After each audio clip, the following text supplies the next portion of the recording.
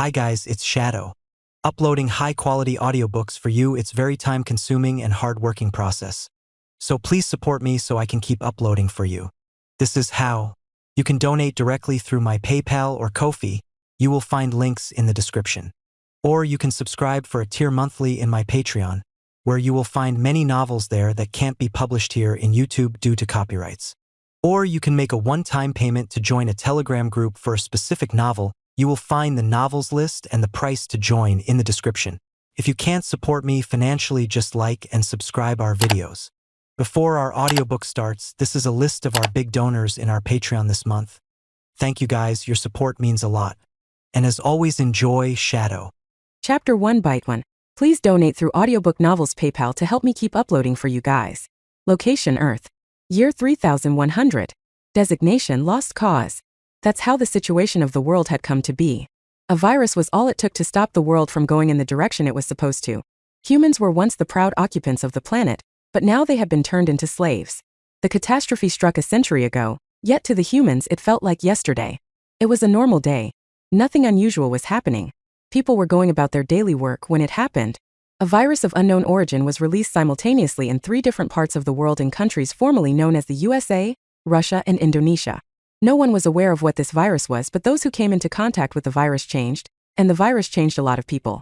Almost 70% to be precise. However, the change wasn't the same all over the world.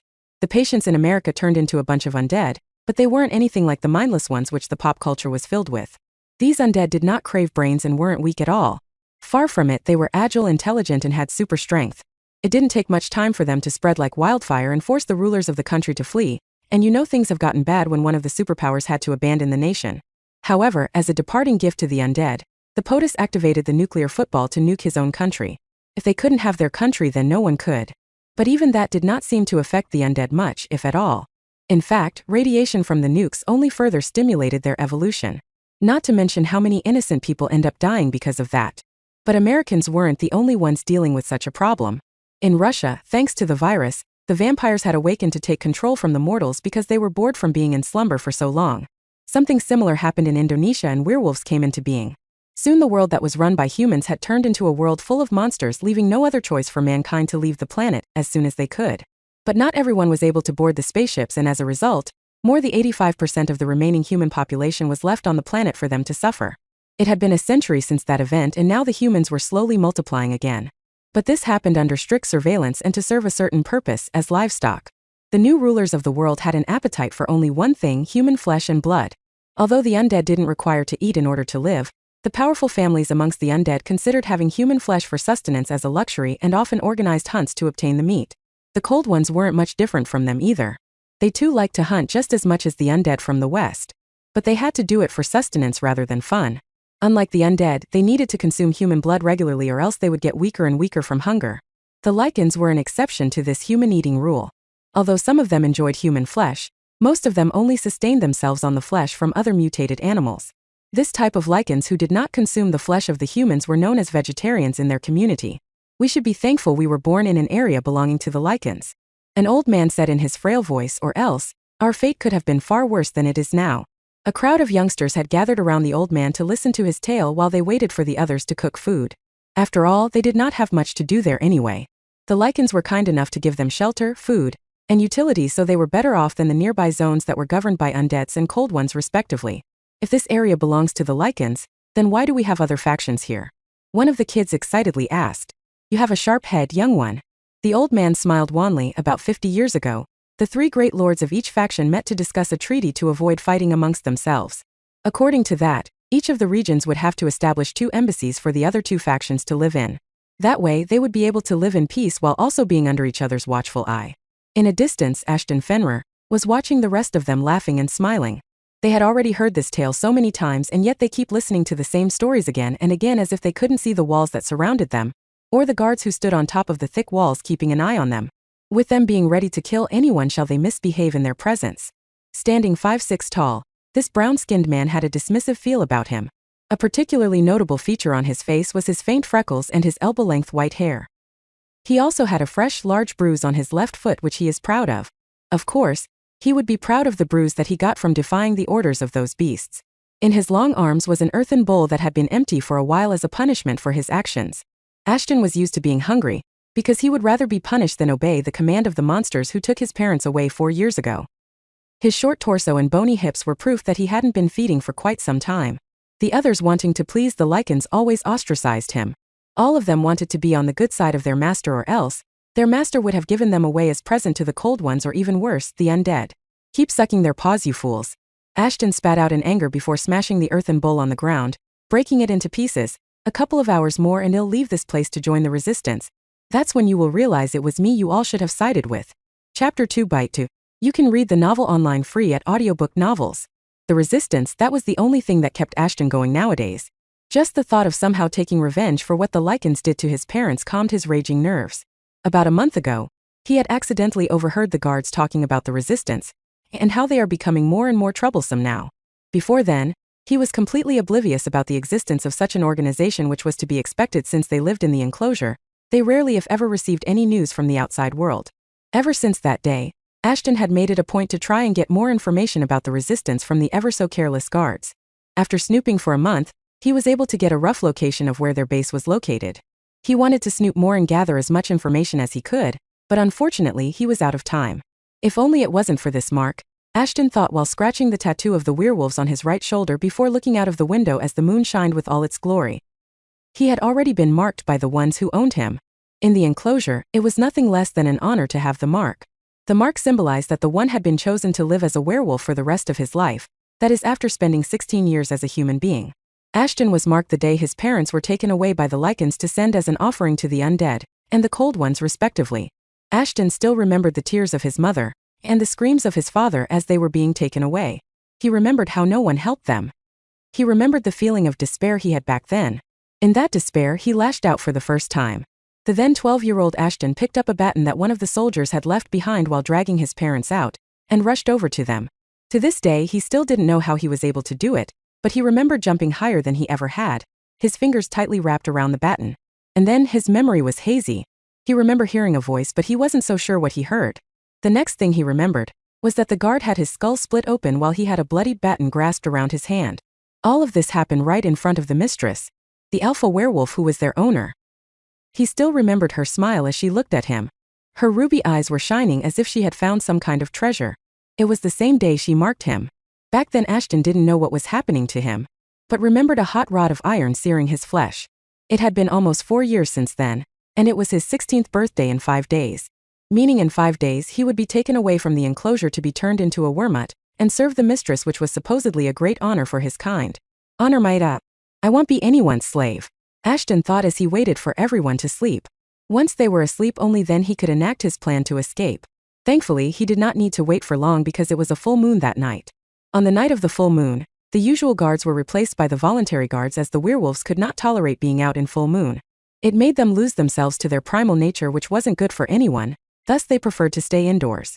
As for the voluntary guards, they were nothing but humans who abandoned their kind to serve the strong, even though they were treated like absolute sh.it by the lichens. They were possibly the only ones whom Ashton detested even more than the lichens. Time to move. Ashton slowly crawled off his bed and took a sack that he had already prepared. There wasn't much inside the sack, a couple of bottles of water, and a few protein bars which he got using his status as a marked one from the guards a couple of weeks ago. He also had a rope with a small hook attached to it that was his weapon, as well as a utility tool to help him climb the walls. With all that equipment, he was ready to leave. But his luck ran out as soon as he stepped out of his quarters. Because he ran into the captain of the voluntary guards, Gustavo Valga. Standing 6'0" tall, this dark-skinned man had an authoritative feel about him. He was covered in black gears from head to toe, which helped him camouflage with the darkness around. One of the most notable features of his face was the large brown scar on his nose that covered the entire lower half of his square face. His ears were large and pointy, much like that of the lichens. He had medium-length, wavy brown hair which was left unstyled, while he wore his beard in a goatee.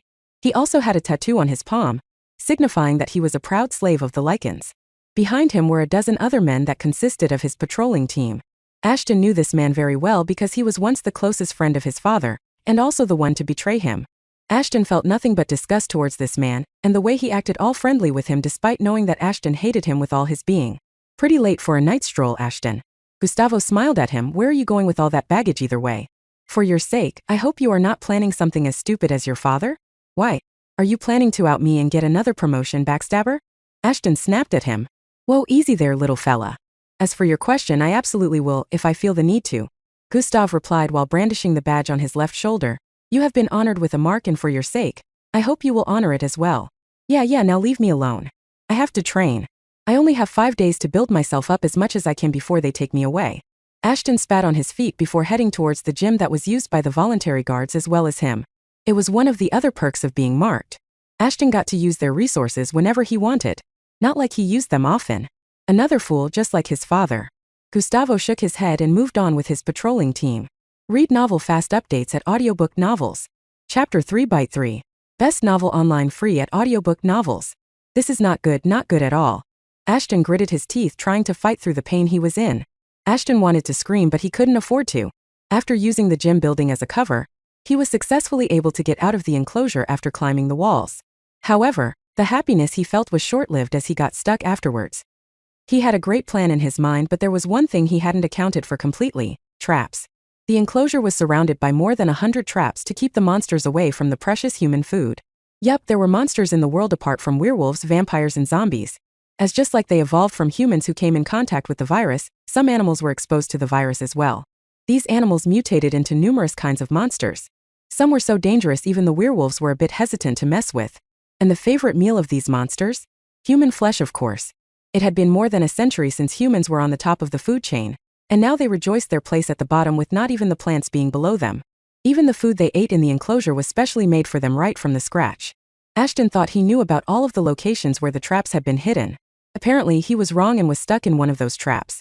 Luckily he was far away from the enclosure for anyone to see him, but that also worked against him. Since he couldn't be seen, it was unlikely the guards would be able to see the night creatures either. Which meant if he was to get attacked, there wasn't anything anyone could have done to save him. Even his makeshift weapon would not be enough to help him out of the mess he was in right now. Not to mention he was bleeding hard. The sharp teeth of the bear trap had dug themselves deep within his foot. But the pain he was suffering wasn't the only cause of his worry.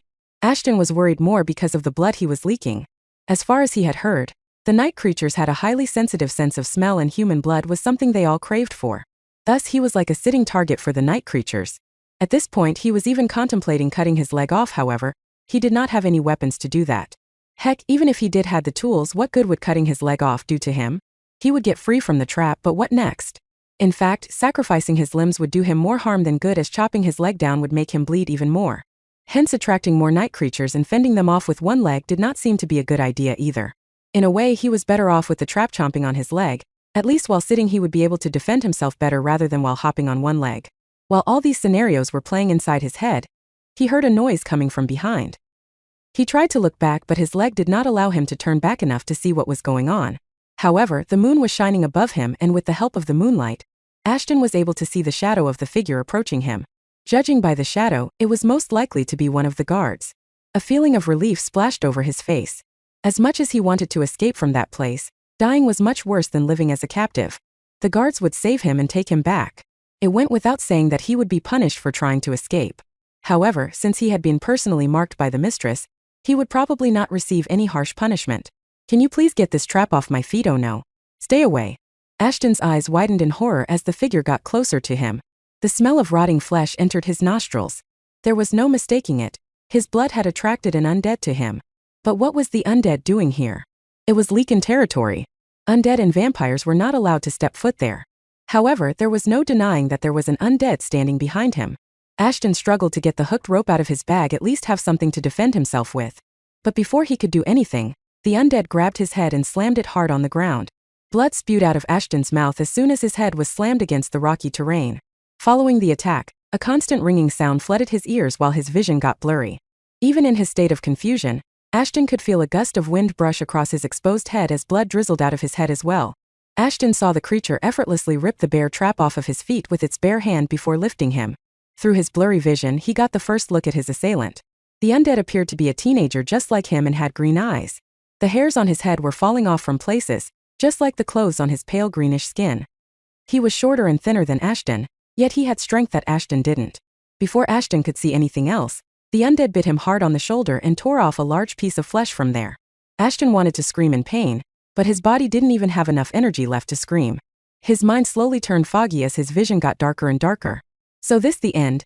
Ashton thought as the memories from this life started flashing before him. The undead was about to sink his teeth into his flesh again, but before that could happen, something pulled him out of the undead's grasp and he was thrown away like a discarded toy. He wanted to see who saved him but couldn't as his vision completely turned black, and he lost consciousness. Chapter 4 I am a what? Please donate through Audiobook Novels PayPal to help me keep uploading for you guys. Ashton woke up with a start. He could hear the howling sound of the winds as thick raindrops knocked on the window. He was a sweating mess. All of his clothes were drenched as if he had been outside in the rain and not sleeping in his bed. He looked around only to realize he was back in his bed.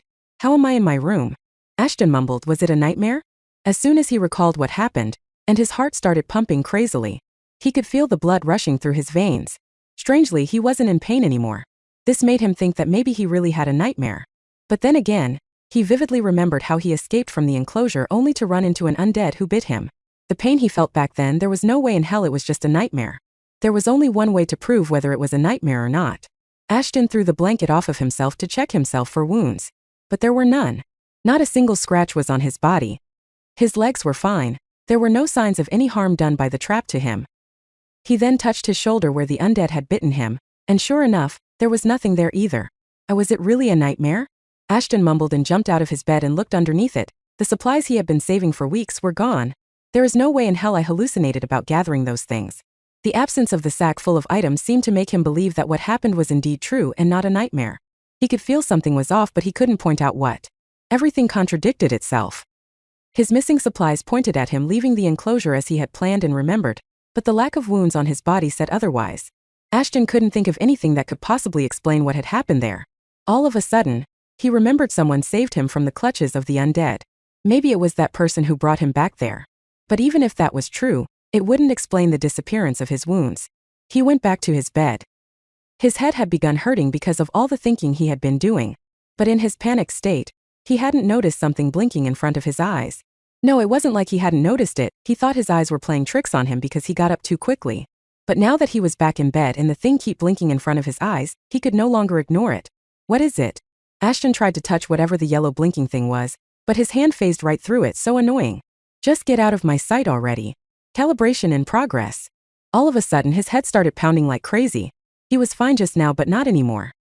He tightly wrapped his arms around the head trying to stop the pain. The pain soon spread from his head to his entire body. It left as if his body was being torn apart and put back together simultaneously. The endless cycle of pain continued. He could feel his bones break and then be joined together again. This kept going on until the yellow shining thing turned red and then turned black. As soon as it turned black, the pain he was going through stopped. He wasn't sweating anymore. Nor were his bones out of place. Even his heart wasn't pounding anymore.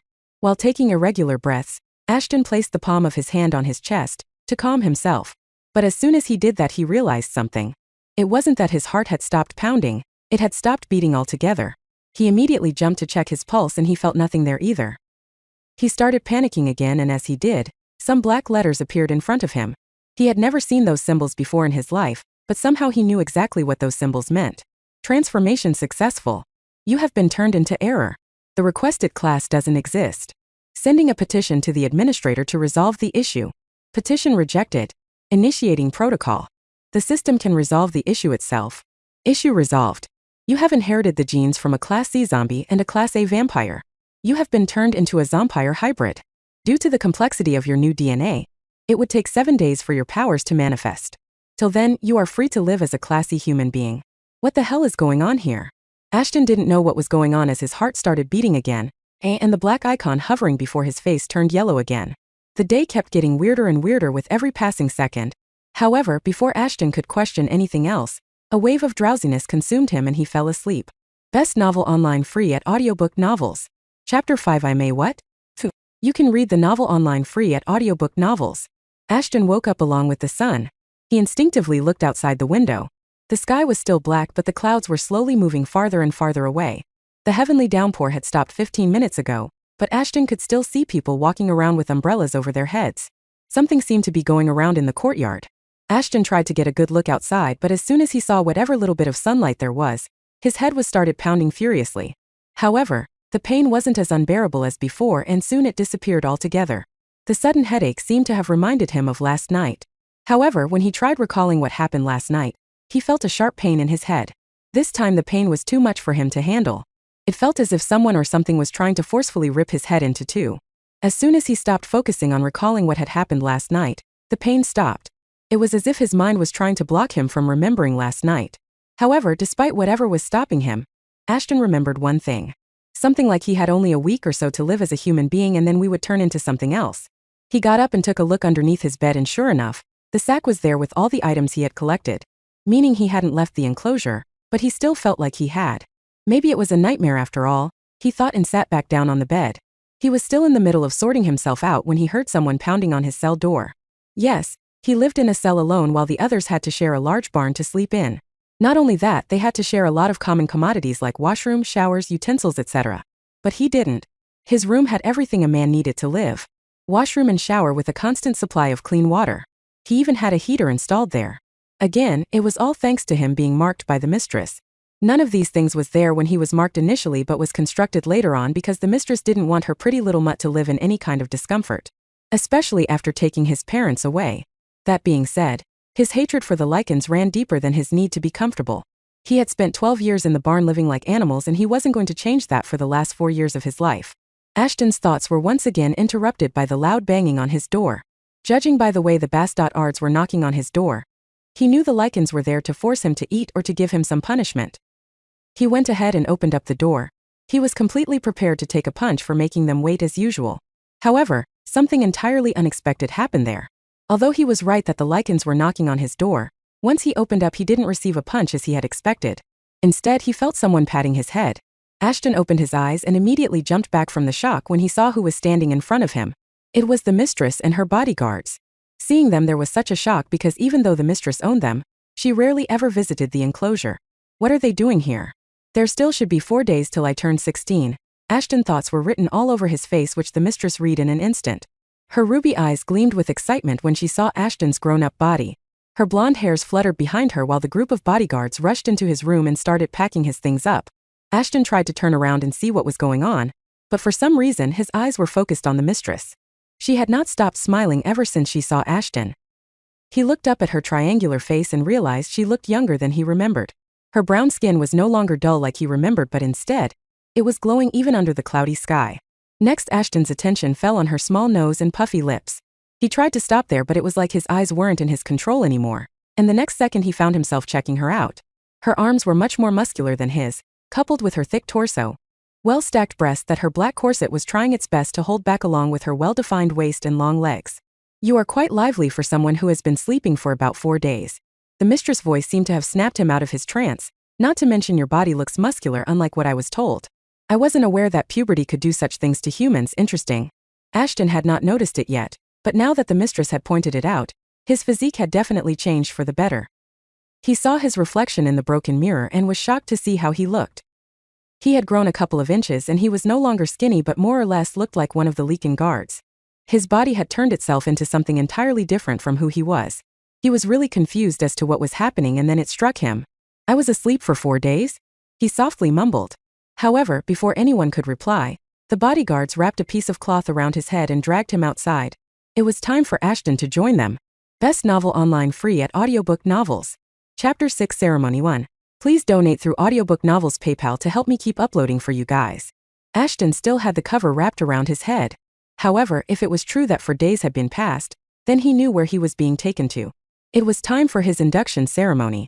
As he was being dragged through the courtyard, he could hear the cheers from the other humans. They were celebrating as if he had won a battle or something. Pathetic as Shoals, Ashton crushed the humans under his breath. This wasn't something anyone should be celebrating. He was being taken hostage for God's sake. He had wanted to join the resistance, not the lichens.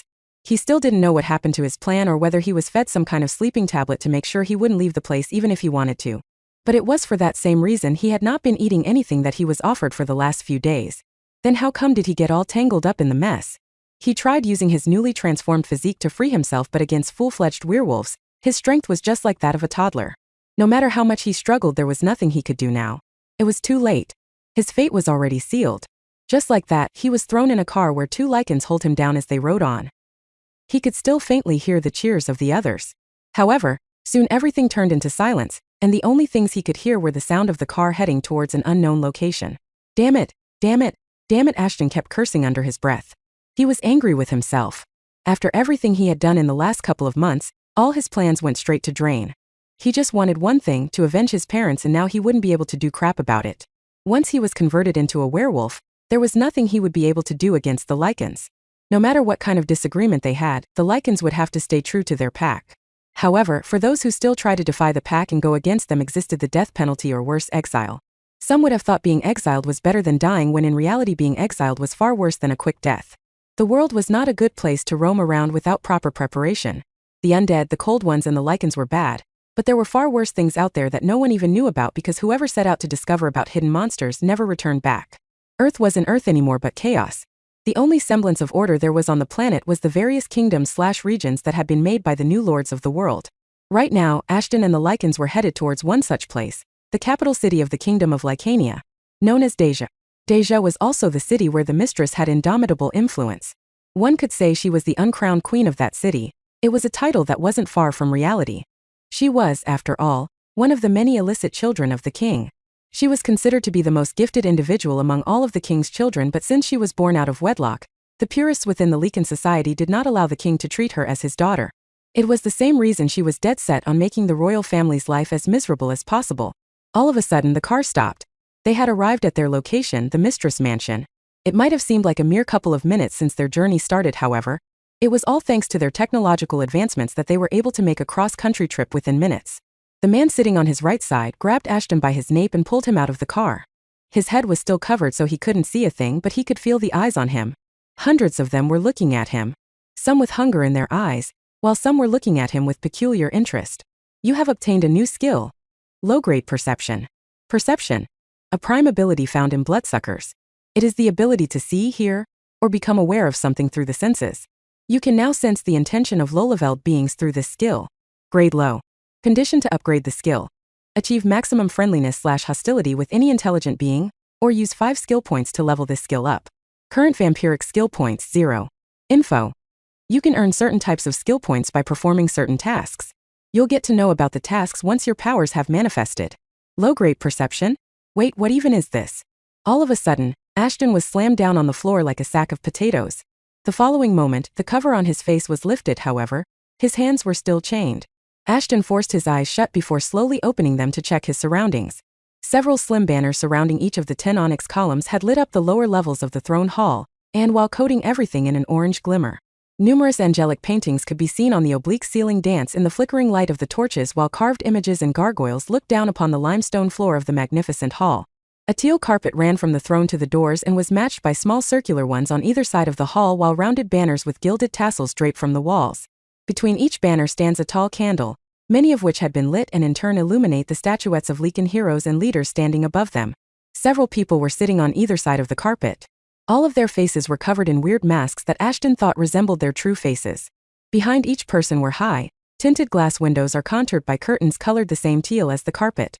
A dignified throne of gold sat at the far end of the room, right where he was forced to kneel down. The area around the throne was adjoined by 4 plain, but comfortable seats for those closest to the mistress as she occupied the throne. A werewolf was carved right above the throne.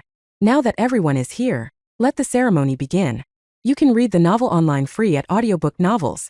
Chapter 7 Ceremony 2. You can read the novel online free at Audiobook Novels. What ceremony? Ashton finally found his voice back, but as soon as he opened his mouth, one of the werewolves forced a piece of cloth in his mouth, before forcing him to look towards the mistress. Humans are not allowed to talk in this hall, sweetie, she said in her awfully seductive voice. Also, that cloth will help you tolerate the pain caused during the conversion. The following moment she stood up and threw away her coat. Surprisingly, she wasn't wearing anything underneath it, and was now stark naked in front of Ashton and everyone else. However, everyone else quickly averted their eyes away from her. But our boy didn't. It was Ashton's first time seeing a woman naked and his eyes fixated upon the beauty of the mistress' body. But the sight only lasted for the fraction of a second before she began turning to her true self. Soon her body was covered in thick fur as the bones within her body began contorting. She grew at least by 2 feet in height, while her torso became abnormally huge, and so did her legs. Ashton could see the bones within her body moving and shifting places. Several of them even ruptured through her skin, and yet there wasn't a tinge of pain on her face. Her fingers grew abnormally large, and so did her fingernails. Her crimson eyes turned yellowish as her pupils dilated, and became one with the rest of the eye. Her ears were already pointed, but they even grew even more. However, The most horrifying thing Ashton saw was the emergence of her charcoal-colored snout. Her beautiful face was ripped in half as her jaws began elongating. Her jaws really looked terrifying, but even worse was her abnormally large teeth. Just one of them was bigger than Ashton's entire skull. With that, Ashton had witnessed one of the rarest moments any human ever had. He had seen a werewolf transforming. It felt as if hours had passed since the mistress began transforming into her true self, but the transformation only took a couple of seconds. Although the transformation was nothing but gruesome, the end result was really beautiful. For some reason, the mistress' white fur and muscular body looked appealing to Ashton. "Beautiful, aren't I?" Even though she had transformed into a werewolf, her voice was still the same. She slowly approached him, who was still helplessly kneeling in front of him. Everyone's gazes were still averted from the mistress, as if looking at her was a crime. What Ashton didn't know was that the mistress was leaking a visual pheromone that causes a chemical reaction with the body of the living upon seeing her. It could be said that, just by looking at her, the others could become slaves to her will. That was the reason no one was looking at her, while she was exposing herself to his eyes. It was a rare skill, only the alpha female werewolves possessed, and was generally used to attract the males towards them. In this case, the male was Ashton and she was seducing him in a way. But there was a downside to this skill. It worked on humans only after they crossed a certain age, that age being 16. This was the reason why 16-year-olds were chosen to be converted into werewolves. It was also the age when the hormones usually go crazy in their bodies, making it easier for the female werewolves to proceed with the ceremony. The werewolves holding Ashton down suddenly let go of him and backed up. Being too close to the mistress when she was leaking pheromones could also activate their primal instincts. Thus it was safer to keep distance from her. Although Ashton was now free to run if he wanted to, he didn't. Or in other words, he was too mesmerized to move on his own. All of a sudden, the mistress wrapped her claws around his face while gently caressing it. "This will hurt a lot." The next moment, she opened her gigantic jaws and bit him in the neck. The pain snapped Ashton out of the trance, however. It was too late to do anything now. He could thrash his limbs all he wanted, but the mistress had her claws tightly wrapped around him. He screamed and screamed, but no one came to save him as his blood spurted out everywhere as his vision slowly started to fade. He once again felt a familiar presence around him. He saw a blinking light in front of him as everything turned black. Seeing the light brought back the memories that he had been trying to remember ever since waking up from his slumber. He once again saw similar text that he had before. "Transformation successful. You have been turned into error. The requested class doesn't exist. Sending a petition to the administrator to resolve the issue. Petition rejected. Initiating protocol. The system can resolve the issue itself. Issue resolved. You have inherited the genes from a Class C zombie, a Class A vampire, and a Class A werewolf. You have been turned into a Zompirewolf hybrid. Due to the complexity of your new DNA, it would take 4 more days for your powers to manifest. Till then, you are free to live as a Class C human being." Best novel online free at Audiobook Novels. Chapter 8 Training. His blood tasted a bit weird. Mistress mumbled as she slowly reverted back to her human self. It's probably because he had the blessing, but still, it's an observation worth noticing. One of her servants immediately rushed over to her and handed her her coat. The mistress wiped Ashton's excessive blood off her face before wearing the coat. When she was done covering herself, everyone else finally turned towards her. "He's bleeding a bit too much. Get a healer to seal the wound and lock him up in his room. I should take a week for his powers to manifest and then begin his training." The mistress ordered one of her servants before squatting next to an unconscious Ashton and caressing his bloodied face. "I have high hopes from you, my precious pawn. You will become my new sword to tear the king's family in half." She looked at Ashton with a passion in her eyes that made the others jealous of him, even though they know how important he was to the mistress. Witnessing the look on the mistress' face as the boy was being taken away was a bit gut-wrenching for the others, but at the same time, it meant in harming the boy in any way would make the mistress lose her cool. Their mistress had turned a lot of novices over the years. Countless pawns had been formed and destroyed over the decades, but none of them had been able to make the mistress be so protective of them. Maybe the kid was truly exceptional. Maybe the kid truly had received the blessing, and if it was the truth, then it would mean that the kid was the first and only human to receive something that only the 3 major races monsters could get. By the 3 major monster races it meant werewolves, vampires, and zombies. "Mistress, are you sure? Do you still doubt me, Donovan?" Mistress glared at the man who raised his hand to ask her a question. Being respectful and knowing one's rightful place were the only rules in her court. Thus, even if someone had a suggestion or question for her, they had to seek permission before speaking. Donovan was the only exception to this rule, as he was the mistress' first mate as well as the first one she had ever converted into a Leakin. Standing 6'1" tall, this caramel-skinned man had a powerful feel about him. Unlike everyone else in the court, he did not fear the mistress and was her trusted sword. He had shoulder-length brown hair which had been carefully styled in a ponytail to match his beaded beard. He had a muscular body that complemented his large torso. He had 2 swords strapped on his fairly toned waist. I do. How can a human possibly have the genes needed to activate the blessing? It's completely unheard of. Donovan spoke his mind on the matter. It's the reason that it's unheard of that would make it possible for me to give my father a scar to remember me by. The mistress waved Donovan's concerns aside. You were there that day, weren't you? The day that frail-looking 12-year-old killed one of your elite guards with just a baton, that too with a single strike? You saw the crimson glow in his eyes, didn't you? Too did. You know what that means, don't you? Yes, mistress. Then stop wasting time and set up an appropriate training facility for the boy. You and I, both will give him the necessary training that he needs in order to attend the academy. Anyone else has any questions? The mistress said in a definitive tone, then I'll be off to rest. Donovan, join me after you are done with the preparations. As you wish, mistress. Everyone bowed before her as she left the throne room. Only when she left the throne room did the others decide to speak their mind. Although they were doing what the mistress asked of them, they still didn't completely agree with her decision. Turning others into werewolves was not an issue. It wasn't uncommon for the lichens to make use of the humans to strengthen their ranks. That was if they didn't eat them first. But how could their mistress turn someone as unpredictable as the boy without doing proper research was beyond their reasoning. Sir Donovan, we must eliminate the boy before it's too late. One of the 12 ministers spoke her mind, but she was still hiding behind her mask. The boy would definitely become a sword worthy of the mistress' name, but his unpredictable nature might spell trouble for us later. Especially because he loathes us for taking away his traitorous parents. Numerous others nodded their heads in agreement. However, the moment she was finished speaking, Donovan drew one of his swords and grazed her neck. Everyone was shocked by his hostile reaction and stepped back in fear. I will not persuade her to do otherwise. If she wants to train the kid herself, she must have seen something our eyes couldn't. Donovan declared before sheathing his sword. However, if the boy fails her, I'll be the first one to dig my canines in his flesh. You can rest assured about that. Best novel online free at Audiobook Novels. Chapter 9 Training to. Please donate through Audiobook Novels PayPal to help me keep uploading for you guys.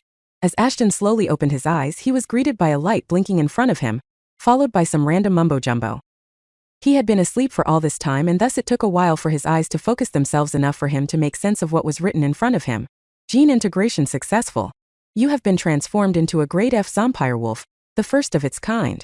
Instead of thinking about what was in front of him, Ashton was more interested in knowing where he was at the moment.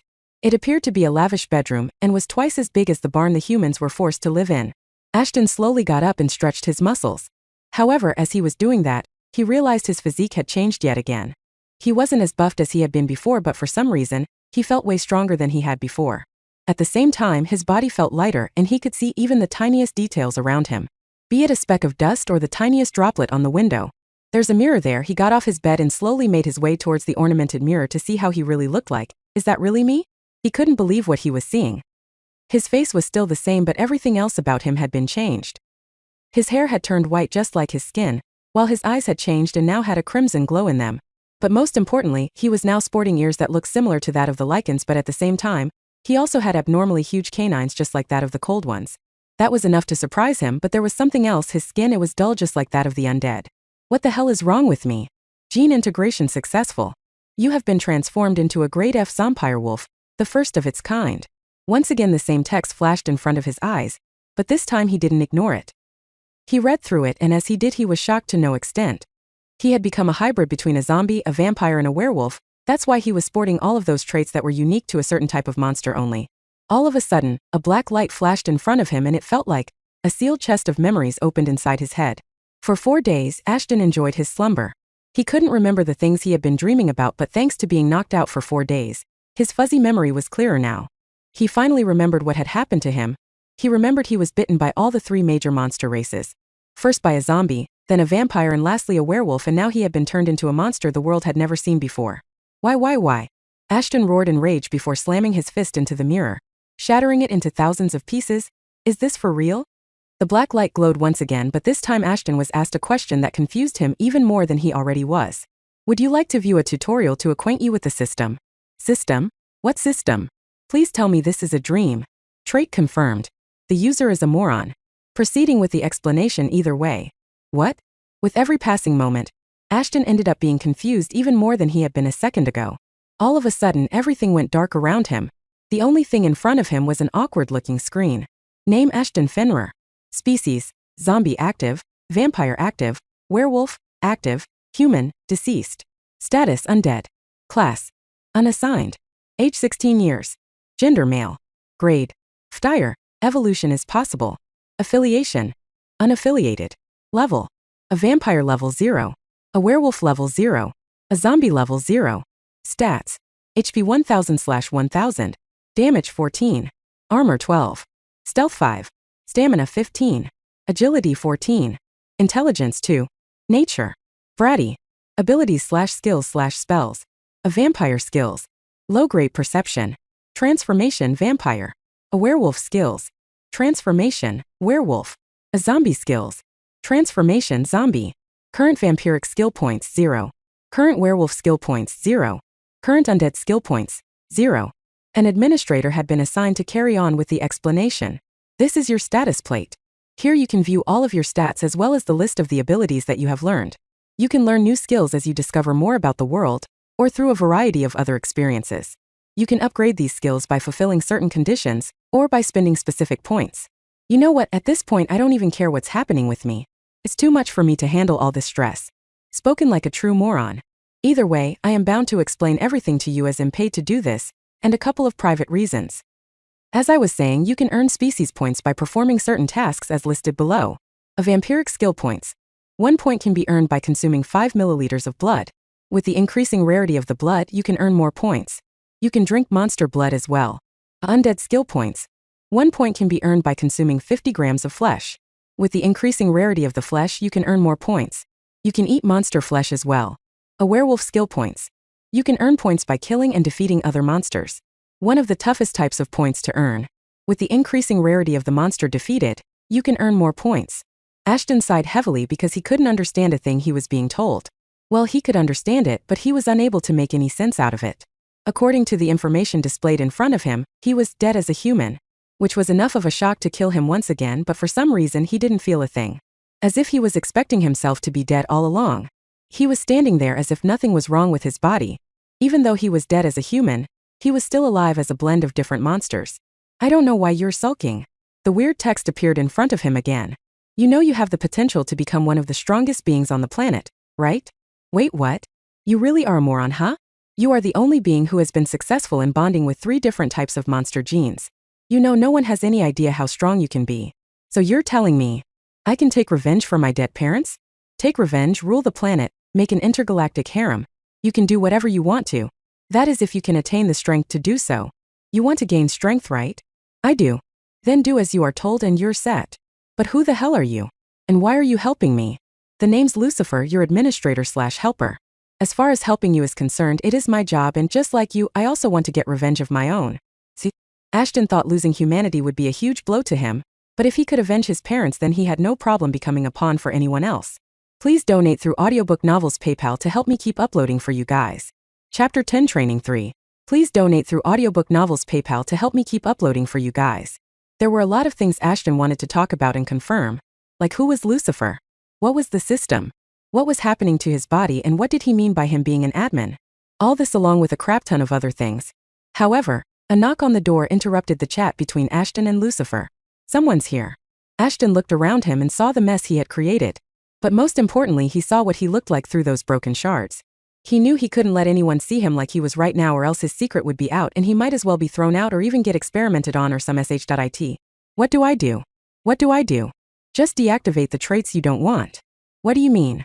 See the black light in front of you? Imagine it is a switch and try to click it. Ashton did as he was told, and once again the familiar tab containing his information popped up. Can you see active written against all of your species? Just click on them and they will deactivate. Be careful. Before Lucifer could explain what would happen to him, Ashton quickly deactivated the zombie and vampire traits simultaneously.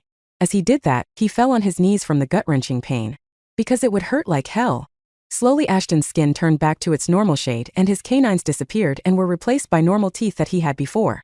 Even his hair turned back to as it had been for all his life. But as it all was happening, Ashton felt like his insides were being churned and pulled at the same time. The only thing that remained was his pointy ears and crimson eyes that signified he had become one of the Lycans. Or more specifically, he had become one of the mistress dogs. Look kid, I know you are hurting and all, but I don't have much time here. So I'll continue to tell you what I can before they cut me off. Or better yet, I'll leave a memo. See you later. And just like that, Lucifer's voice disappeared before Ashton could ask him any questions. However, as that happened, a wall of text appeared in front of him. Points to remember. Never ever deactivate all 3 of your active traits. If you do so, your 4th species trait will activate, which is deceased human. Meaning you'll die, but this time it'll be for real. Also be careful while activating and deactivating traits because of the pain due to transformation. If you activate or deactivate more than one trait simultaneously, the pain you will feel would become 10 times worse than what it would be while switching one of the traits. Mind that the levels of a certain species never exceed more than 5 levels than the others. That is, try to maintain equal levels for zombie, vampire, and werewolf genes. For example, if you're a level 10 werewolf, then the other traits must be level 5 at the very least. Or in case you are unable to maintain that level gap, then it would destroy the harmony between the genes and they'll start overpowering one another. Once again, it would be painful and you might even die as a result. Or worse, your powers will get exposed to higher-ups here and they'll kill me along with you. You can gain levels by transforming and fighting. For example, if you fight while in being werewolf form, you'll level up as a werewolf. It's the same for every other species as well. The others can see your status plate when you use it, but I've tinkered around with it so that they'll only be able to the stats you want them to see. Also, if anyone asks the color of your blessing, always say it's yellow. Not red, blue, or black. Always yellow. Lastly, you won't be able to talk with me or anyone else from the association from now on. Thus you are on your own. I'll pop up every now and then to check up on you. But for now, this is it. Ashton was still feeling dizzy from the pain when the door was thrown open and a dozen or so werewolves came rushing in. So it's true. This fucker was awake but did not think he needed to open the door. Donovan mumbled after sparing Ashton one look. Mistress has an eye for talented individuals. A transformation that should have taken a week was completed in 4 days. Impressive. Very impressive. Let's begin your training then, shall we? Ashton tried getting back up to his feet, but before he could, Donovan kicked him right across the face. Ashton's head was still a mess and hence, he couldn't balance himself. As a result, he fell on the pile of glass shards as they got buried under his skin as the floor was marked with his blood. Ashton let out a painful groan as the glass shards got buried in his back. Impressive but weak. You'll have to train a lot if you want to get into the academy, Donovan said before pushing Ashton even further into the pile of glass shard with the help of his feet. Oh sorry, I thought there was a piece of shit on the floor, so I had to check whether what I saw was correct or not. But looks like it was just you. Pardon. Ashton yelled again, but the louder he got, the more pressure Donovan applied on him and the deeper the shards got buried within his body. Ashton was in pain, but the pain he was feeling suddenly decreased by a bit. He was still hurting pretty bad and he almost wanted to cry, but it wasn't as bad as it had been before. Suddenly, he received another notification. You have obtained a new skill. Pain Tolerance, Level 1. Pain Tolerance, Level 1, a common ability found in werewolves. This skill lessens the pain one experiences by 2%. Each level improves the tolerance by 2%. Grade low. Condition to upgrade the skill. Get acquainted with pain. I'll do that. Please donate through Audiobook Novels PayPal to help me keep uploading for you guys. Chapter 11 Training for Best Novel Online Free at Audiobook Novels. Ashton didn't know why Donovan was so hateful towards him. But after what happened in the room, Donovan had definitely made it to the list of bastard Ashton wanted to kill as soon as he got the chance to do so. But for now, he had to control his emotions. He would get his revenge later. Right now he needed to focus on strengthening himself as Lucifer had told him to. Thankfully, Donovan has been kind enough to take care of his training. After the glass shard had been pulled out from his body, they were on their way outside. We will walk to the training room, Donovan mumbled as soon as Ashton was all healed up. It is located outside the main building, so we will need to walk for a bit. While we are at it, these people will tell you about the castle as well as the kingdom. You better remember what they tell you, or you will have another disciplinary session after finishing your training for the day. Don't call it disciplinary session when it's actually let me satisfy my fetish session. Ashton smirked, but as he did, he was smacked hard across the face. You half-blood mutt, you dare talk back to Sir Donovan? It was one of the guards who slapped him. I shall teach you some. Stop it, Drake. Donovan stopped the man before he could smack Ashton again. The brat will soon learn his place in our society. He's a newborn, wolf blood might be driving him crazy. Just do what I told you to. He will learn his lesson during his training. As you wish, sir. Ashton had been living inside the mistress mansion for a little over 4 days now, but it was the first time he was actually seeing the castle. Even though he did not want to admit it, the place she lived in was beautiful. Drake had been gracious enough to let Ashton know about the castle. Apparently, the castle was surrounded by 10 ivory towers, constructed in a semicircle. These towers were the primary source of defense for the castle, and were manned 24/7. Furthermore, these towers were connected to each other with firm walls that were of the same color as flax and had been made of the strongest material they could find in the recent era, monster bones. These walls served various purposes. The first was obviously for defense, The second was to connect the towers with each other for quick transportation of soldiers and goods, and the final use was to serve as barracks for the troops to live in. Thousands of rooms had been constructed inside the walls to serve as barracks for the quick deployment of troops in case of an emergency. As for the main castle where the mistress lived, it was the single biggest structure Ashton had ever seen in his life.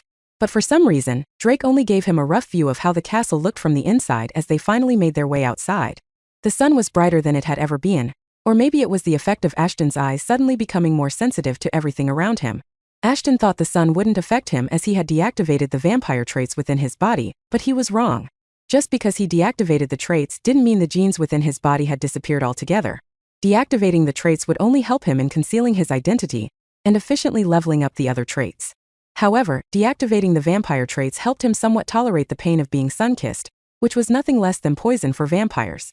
You are under the presence of the sun. The vampire genes lying dormant within your body are reacting to it. While under the sun/UV rays, your stats will be nerfed. Stats: HP 1850. Damage 14.9. Armor 12.8. Stealth 5.4. Stamina 15.10. Agility 14.9. Intelligence 2.2. Ashton was in pain, but he had to tolerate it. If he were to show the pain he was in, it wouldn't take Donovan long to join the dots and figure out his identity. Lucifer had already told him no matter what, he had to protect his identity or both of them would get killed by the higher-ups, whoever they might be. That 5-minute walk to the training facility had caused his excruciating pain, but it was thanks to that, his pain tolerance leveled up to level 2. It takes about a minute for the pain to subside even after I am no longer under the sun. Ashton took some deep breaths as soon as they were inside the facility, however. I need to do something about it. The pain tolerance might help me get rid of the pain, but what about my nerf stats?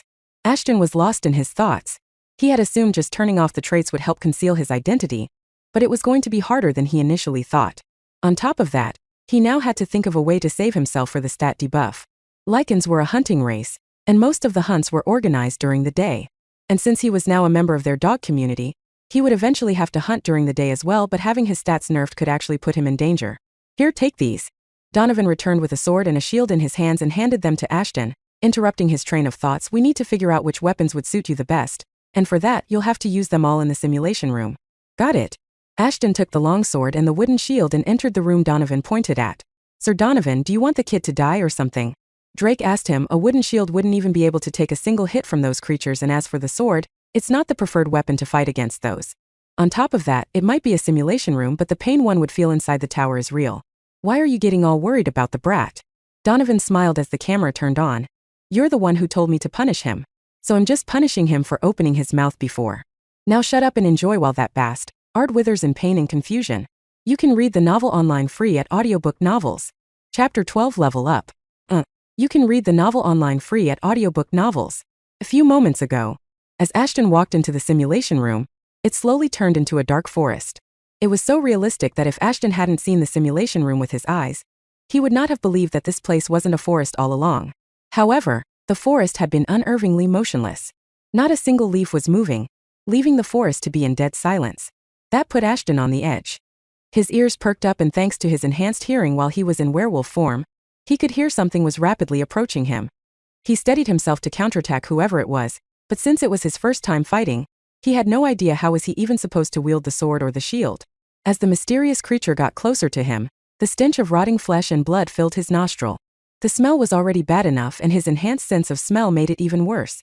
Ashton could feel the creature get closer to him, however. By the time the creature appeared in his sight, he had been so disorganized that he couldn't even lift his sword in time. The next moment he got thrown away with extreme swiftness and ended up hitting the stump of a tree. The pain would have been much worse if his resistance hadn't kicked in. It was thanks to that Ashton was about to dodge the creature's next attack and swiftly rolled out of its way as the creature once again disappeared in the darkness. That was also when Ashton finally got the first look at his opponent.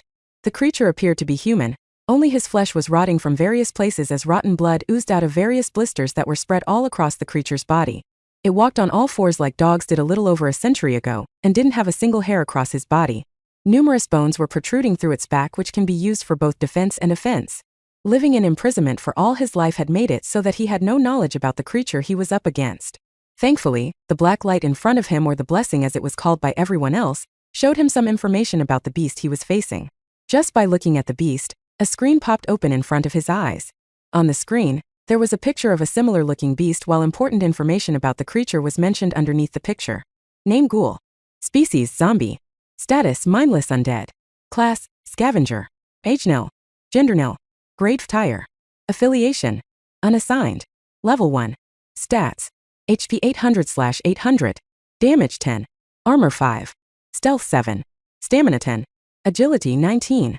Intelligence 1. Nature: a chaotic. 5% chance of inflicting 2% additional damage after using a skill. Abilities/skills/spells. Terror Bite. Grievous Claw. Pine Attack. Remark: a disgusting-looking son of a bitch which can turn out to be a pain for newbies, if not handled swiftly. Just by looking at its face, one could say it did not have a peaceful end, but then again someone with horrendous body odor like this idiot didn't deserve a peaceful end in the first place. The least dangerous yet the most common kind of undead that can be found munching on the corpse of almost any creature in the wastelands or forests. As for its weakness, using fire-based spells or enchanted gear are the quickest way to take it down. If you don't possess either of those, powerful blunt attacks from hammers or similar weapons can take care of it as well.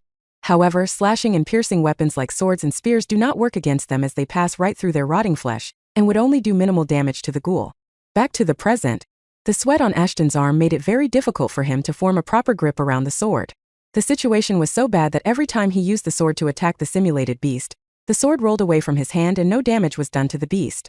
Ashton knew the sword was useless against the ghoul, but it was the only weapon he had to fight back the creature. Also, in hindsight, it wasn't the fault of his sweaty hands that the sword kept rolling away. It was the fault of the sword itself as it had no grip. The hilt of the sword was incomplete, but judging from how old the sword looked, it was entirely possible that it was a sword that was broken and shouldn't have been any longer used to take the beasts on in the first place. As for his shield, well, it was a dud as well. Ashton thought he could use the shield to deal blunt damage to the ghoul. However, before he could put his theory into action, just one hit from the ghoul blew the shield into small pieces. Damn it! Ashton exclaimed as he tried to jump back and dodge the ghoul's attack. But he was too late. His reflexes didn't trigger on time and as a result, the ghoul bit into his calf. Ashton felt like the glass shard once again had pierced his flesh, only this time the ghoul's bite force made the worse for him. The pain tolerance helped, but it was clear this kind of pain was much above the pay grade of the low-level tolerance he had. You have received 30 HP damage from the ability Terror Bite. You have been poisoned from the ability Terror Bite. You'll lose 2 HP/SEC for the next 5 seconds. As if the pain wasn't enough, he got poisoned as well. But Ashton didn't sit there while the ghoul chewed on his left leg. He started kicking the ghoul's head with all the might he could muster, using his other leg. After 3 or 4 frantic adrenaline-filled kicks from him, the ghoul let his leg go and rushed back into the darkness of the forest yelping like a dog. It would seem like his kicks dealt more damage to the ghoul than the sword did. However, with a leg like that, he was in no position to continue fighting anymore. Still, he had received orders from Donovan to kill the beast, and only then would he be allowed to come out of the simulation room. However, it wasn't all doom and gloom there. After all, thanks to the ghoul's bite, he received 2 more passive abilities: Poison Resistance, Level 1, and Hemorrhage Resistance, Level 1. The former reduced the effect of poison by 2%, while the latter ability reduced the blood loss due to a wound by 1%. FCK, if only there was a self-healing ability as well. Damn it. Please donate through Audiobook Novels PayPal to help me keep uploading for you guys. Chapter 13 Level Up. Please donate through Audiobook Novels PayPal to help me keep uploading for you guys. You have received 20% EXP from being attacked by Level 1 ghoul. You'll level up once your EXP reaches 100%. You'll grow stronger as you level up. Current EXP, 20%. What the heck is this? Ashton blurted out after patching his open wound with the help of leaves. I can get stronger by being hit? Ashton had forgotten that Lucifer wasn't with him to answer his queries. Thus he had to find his own answers from whatever information he was presented with. And according to the information flashing in front of his eyes, it was clear he could earn EXP by being attacked by monsters. If that's the case, why didn't I get any EXP when Donovan slammed me on top of those glass shards? That was hell of a pain. He thought to himself, is there some criterion which needed to be filled for me to gain EXP? Or is it something else? It was indeed weird. He did not gain anything except the pain tolerance skill when Donovan attacked him. A few theories popped up in his head that could have explained why it was so. One of the theories he came up with was that Donovan didn't directly harm him. After all, unlike the ghoul who sunk its teeth in his flesh, Donovan didn't physically cause him any harm. The pain Ashton felt was due to the glass shards burying themselves inside his flesh, and not by Donovan stepping on him. Another theory Ashton had was pretty simple. It could be possible that Donovan wasn't a monster in the system's vision like the ghoul was, so maybe that's why his attack didn't reward him with EXP. Although, personally he believed this theory to be false, as werewolves were just as much of a monster as the ghoul was. That brought Ashton to his third theory: the intention behind the creature's attack. It was a bit far-fetched, but this theory could explain why he didn't receive EXP when Donovan attacked him, better than anything he could come up with. It was possible that while Donovan wanted to hurt him, but not kill him, thus Ashton didn't get any EXP. This was true because the mistress would have never allowed him to be killed after personally converting him into a werewolf. The ghoul, on the other hand, was definitely out to kill him, and hence his attack gave him EXP. Still, there was a high probability that the actual reason behind it was something completely different from what he was thinking. I can always figure it out later. But for now I have to think of a way to get rid of the ghoul. Ashton slowly got up and carefully looked around himself to see if there was something usable there or not. There were only 2 ways to kill a ghoul, as the system informed him. Either by using fire or by using bludgeoning them to death. Thus the sword he had was completely useless, as neither it was an enchanted weapon, nor could it do any severe damage to the ghoul. This forced Ashton to look for alternatives, like a broken branch, or something that he could use as a club to fight against the ghoul. However, it didn't look like the ghoul was going to give him any chance to come up with a strategy. The ghoul was prowling around Ashton like a sly wolf preying on its dinner. The taste of Ashton's blood was still fresh in its mouth and it wanted more. The ghoul jumped at him while Ashton's back was turned at him. But this time Ashton was prepared. Even though the ghoul had a higher level than him, Ashton was stronger than the ghoul in terms of everything except agility. Still, Ashton had formed a plan to use the creature's agility against it to kill it. He was already aware that the ghoul was prowling around him, as his ears could pick up the slightest of noises. That's why he used the time he had to slowly move and stand in front of a tree. As soon as the ghoul tried to jump him, Ashton dodged the attack at lightning speed. If I can't use blunt weapons to kill you, then I'll force you to kill yourself. Ashton smiled as the ghoul hit its head right into the tree stump. His plan was simple. The ghoul was more agile than him, but not as intelligent. If he stood in front of trees and huge boulders, then he could easily defeat the ghoul. It was in the ghoul's nature to attack an injured prey from behind. By attacking them from behind, not only will the ghoul be able to attack their nape and kill humans immediately, it would also be difficult for the prey to defend its back. Ashton was only exploiting that simple fact. Ashton got the idea to do this from one of the tales he had heard. The old folks from the enclosure often talked about the tales their parents told them, and one of the tales Ashton had heard as a youngster was about a sport that existed long before the virus spread across the world. It was called bullfighting. Ashton had never seen what a bull looked like, as they went extinct after the virus spread, just like a lot of other creatures. But from what he could imagine from the stories, they were these big herbivorous creatures that had the strength to take on any number of humans. Thus these creatures were used in some kind of strange sports where they would charge at humans while both of them were locked inside an arena. The game was simple: the bull would attack the humans and the humans would dodge the attack. What Ashton was doing was exactly that. Only in his case, the bull had been replaced by a ghoul instead. You have obtained a new skill. Battle Tactics, Level 1. Battle Tactics, Level 1, a rare ability generally found in humanoid creatures. This skill allows the user to enter a state of extreme focus. The attacks of enemies look slower, allowing the user to easily dodge the attacks. New perks will unlock when the skill level increases. Grade low. Condition to upgrade the skill.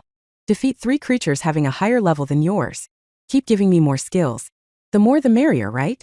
Read novel fast updates at Audiobook Novels. Chapter 14, Level Up. 3. FCK, just die already. Ashton cursed out loud. The ghoul's head had been split open from bashing his head again and again into trees and boulders.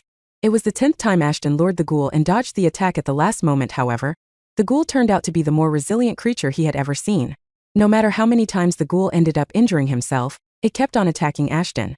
Although apart from the ghoul's resilience, it wasn't all that bad, because every time Ashton dodged the ghoul's attack he gained some EXP. The amount of EXP he gained depended on how closely he was able to dodge the attack. Whenever he dodged the ghoul's attack, he gained anywhere between 23% EXP. Thanks to that, his EXP had increased from 20% to 42%. Apart from the EXP he had gained there, Ashton had only wasted his time. He needed to get rid of this ghoul, but he couldn't do anything about it. At one time he tried to punch the ghoul, but the ghoul had ended up almost biting his arm off. My leg has started to act up again. Ashton mumbled as the blood once again started oozing out of the wound. The hemorrhage resistance was trying to do its job, but there was only so much the ability could do.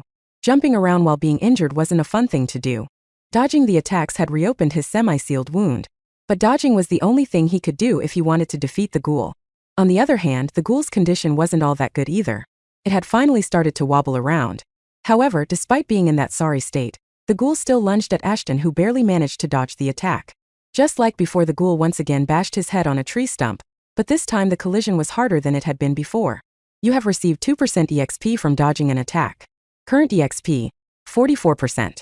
With a loud cracking noise, Ashton noticed that the entire left part of the ghoul's skull had fallen apart. He could see the rotten blackish red brain of the creature as a part of the skull keep dangling on the side. The brain was an important part even if one was undead. This is my chance. The sword might not have worked before, but now since the brain of the ghoul was exposed, Ashton could finally put an end to the fight. His eyes were shining as he finally got a glimpse of hope of defeating the creature. The only problem was that he needed his sword to end the battle, and the sword was near the creature's feet. Life is either a daring adventure or nothing at all. Ashton remembered the saying his father often used to tell him, and readied himself for the battle. You have activated the skill. Battle tactics. As he activated the skill, he could feel everything around him slowing down. From the rustling of the leaves to the crunching of the dried sticks on the ground, everything was super slow. Ashton rushed over towards the ghoul. The pain tolerance helped him focus on the task at hand, rather than worrying about the pain in his legs. The ghoul lashed out, its claws shot towards Ashton. But before the claws could get to him, Ashton dived and dodged the attack. He grabbed the sword while rolling on the ground and slashed away the ghoul's arm in half before using the tree stump as a ramp to jump over the ghoul, and ramming the sword into the exposed part of the ghoul's head. Ashton wasn't done yet. He then twisted the sword while it was still buried in the ghoul's head, and ended up ripping his head off the rest of the torso. The ghoul let out a final scream before collapsing on the floor. Dead for real this time. You have received 60% EXP by killing a level 1 ghoul. Current werewolf level 1. You have leveled up. EXP limit has been reset. All wounds have been healed. Current werewolf skill points 1. Current EXP 0%. It all happened in mere moments, but to Ashton, it seemed like a minute had passed. He had achieved the kill and now, his hands were shaking uncontrollably. No matter what everyone else said about him killing a werewolf when he was 12, to him the ghoul was his first kill. He was tired, but there was this rush within his body. A feeling he couldn't describe, but he wanted to feel it more. He wanted to relive it again and again, and the only way to do so was to kill some more. However, before he could do anything, the simulation ended abruptly. Everything vanished from the room. The only things remaining were his broken gears, him, and the corpse of the ghoul. Wait a minute, wasn't the ghoul supposed to be a part of the simulation? It should have disappeared with the forest, right? As he was looking at the ghoul's corpse in disbelief, the door leading to the simulation room was thrown open and the mistress rushed inside. She was closely followed by Donovan and a dozen bodyguards. All of them had weapons in their hands and started searching the room for something while the mistress squatted down to inspect the corpse of the ghoul. The grave look on her face made Ashton think he had done something wrong. I want to know how the hell a living ghoul found its way inside the training tower. The mistress yelled in rage before turning towards Donovan. Donovan, did you not even bother to check inside the room to see it was safe for him to train or not? Sorry, mistress. Slap. Without a moment's hesitation, the mistress slapped Donovan right across the face. The mark of her fingers was printed on his cheek as everyone stood there dumbfounded. It was the first time the mistress had raised her hand on Donovan. I don't want any excuses. Find the culprit who did this, and you, she pointed towards Ashton, follow me. We need to have a chat. Read novel fast updates at Audiobook Novels. Chapter 15 The Color of Your Blessing. The mistress left everyone behind and almost dragged Ashton to her chamber. In contrast to the rest of the mansion, the mistress' room was surprisingly simple. It wasn't even as big as the room he was living in and didn't have much furniture either. Just a bed and a couple of closets. The wooden floor was the only thing in the entire room that matched the rest of the mansion. Otherwise, Ashton would have thought he wasn't in the mistress' room but a room of one of her servants. Does she want me to feel bad about her? Ashton rolled his eyes. If she is, then she is going about it the wrong way. I might pity her when I'm about to kill her. Nope, not even then. I would be too busy enjoying it than pity her. Sit anywhere you like. I'll be with you in a minute. After saying so, she disappeared into a room that Ashton guessed was a washroom. He had heard from the guards about how women always take too long in the washroom to do whatever they did in there, and he wasn't going to sit still for that long. Also, he was in the mistress' room alone. He might not ever get a chance like this to snoop around. However, even before he could put his thoughts into action, the mistress was already out of the room with a strange-looking box in her hand which she handed to him. Here, take this. It's a first aid kit. It has herbs, lotion, and other useful things to heal you. She said as she sat down next to him, I assume you have got to know about what blessing is? Ashton nodded half-heartedly while staying on his toes. He could never comprehend what this crazy woman could be thinking, thus he was trying to keep a safe distance from her. Then you can store the kit in your inventory rather than keeping it in your room. That way you can use it whenever you need to. Thanks, I guess. Ashton mumbled and thought about the inventory space to open up, and kept the first aid kit inside. As soon as he was done, the mistress spoke once again. This time it was a request to see his status plate. Well, it was more like a command than a request, and Ashton didn't want to cause any suspicion, so he did as he was asked. It wasn't like anyone else could see his full details. They can only see the details Ashton wanted them to see. Lucifer had already told him that much. Name Ashton Fenrir. Species werewolf. Class unassigned. Age 16 years. Gender male. Grade. Ftire. Evolution is possible. Affiliation. Werewolves. Level 1. Stats. HP 1000/1000. Damage 14. Armor 12. Stealth 5. Stamina 15. Agility 14. Intelligence 2. Nature. Bratty. Even Ashton was a bit surprised when he saw his new status plate. It looked a bit different than before, but it was probably because he didn't have all of his genes activated. Whatever the reason might be, it looked like the mistress was pleased with what she saw and instructed him to close the window. The kid has no special abilities, and yet he was able to defeat a ghoul on the day his powers manifested? The mistress got lost in her thoughts. Did he get lucky, or was it a result of his inherent skills? Not to mention, his powers manifested in just 4 days when it should have taken anywhere between 7 to 10 days. Guess I'll have to ask him about it. So, how did you manage to defeat the ghoul? With the sword Donovan gave me. Ashton disinterestedly replied. Drop the attitude and be more specific. The mistress was controlling her urge to kick the crap out of him. If only he wasn't that important to her plan, she might have already done so. But she had to control herself or the kid might even refuse to answer her. The ghoul attacked me, I dodged, its skull broke, I stabbed him in the head with the sword. Ashton answered her as if he was trying to explain something to a toddler. That's how I killed it. Have you ever fought before? Or heard someone telling you about a ghoul's weakness? She asked yet another question. I might have heard the guards talk about it sometime. Blunt weapons are often used to kill them. To be precise, they are used to crush its head. The guards at the enclosure to talk a lot about these things. Seems like the boy is telling the truth. The mistress once again got lost in her thoughts. He doesn't have the inspect skill, so it's unlikely that he didn't know about the ghouls already. Ashton had answered all of her questions, but there was one important question that she still needed to ask him. A question that would rid her of all her questions. What's the color of your blessing? The moment Ashton heard the question, Lucifer's words resurfaced in his mind. If anyone asks the color of your blessing, always say it's yellow. Not red, blue, or black. Always yellow. Yellow. That'll be all for today. You can leave now, Mistress announced and kicked him out of her room before slamming the doors shut. Chapter 16 Dearest Pawn. Best novel online free at Audiobook Novels. Donovan felt humiliated. Not because the mistress slapped him, but because she didn't even hear his side. What stung even more was the fact that she had never ever done that before. He knew Ashton was the most important key for her plan to succeed, but that didn't mean he couldn't teach the brat a lesson. That was his plan. Donovan wanted Ashton to feel misery and despair when he sent him away to the simulation room. Ashton would still have to fight against the ghoul. He would have felt the pain. Everything would have been real except the ghoul. The simulated ghoul should have put Ashton in trouble, and then Donovan would have magically reappeared and saved his life. This would have also ensured that Ashton would remain a bit docile towards him as he was his savior if nothing else. But all of his plans failed when the only thing that shouldn't have been real turned out to be real. Not only that, by the time they realized something was off, the door refused to open as if someone was intentionally keeping them out. That's when the mistress arrived to check in on their progress, however. She immediately realized that the ghoul inside wasn't a simulated ghoul but a real one.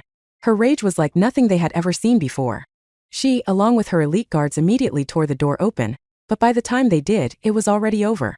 Once the immediate threat was over, the mistress, rightfully so, lashed out on the man she trusted the most.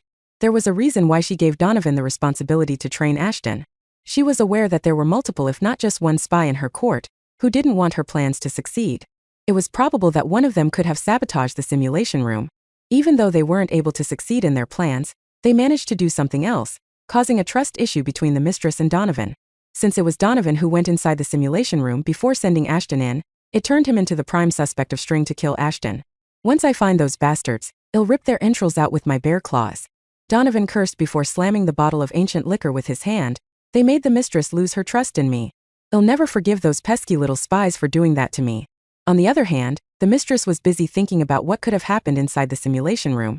She wasn't thinking about the ghoul and how was it able to get inside, but how was Ashton able to defeat it? She believed him when he said that he had prior knowledge of how to kill a ghoul, but having the knowledge and executing it were two entirely different things. A scholar could have all the knowledge in the world, and yet they wouldn't be able to defeat someone they knew the weakness of unless they possessed the skills to do so. It was the same with Ashton. He was a newbie. There was no way he could have gotten used to his new power so easily, and yet he managed to defeat the ghoul with just a few scratches. That too with weapons that were the most unsuitable for accomplishing the task. It could have been possible for two reasons. One, the brat got lucky, or two, he was hiding something. The chances for the latter was very little, as the kid did not seem to be someone with enough brain cells to hide a secret. Even if he did, her all-seeing eye should have been enough to unveil the secret. After all, she already used it once to see whether the then 12-year-old Ashton had a blessing or not. And she even used it this time when she couldn't see any skill on his status plate. The all-seeing eye didn't show her anything special. Just that he had a couple of passive skills to help him out. Even then that didn't explain how was he able to defeat the ghoul, so she decided he must have been lucky. There couldn't be another reason for it. He is unique. However, I need to protect him till he set off for the academy. The mistress mumbled to herself before stripping down and entering the bathtub. It seems my father already has gotten a wind of my plans, otherwise his spies wouldn't have taken such a drastic measure. But it's a shame that he turned out to be a yellow one. She continued, I was hoping he would at least be a red one, considering that he already had a blessing before being turned. Still, being yellow is not the worst for him, that too when he can evolve later on. I'll look forward to it, but for now let's just give him the knowledge and strength my dearest pawn needs. Read novel fast updates at Audiobook Novels. Chapter 17 Night Adventure 1. Best novel online free at Audiobook Novels. As if fighting with creatures wasn't enough for him, the mistress decided to tutor Ashton about monsters and the werewolves as well. It was even worse that he already knew about those things about the monsters thanks to the system he had. But he couldn't tell that to the mistress. Yet, that didn't stop him from trying to do so by hinting at it when he asked her about an ability to know about things just by looking at them. She immediately scoffed and said in her decades of experience, she had never seen or heard about such an ability. She further added, if there was someone with an ability like that, they would probably be hunted down and imprisoned by the royal family. Anyone with a skill like that would be too precious to be felt alone. That was enough for Ashton to keep his mouth shut and silently take in whatever the mistress was teaching him. At first he wasn't paying all that attention to her, but he soon realized there were things that the system couldn't teach him. Like about the society, the kingdom, and various etiquettes that everyone followed by the werewolves in their community. Thanks to the mistress training, he was able to know a lot of things about the kingdom they were living in. The kingdom of Lycania was said to be one of the 5 brightest stars of the eastern continent. By brightest stars, it meant that Lycania was one of the most well-off kingdoms on the continent. They were rich in minerals and resources as well as in technology. Despite all that, the kingdom was fairly small in comparison to the other 4 stars. One of the main reasons for it was the location of their kingdom. Lycania was surrounded by swamps located in the north, which also happened to be the only place their kingdom could possibly expand, because Lycania was surrounded by sea on the other sides. The expansion of the country wouldn't have been so difficult if it wasn't for the fact that the swamps were heavily infested with night creatures. With their current military strength, they cannot afford to launch a full frontal strike on the monsters. The main reasons being their numbers and that they were much dangerous than any of them could expect. They initially tried to capture the swamps bit by bit, but that plan backfired because the night creatures kept attacking them relentlessly. In the end, the king had to order his men back and no one had ever dared to touch the swamps again. The answer to their problem was simple, they needed more combat-efficient people. But to make their population grow, they needed more land.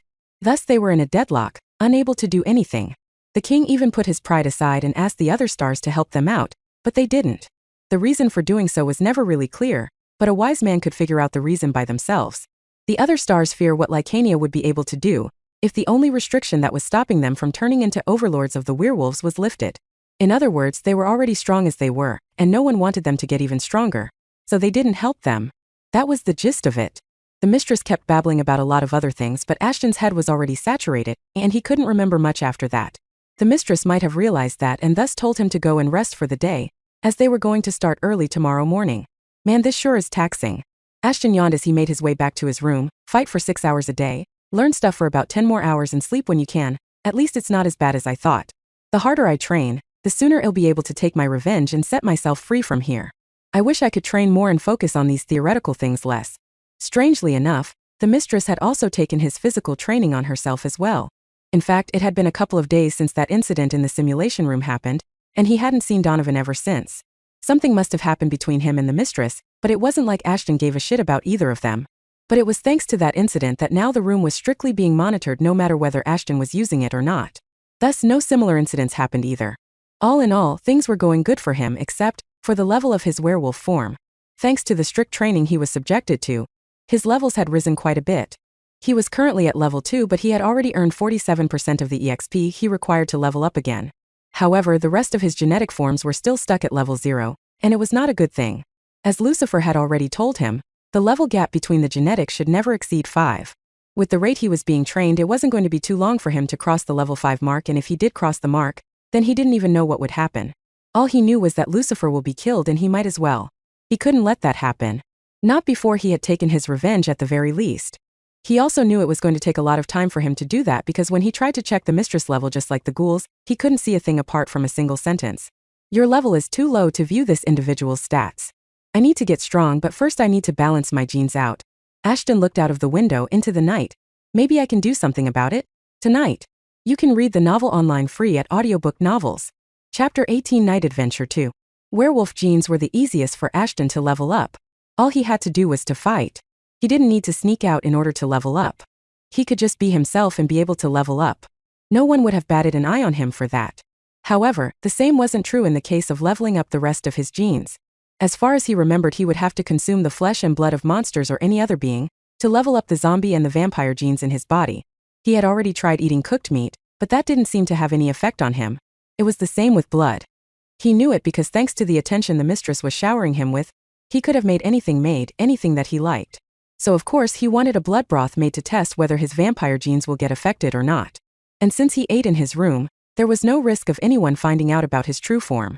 It was an appetite-killing experiment, and unfortunately, none of it worked the way he wanted. It appeared he would need to consume the things right from the source for his genes to activate. Obviously, it was just another one of his theories. However, it was time for him to put the theory to a test. However, he had to be careful about it.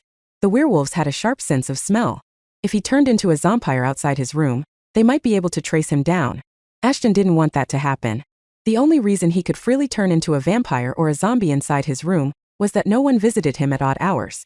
Unless it was the mistress' order. Thus he decided it was safer if he made his way out of the mansion as a werewolf, and once he was out of their reach, he would turn into a zombie and hunt.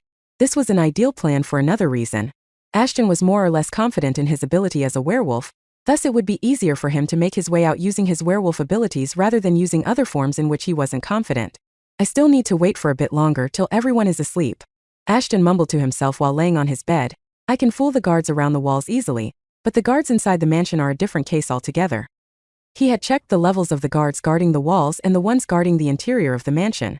The wall guards had their levels between 500 and 10. It was a range Ashton could sneak past them. However, the guards on the inside had their levels range between 20-25. Ashton knew going against them would be a foolish decision. Moreover, even he could see their levels, he couldn't see their stats or abilities as their level was much higher than his. Thus he decided it would be best to sneak out when the guards weren't as active. That would be near sunrise though. That was the problem. The guards would only change shifts around 20-30 minutes before sunrise. It was the most ideal time for him to escape, but there was a slight problem with it. He was weak in sunlight as well. His pain tolerance was high enough to tolerate the pain caused by the sun when his vampire genes were inactive. But he wasn't sure how long he would last if the sun hit him and he was still a vampire. Probably won't be enough to kill him, maybe. But he wasn't all that excited about the idea of accidentally exposing himself to sunlight. Also, the sunlight would weaken his stats a bit as well. Thus, no matter what, he had to get back into the mansion on or before sunrise. The time constraint was really driving him mad. Sneaking out of the mansion itself would take around 15 minutes, sneaking back in will also take around the same time. Then how could he find someone and hunt them down, level up and get back to the mansion in no time? Something like that was impossible in all senses.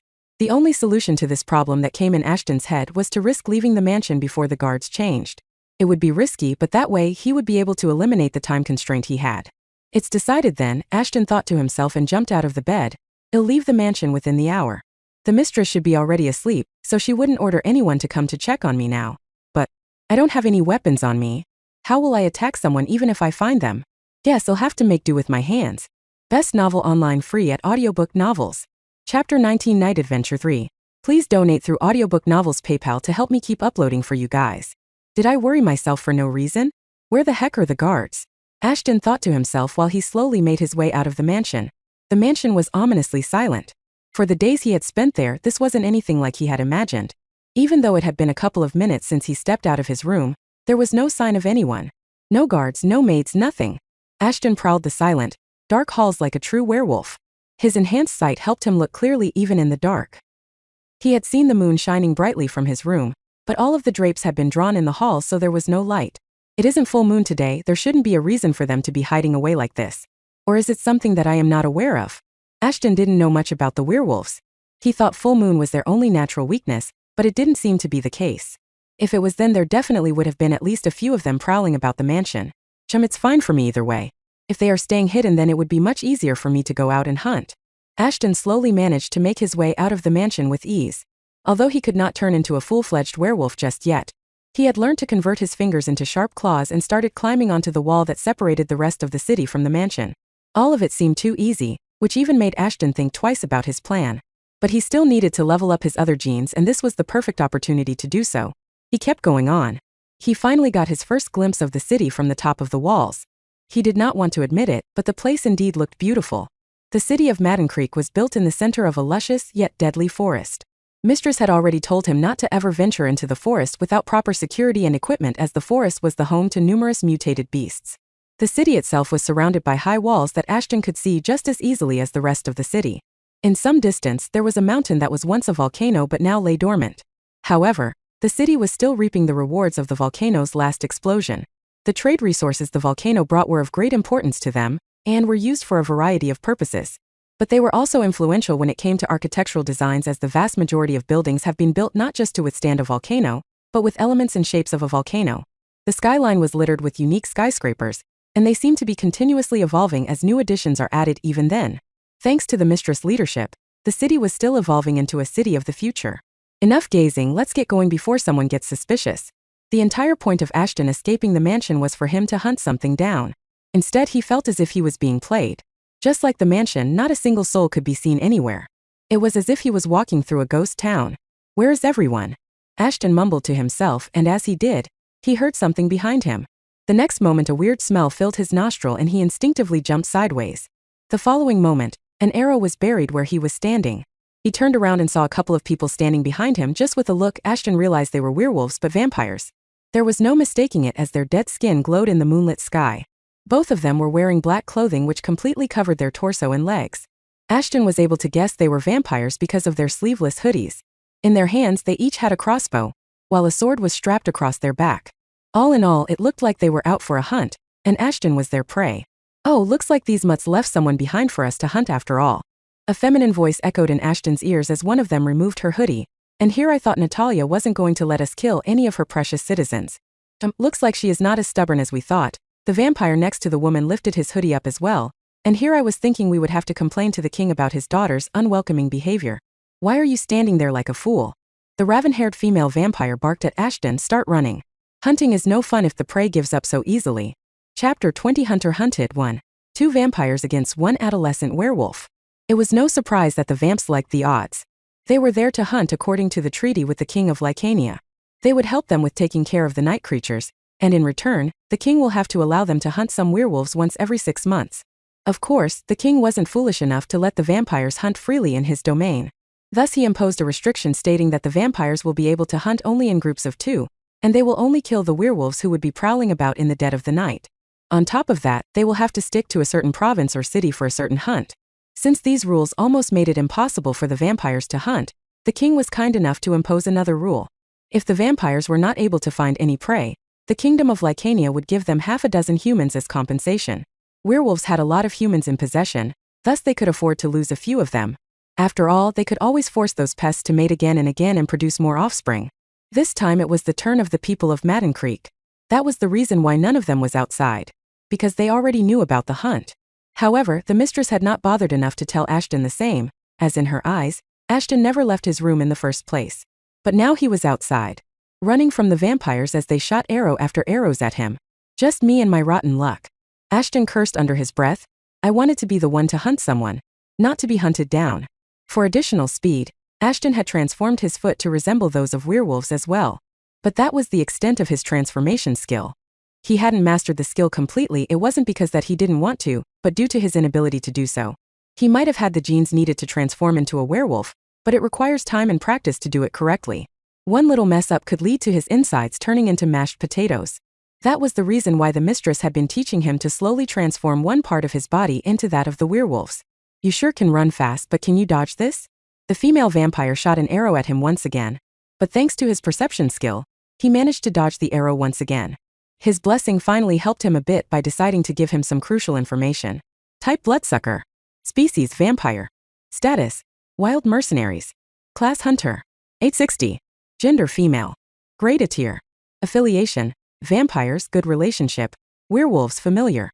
Level 10. Stats HP 2300/2300. Damage 45. Armor 55. Stealth 39. Stamina 55. Agility 15. Intelligence 29. Nature a warmonger. Damage dealt using weapons increases by 5% after every successful hit. Abilities/skills/spells. Flight. A blood feast. Perception mid-tier. A summon underling. Praying hour. Remark. The most common forms of vampires in the world. These are not full-fledged vampires, but underestimating them because of that reason has led to the demise of a lot of unfortunate souls. They are often referred to as grunts amongst the vampire ranks.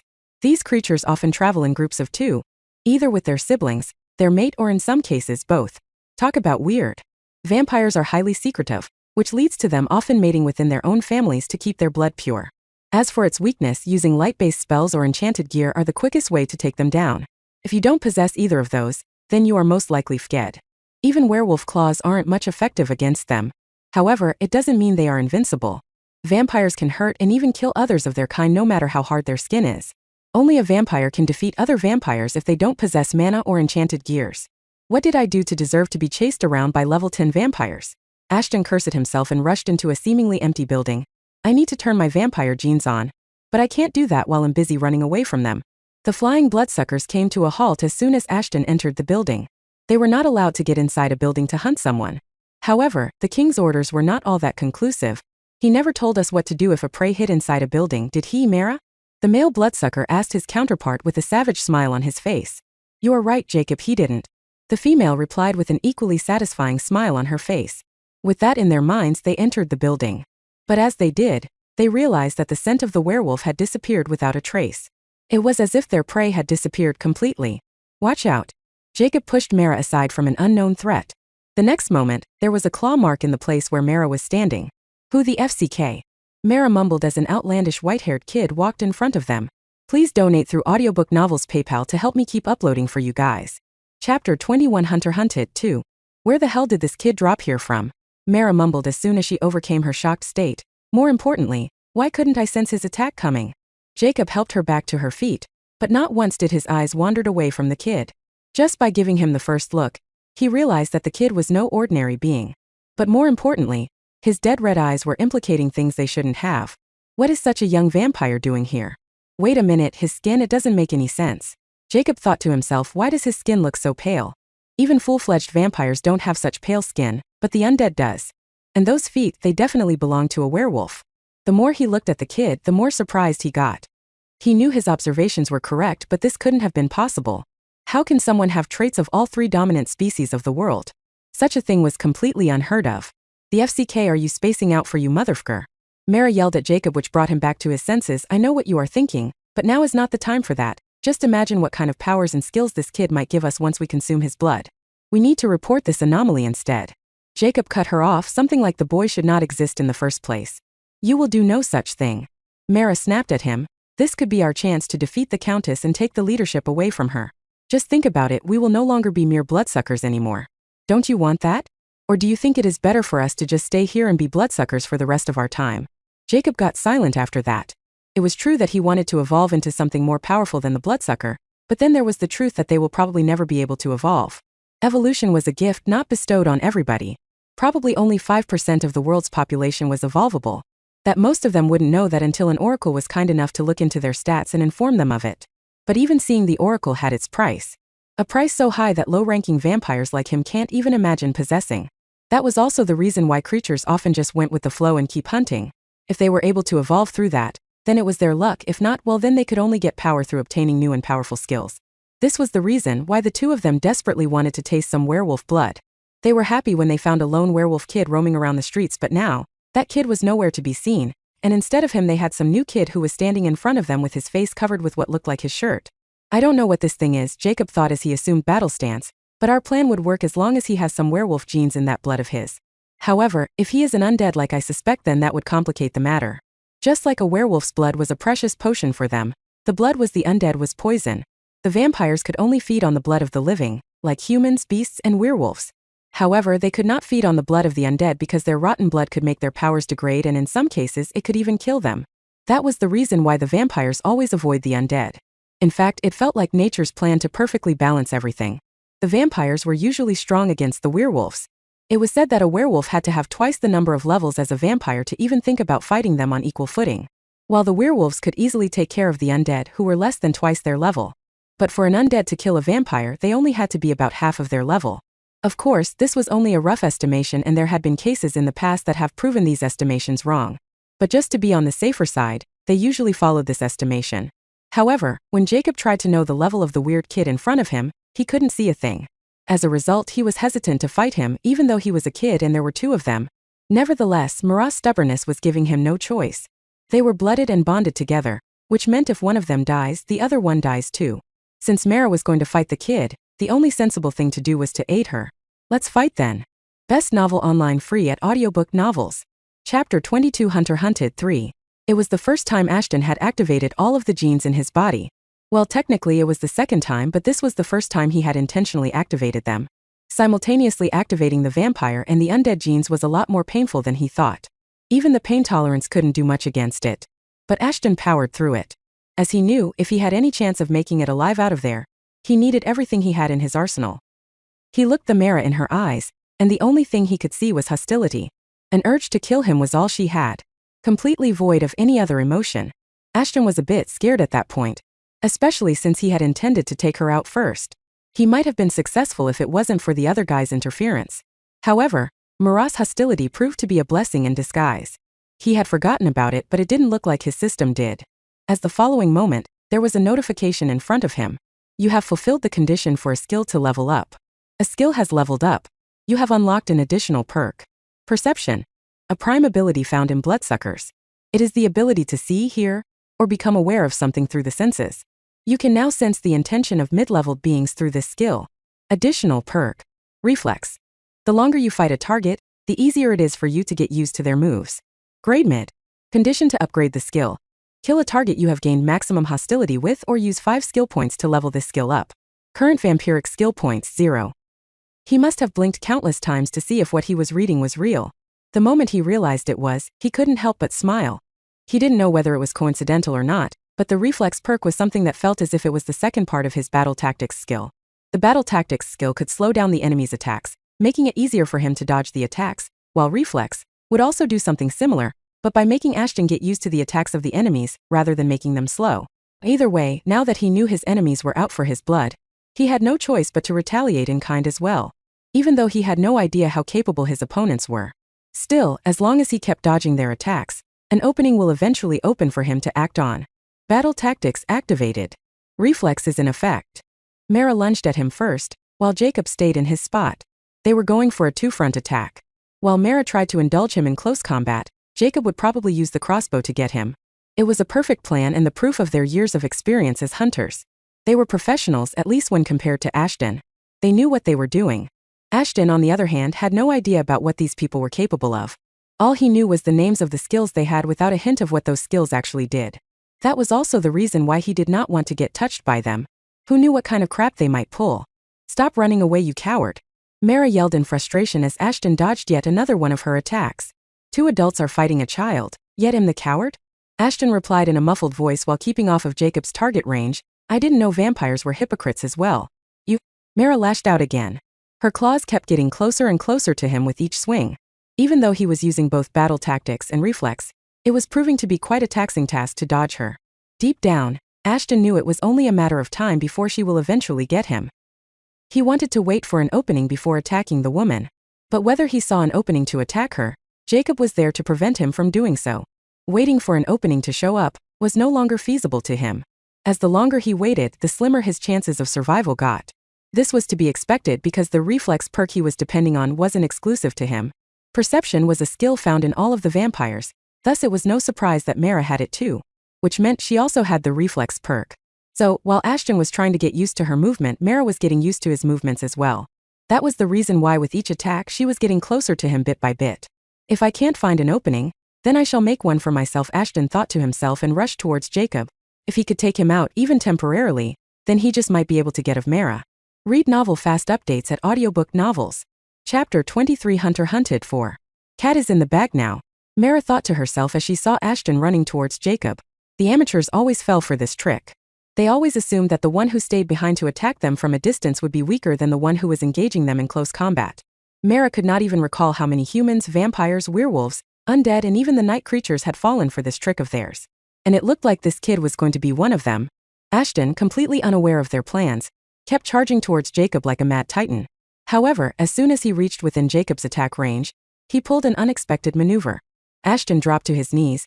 His momentum made him slide on the floor and dived past him while digging his vampirish claws in Jacob's thigh. Jacob's thighs felt like they were made of steel. But it was thanks to Ashton's claws it was easier to damage Jacob than bending steel. On top of that, the difference between Ashton's and Jacob's height worked in favor of the former. Ashton was like a quick little fox in front of the Goliath-sized vampire. Frozen black blood erupted out of Jacob's wound like a fountain, soaking the man's clothing within seconds. Jacob's leg gave out and he fell backwards. Mara's eyes were wide open in shock. Never in her wildest dreams had she thought that a kid like that would be able to even graze a vampire's skin, let alone make them bleed. Jacob, stay back. His ass is mine now. Jacob growled in anger. I was thinking about going easy on you.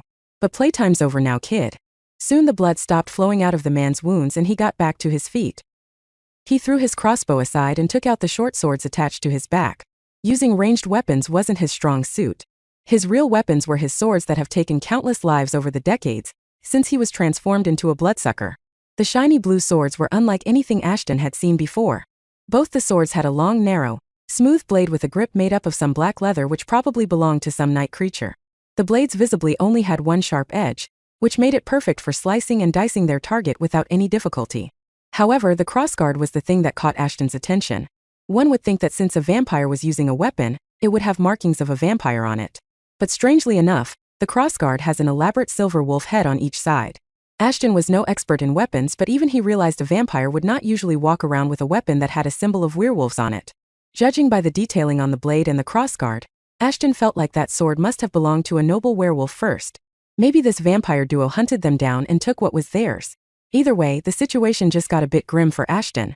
Fighting two of them was already too much for him, and now that Jacob was going to use his swords, he was completely scared. Damn it, what do I do? Ashton thought as a single drop of sweat traced the edge of his face. Should I try to run? No. It won't do me any good. They will eventually catch me off guard and that'll be it. The system has deemed the user to be in a life-threatening situation and can provide assistance to the user.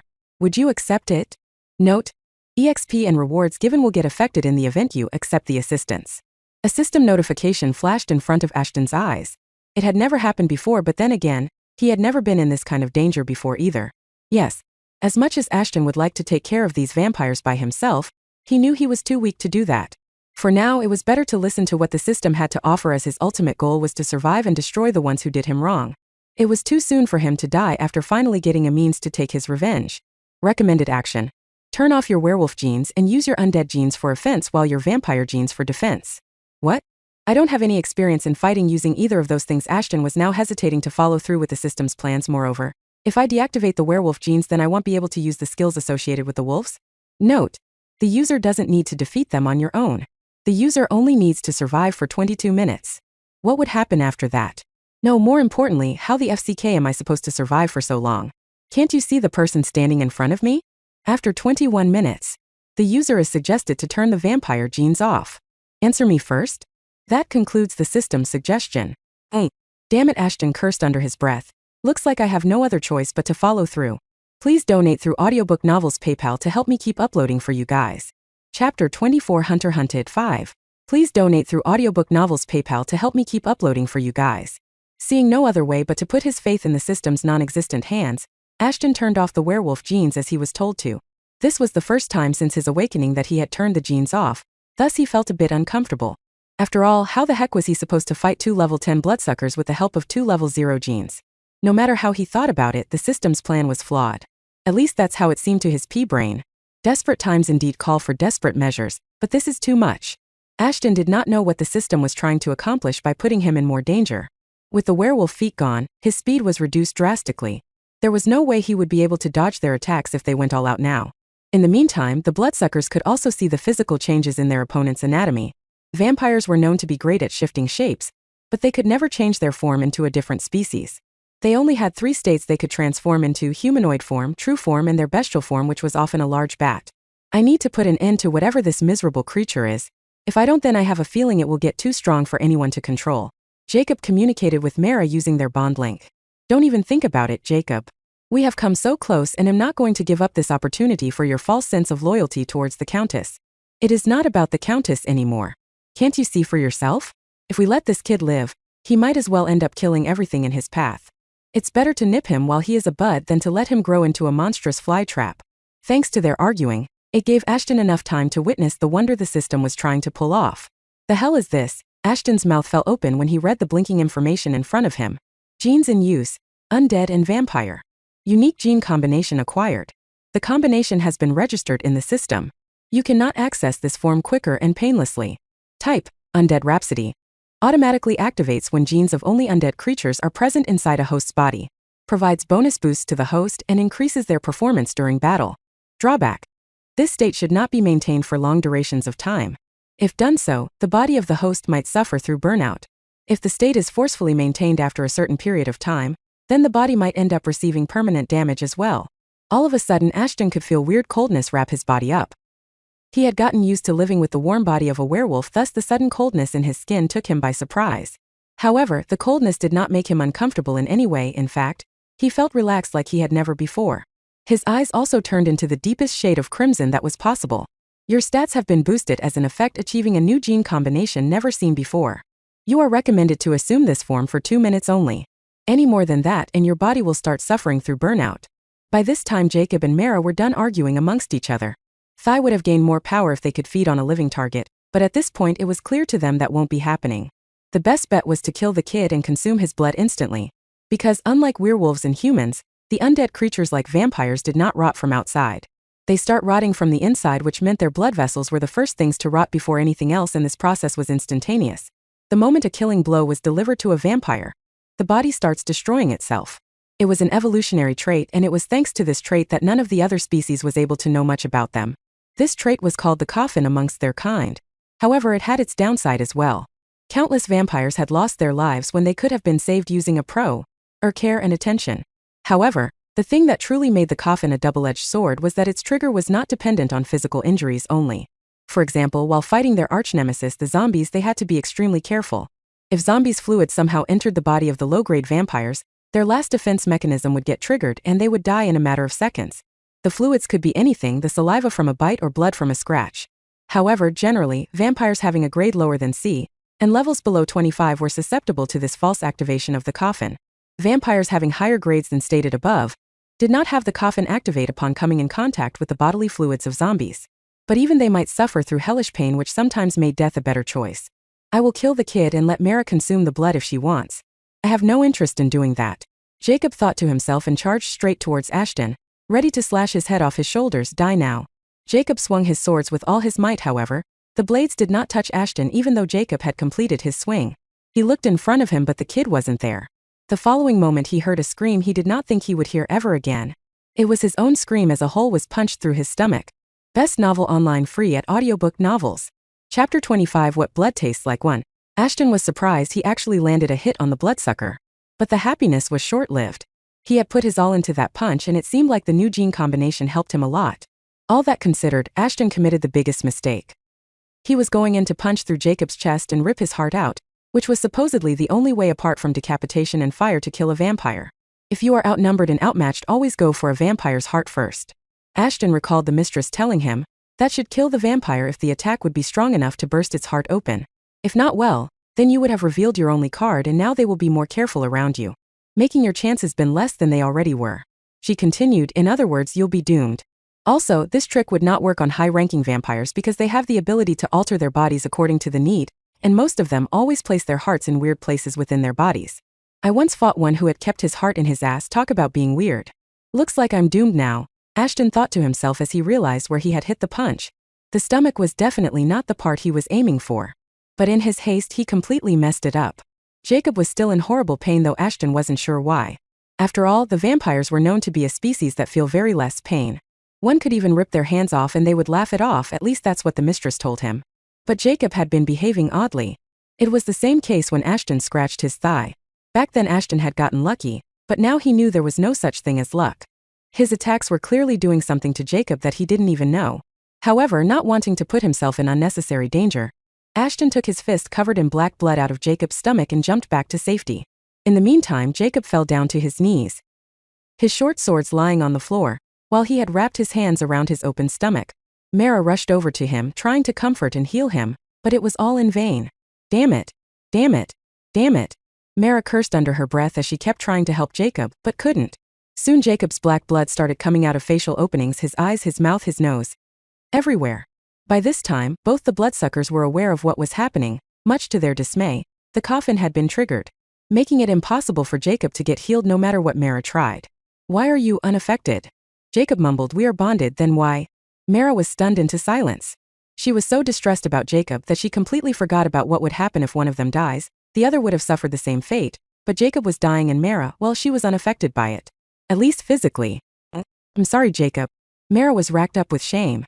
So much so that she couldn't even look at the man who had dedicated his life fighting alongside her. The one man who had loved her more than anyone else was the one she had cheated on from the beginning. She had never bonded with him. She was only using the poor man for her own selfish desires. She wanted a pet who would gladly sacrifice himself in the face of danger, and when he was dead she would look for another prey to fool. After all, she had been doing this for ages. However, she did not realize when or how, but she actually started caring about Jacob as time passed. He was slowly becoming the one she had been looking for ages. She had even planned on really making him his mate after this hunt, but things took a turn for the worse and now it was all over. Vampires couldn't cry. Well, they could cry, but no tears ever came out of their eyes.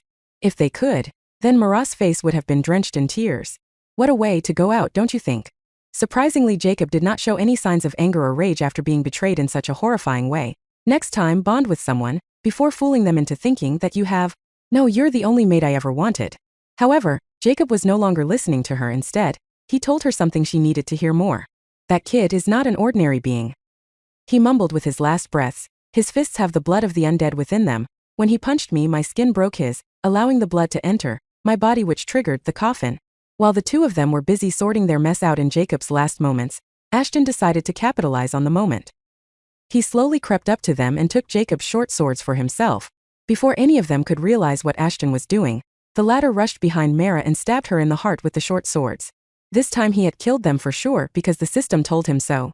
Finally, the hunt had come to an end and it was time to reap the rewards. You can read the novel online free at Audiobook Novels. Chapter 26, What Blood Tastes Like 2. You can read the novel online free at Audiobook Novels. You have killed 2 level 10 bloodsuckers. Please proceed to drink their blood to gain vampire EXP and skill points. Please proceed to feast on their flesh to gain undead EXP and skill points.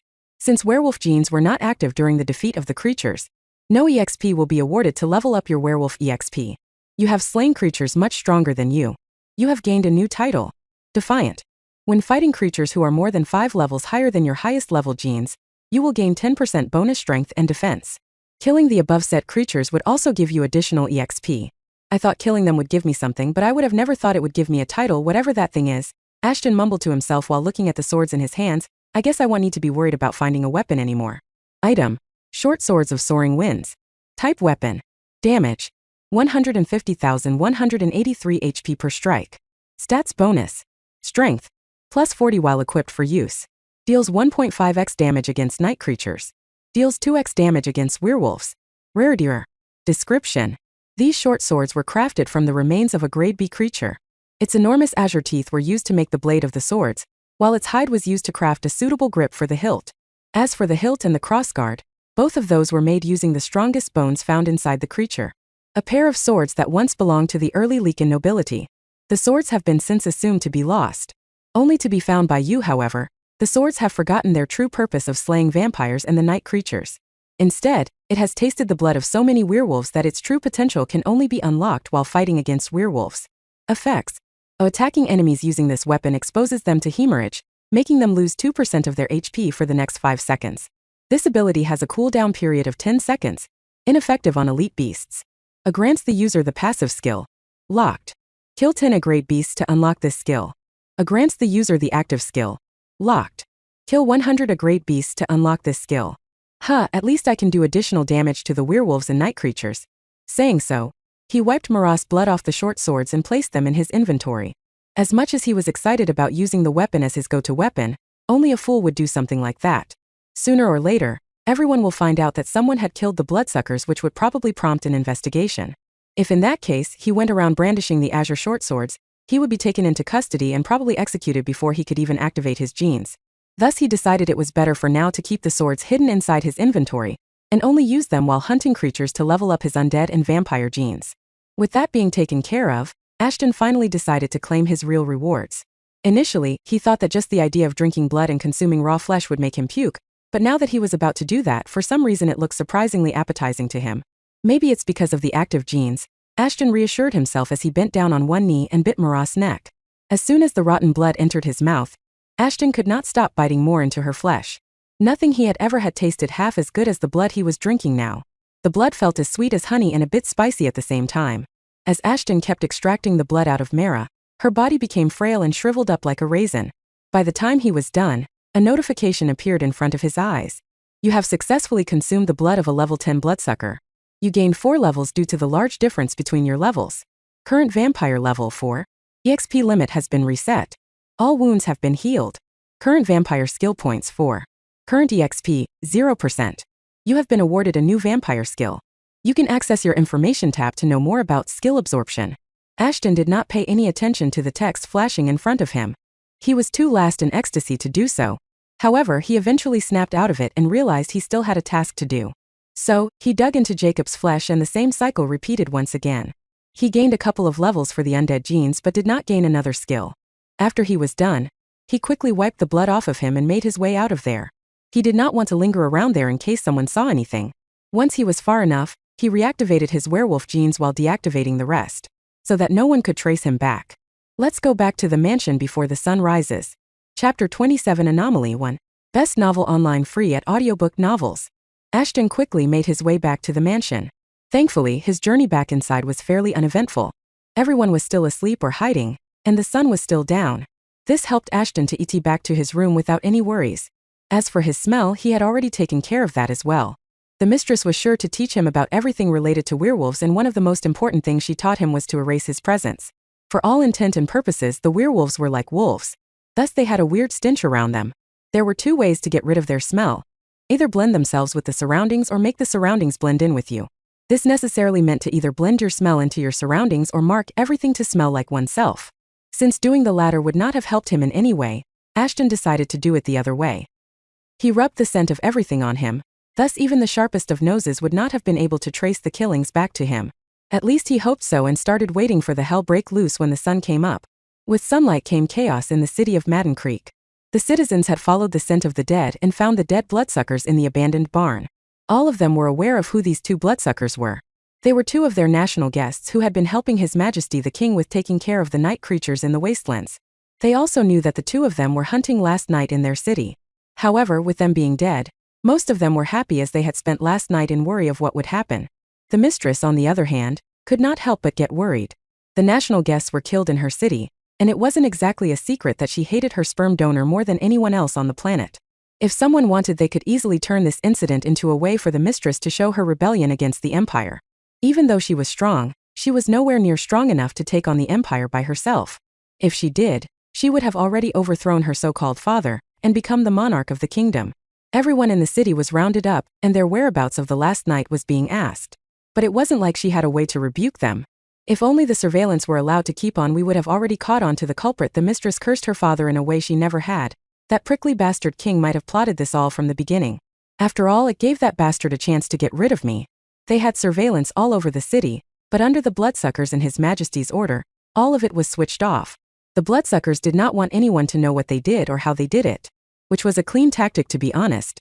But now that the mistress thought about it, it could have also been the king's or one of his advisors' plans to mark her as a traitor and get rid of her. She failed to realize this, and now she might have to pay for the foolishness. Little did she know that the stars were still shining above her. The corpses of the bloodsuckers had been sent for autopsy, and the results that came back were fascinating, to say the least. Vampire and undead? Mistress asked Donovan, who presented the report to her. Since when did those species start getting along enough to hunt together? That's what confusing me as well. Donovan shrugged his shoulders, but the report clearly states that one of them died from either her life being sucked out or because of the gaping wound in his chest, and as for the male, he died after blood of some undead entered his body. If the bloodsucker died by the blood of the undead, then it has to be fresh blood. Mistress handed the report back to Donovan. It doesn't matter if a vampire and an undead are working together. With this autopsy report, at least the king or his men would not be able to blame this incident upon us. Donovan silently nodded along. He had had the same thoughts when he read the report first. If the king and his council had really planned to get rid of his mistress, then they would no longer be able to do that. But there was another thing. The king might be anything but not a fool. Donovan mumbled curtly, if they were truly trying to frame you, Then they would not have had a vampire and an undead take care of the bloodsuckers. The mistress immediately understood what Donovan was trying to say, and he was correct. The king probably did not know about this, which made things complicated as well. Because in that case, the vampire and the undead responsible for killing the bloodsuckers could as well be a threat to them. Thus they needed to swiftly take care of the issue right away. First the ghoul in the training tower, then this. I have a feeling these two incidents might be linked together. Donovan continued with what he wanted to say. I will organize a team and hunt down everyone who is responsible for this. Do as you please.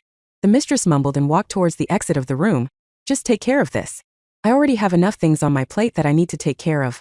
I do not need any more issues. Read novel fast updates at Audiobook Novels. Chapter 28 Anomaly 2. Looks like they already found them. Ashton thought on his way to the training tower. Welp, it's not like I tried to hide the bodies either. In hindsight, I should have dragged their bodies outside so when the sun rose they would be incinerated. Ashton shook his head the next moment. There was no guarantee that the sun would incinerate them. Not all kinds of vampires were susceptible to sunlight, and all of them reacted to sunlight in their own way. There was a rumor that the high-ranking ones suffered next to no symptoms of being in natural sunlight. Thus, it was better that he did not interfere with the dead bloodsuckers unnecessarily. Who knew what would have happened? You seem awfully quiet today. The mistress asked him. You don't have the flu or something, do you? I'm fine. Ashton replied in his usual stern, uncaring tone which prompted a kick from one of her bodyguards. However, Ashton quickly dodged the attack and kicked the other leg of the guard in question, making him fall over instead. Keep your legs to yourself. Ashton gave that man a warning and kept walking behind the mistress. The mistress looked at him and Ashton thought he saw a smile on her face, but the next moment she turned around after telling off her guard. This was the first time she had scolded one of her guards from someone like Ashton, at least in front of him. As much as Ashton loved to see that, he knew it was all an act and nothing more. She was trying to act like a good person to win him over and he knew that very well. How did he know that for sure? Because of his perception skill. Ever since his other genes had leveled up, he was feeling different from the inside. As if his skills were bursting to evolve and make him stronger. But something was keeping him down from doing so. He didn't know what, and the blessing he had did not have any answers for him. As things were, his only hope was to somehow have Lucifer contact him and have him answer his questions. But it wasn't something Ashton could have done on his own. Lucifer had already told him he was the only one who could contact Ashton, not the other way around. Thus, with nothing else in his mind, Ashton decided to devote himself to training. That way, he would be able to get strong and hopefully break through whatever was trying to stop him from getting much stronger. You have grown stronger. The mistress praised him as they entered the familiar tower. Let me view your stats for a moment. Ashton did not utter a word and simply opened his profile for her to see his stats. The mistress was an expert in disguising her thoughts and emotions. However, with Ashton's evolved perception skill, he was at least able to get a whiff of what was going on inside her head. Surprised and shocked, huh? Well, even I would have been surprised if I were in her shoes. It wasn't every day that a mere level 4 werewolf could dodge and strike back a level 11 werewolf. That too with such ease. Your agility and strength are looking good. But your defense should be equally good. Especially considering what happened last night. The mistress mumbled as Ashton closed his information tab. Last night? Did something happen? Ashton asked in the best innocent voice he could. A couple of national guests were killed last night in an abandoned warehouse. You wouldn't happen to know anything about it, would you? How can I? You didn't have any mercy on me in last night's training session. I fell asleep as soon as I hit my bed. Enough chatting. Let's not waste any more of our time. Looks like she doesn't trust my words after all. The mistress did not say anything else, but her vibe made Ashton think that he should be more careful around her. She wasn't level 25 plus 4 nothing, and that coupled with the intuition, made her a dangerous opponent. After all, how many people in their right minds would try to make an enemy of the king? The way Ashton saw it, the mistress could possibly be more dangerous than the king of the empire himself. Although he had never met him, the fact that the mistress could openly rebuke seemed to prove that either the king didn't care about what she did, or that there was very little he could do about her. In either case, it showed how politically powerful she was. Then there was the fact that she could charm anyone with her sweet words. That was her most dangerous weapon. She could turn blood brothers against one another, and get rid of both of them without getting her hands dirty. Her powers both as a werewolf and as a person left Ashton wondering why did she even need him in the first place? Please donate through Audiobook Novels PayPal to help me keep uploading for you guys. Chapter 29 A Final Duel 1. Best Novel Online Free at Audiobook Novels. From struggling against one ghoul to slaying 5 in a blink of an eye, Ashton had grown a lot. It had been a month since the bloodsuckers were found dead, and a lot of things had happened since then. The king sent some of his most capable men to find the culprit behind this attack, but they were too late. It took them a week to get there because of the differences between the ideologies of vampires and werewolves. The vampires wanted to investigate this incident on their own, but for some reason, the king was adamant about not allowing that to happen. Maybe he was worried that they might get killed as well. But in the end, he allowed a few vampires to accompany the werewolves to investigate the scene. However, since a week had already passed, by the time they reached there, no evidence was left behind. Just a week's time was enough for nature to cover Ashton's tracks. The investigators had to leave empty-handed. However, a hunt was organized to find and kill the culprits of the attacks. But they never found anyone. After another week of constant vigilance, the team left. As soon as they left, the attacks started once again. However, last week they stopped as abruptly as they had started. All the werewolves knew was that sometimes it was the undead that attacked the werewolves and sometimes it was the suspected vampire. Except that nothing was known about them. Even the surveillance systems weren't good enough to catch them, as it seemed they knew every single blind spot of the cameras and patrolling company and effortlessly took advantage of it. The mistress thought someone from her council was aiding these bastards and interrogated them all. She had suspicions on a few of them and ordered for them to be kept on house arrest. Surprisingly, the attack stopped the very same day. Thus she knew there was a traitor amongst them. When in reality, Ashton stopped attacking the werewolves because the date of his departure to the academy was drawing close. If the attack stopped abruptly after his departure, everyone would know it was him all along, and that scenario would not have been pretty. As for his levels, well, he was doing pretty good. His werewolf genes were on level 9, vampire ones were on level 7, and finally, the undead ones were on level 5. He had also gotten more proficient in using 2 different skills from different genes at the same time, making his existing skills evolve into something new. As for Lucifer, Ashton had never heard from him ever since the day he awoke as a Zompirewolf. He had wanted to ask Lucifer a lot of questions regarding his potential as a new species and his powers. However, it seemed he had to do it all on his own. The system helped him very now and then, but only in life-threatening situations or when he was about to do something incredibly stupid. As for the relationship between the mistress and him, well, nothing had changed much, if anything at all. Ashton still hated her more than anything and his goal remained the same. He wanted to kill her in the most gruesome way possible. But mistress did not seem to share the view she had for him anymore. Ashton was precious to her, but not as a pawn. She had seen him grow at a speed she had never witnessed before and thus had formed a soft corner in her heart for him. As for Donovan, the closer Ashton and the mistress got to each other, the more frustrated he became. To him, it seemed as if Ashton was trying to replace him as the mistress' prime mate. In this mindset, he kept giving Ashton combat training that was much worse than anyone on Ashton's level could have handled. However, the Zompirewolf aced all of those tests, which in turn made the mistress acknowledge him even more. The two of them were soon spending more and more time together in the mistress' chambers, and Donovan thought they were doing what the mistress and he did whenever they were alone in her chamber.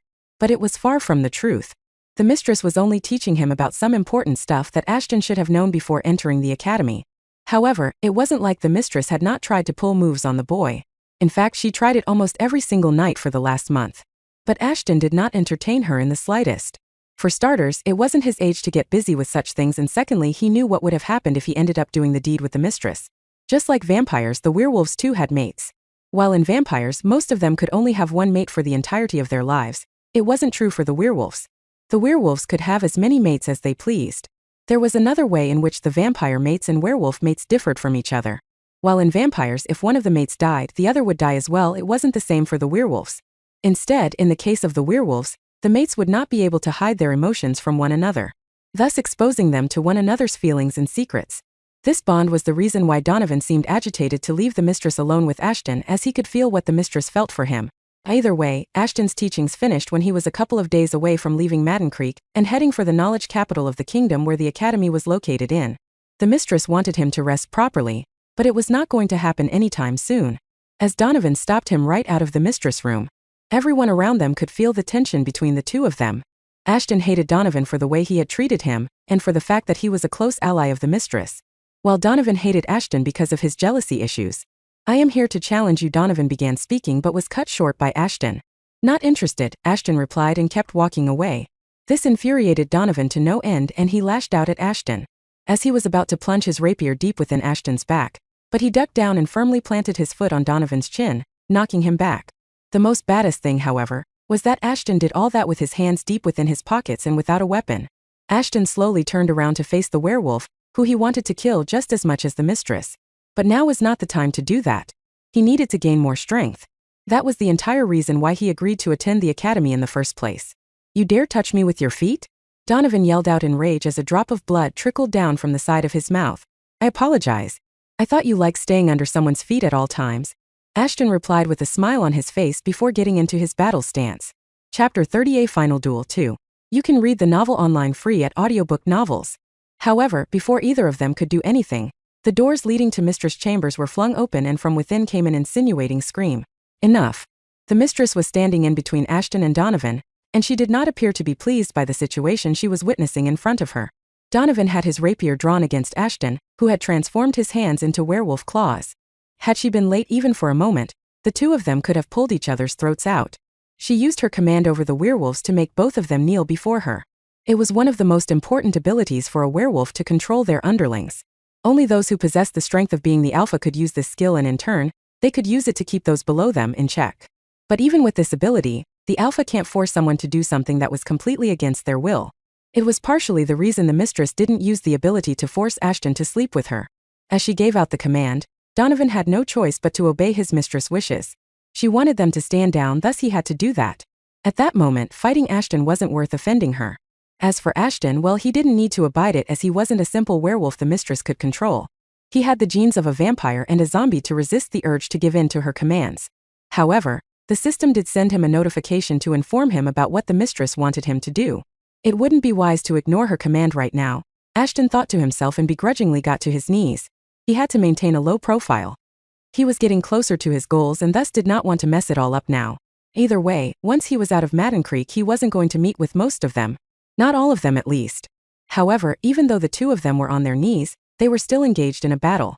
Donovan's eyes were filled with rage as he wiped away the blood trickling out of his mouth. The kick Ashton delivered to his chin wasn't strong enough to make him bleed. But since he was in the middle of talking when Ashton kicked him, his tongue was in between his jaws. Thus when Ashton kicked him, Donovan ended up biting his own tongue. As a result, the blood rushed out of his mouth. But to everyone else, it appeared as if Ashton's kick was strong enough to make the second strongest werewolf in Madden Creek bleed. In the meantime, the mistress walked over to Donovan to check on him. As she did that, Ashton saw a smug look on Donovan's face as if he had won a prize or something. Ashton just shook his head in disappointment. He is supposed to be the strongest male here, but look at him behave like a lost puppy as soon as mistress touched him. So just looking at them makes me want to vomit. However, Donovan wasn't the only one to receive the mistress' attention. As soon as she was done checking up on him, she walked towards Ashton and squatted down to his level. She was about to take his face in her palms when Ashton turned his face sidewards. He was least interested in what the mistress wanted to do with him. He wasn't hurt, so there was nothing the mistress needed to check up on. But it seemed like Ashton's actions had angered the mistress because the next moment, much to Donovan's surprise, the mistress slapped Ashton hard across the face. It wasn't the first time the mistress had punished him. But it wasn't as worse as the things Ashton had been forced to suffer through. Donovan was dying to see the expression on Ashton's face after that. However, he was not expecting to see him smiling. It wasn't a normal smile either, but one that only psychopaths could have. The expression only lasted for a second on Ashton's face, and the next moment his face turned expressionless. No one other than Donovan had seen Ashton make the face. Ashton kept his face down in the position it was left after getting slapped as the mistress got up. In his mind there was a counter going on. A counter that kept track of everything these bastards had done to him. He needed to remember it all, otherwise how the hell would he be able to punish them accordingly? For each time any werewolf hurt him, the counter went up by 1, every single kick, punch and whip. Everything was accounted for, and would be generously given back to them when the time was right. If the two of you want to duel it out, you have to do it properly.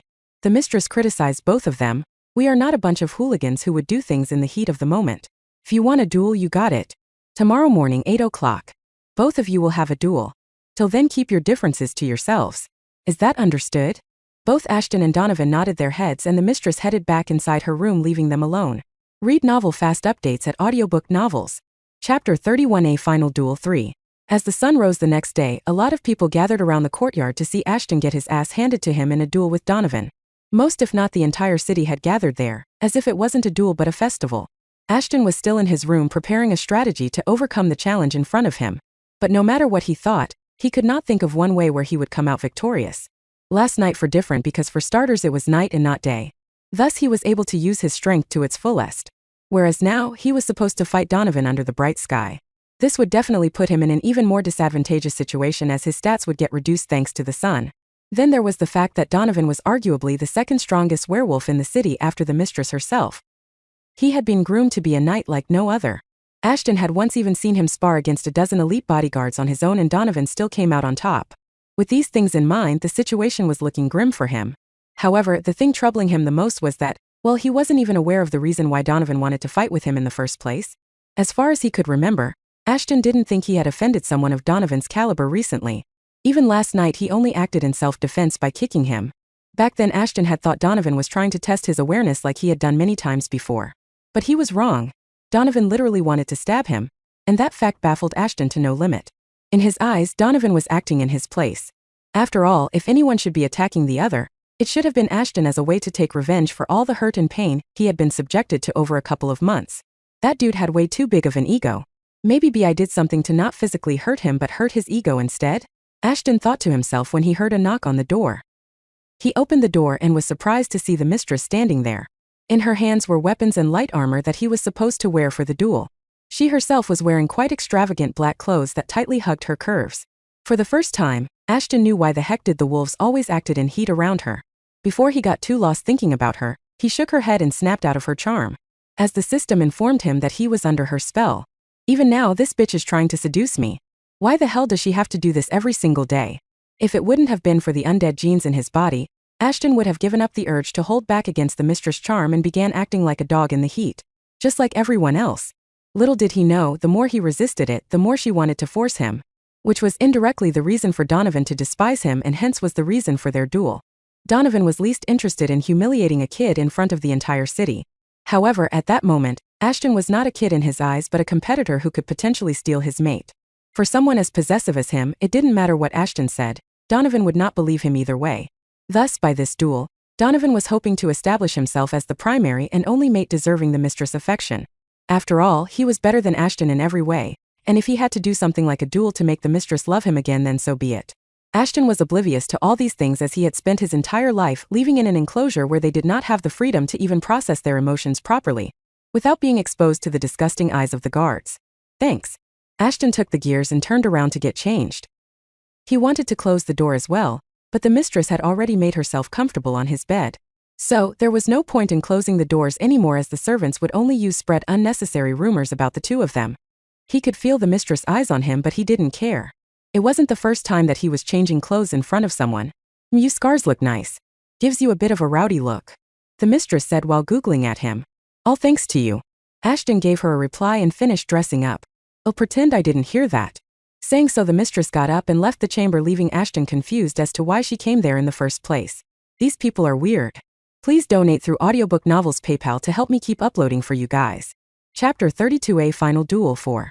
Please donate through Audiobook Novels PayPal to help me keep uploading for you guys. This is weird.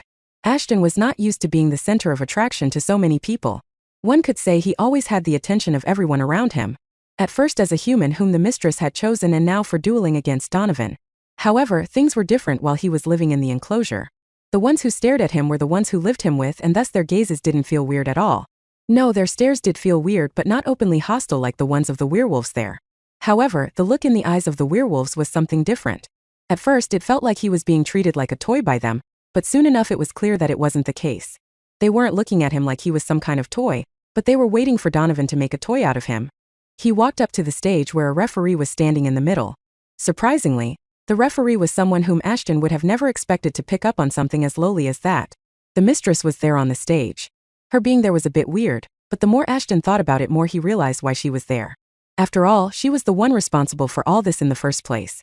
So that's why these fools are howling like a bunch of horn dogs. Ashton shook his head, clearly disgusted by their behavior. He looked at the mistress but did not bow before her, which sent those dogs into another frenzy. How dare he disrespect the mistress like that? He needs to be taught some lessons. Haha, don't worry, Sir Donovan will surely put that bastard to his place for disrespecting the mistress. These were just a few of the things Ashton could make out from the howling of the crowd who were seated everywhere they could find a place. It was supposed to be a one-on-one duel, but to Ashton it felt like he was fighting against the entire city. It was at that moment Donovan entered the courtyard through the opposite entrance. Unlike who was carrying two short swords that were given to him by the mistress, Donovan had decided to go with a sword and a whip. It was a weird combination of weapons to say the least, but one that was most effective against Ashton. At least, Donovan thought so, as it was the same whip that had been used to punish Ashton for the slightest of his mistakes. Thus a weapon like that was bound to leave some mental scars behind. Donovan's motive for bringing a whip wasn't that he was actively going to use it, but to play with Ashton's mind. As soon as Donovan walked onto the stage, the crowd went berserk. There was no question on who was the crowd favorite. The funny thing was, Donovan didn't bow down to the mistress either, and yet the crowd kept cheering on for him. Fking double standards, Ashton thought before facing his opponent of the day. Thanks for belonging that whip. Seeing it gave me other reason to try my best to beat your ass with it later, Donovan. Looks like it's going to be your grave, kiddo, Donovan said with a smug look on his face. At least I don't need to fight with a kid to make a show of my masculinity. Ashton knew he was going to lose the physical battle already, thus he was not going to back out of the verbal fight without humiliating Donovan. Say what you want, brat, today you will regret ever crossing me. Is it necessary to fight against a kid? It's a bit too late to back down now, mutt. Donovan had a weird grin that stretched from one side of his face to the other. I was the one living inside an enclosure and yet am the one aware of sarcasm? Ashton sighed and readied himself for the battle in front of him. He wasn't foolish enough to think he was actually going to win against Donovan, especially without using his other genes. But Ashton was not going to be defeated easily either. Ahem. Let me make the rules clear. The mistress started explaining the rules before the two of them got busy with their verbal battle again. This isn't a death battle. You are not allowed to strike each other with the intent to kill. The first one who gives up or gets knocked out or is pushed out of the arena loses. Is that clear? Both of them nodded. Then fight. Chapter 33A Final Duel, 5. You can read the novel online free at Audiobook Novels. Donovan rushed in on Ashton. He had no intention of making things easy for the kid, nor was he going to go listen to his crap anymore. Ashton, on the other hand, remained in his position. He could see Donovan rushing towards him with his rapier in his hand, and yet he just stood there. A moment later, Ashton threw his hands in the air and proudly proclaimed, "I give up." All of a sudden, the cheering from the crowd stopped. Neither Donovan nor the mistress could process what had just happened there. All of them knew Ashton would be defeated, but none of them had expected it to happen in such a manner. As soon as Donovan was able to collect his thoughts, he became even more enraged. The entire point of this duel was to beat the crap out of the kid, and now that he had willingly surrendered, there was no way he could do that. Even though he had won, it didn't seem like a victory to him. If anything, it felt even more humiliating because Ashton managed to outsmart all of them. The hell you think you are doing? Donovan couldn't keep himself in check any longer. Do you think this is some kind of joke? What did I do wrong? Ashton mumbled and started walking towards the edge of the stage. I abided by the rules the mistress informed us about. One could lose by giving up, getting knocked out, or being thrown off the stage. Now if you don't mind, I have some packing to do. By this time the crowd started whispering amongst itself. Technically, what they wanted had happened and the kid had not done anything wrong either. He just did as the rules stated. Donovan had won, as they had predicted. But even then, they felt as they had been cheated on. Most, if not all of them, had been waiting for Donovan to teach the brat a lesson. However, before he could even touch the kid once, the match was already over? How the hell did that work? Donovan quietly walked up to Ashton, but it was not like he could have touched the kid anymore. The duel and the training were the only two loopholes when Donovan could touch the kid with the intent of harming him. However, now that Ashton was set to leave for the academy tomorrow, there was no need for him to train, which meant that Donovan would not be able to teach him a lesson either. Ashton sensed the werewolf walking up to him and turned around to face him in the eye. Ashton had given up on the duel not because he was afraid of losing or getting hurt. He did so because he did not see a point in fighting with someone while he was at disadvantage. On top of that, this duel was nothing but a drag in his opinion. He could not give two FCKs about Donovan's need to prove his masculinity in front of the entire city. Thus he stared right into Donovan's eyes without any fears. It was a look that Donovan loathed with a passion. Ashton was someone who was much lower than him in ranks, and someone like him should have that look in their eyes. In other words, Donovan was the predator and Ashton was supposed to be the prey, but Ashton did not share the same thoughts as him. I didn't know a staring match also counted as a duel. Ashton chuckled and turned around for the final time to leave. You will wait right there. This time it was the mistress who had an outburst. You can give up if you wish, but the final decision remains with the referee and I reject your proposal to give up. Everyone was stunned for the second time in a matter of minutes. Every single one of them had seen duels before, and this was the first time they had heard of such a thing. Still, none of them tried to correct her for two reasons. First, she was the mistress. She could do whatever she pleases to. And lastly, they too wanted to watch the duel. Thus they kept silent on the matter. A few of them did try to protest against the absurdity of the new rule, but their voices were drowned in the sea of cheers and howls. As for Ashton, who was dueling for the first time in his life, he didn't know that the rule was a bogus one made by the mistress right on the spot. He assumed what the mistress said was true and let out a heavy sigh before turning towards her. So the duel is still going on? Yes, the mistress nodded. Ashton did not bother waiting for anything else the mistress had to say and grabbed Donovan's hand. A moment later, everything happened as fast as lightning. Ashton stepped in, turned around and rolled the man over on his shoulders by squatting down while pulling Donovan's hand and slamming him down, out of the arena. It was a move the mistress had taught him while teaching him about martial arts. However, even she could not believe that not only he had mastered the move already, but also that he was able to execute it so easily. Ashton had won that too by outsmarting all of them once again. Please donate through Audiobook Novels PayPal to help me keep uploading for you guys. Chapter 34 Contingent 1. Silence. Absolute silence shrouded the arena. No one could believe what had just transpired there. Donovan, the second strongest werewolf in the city, was defeated in such a peculiar and embarrassing way. But it had happened. Ashton had done the unthinkable, that too without breaking any rule. As much as the crowd was opposed to him winning, in their hearts, they had acknowledged the outsider. Just a bit, but it was more than enough for them to take an interest in him. That was what most of them were feeling at that moment. Some of them, however, were debating about whether the duel was actually over or not. Some argued that the duel was not over as Ashton had attacked his opponent when he was not prepared. As for the rest of them, they did not see anything wrong with it.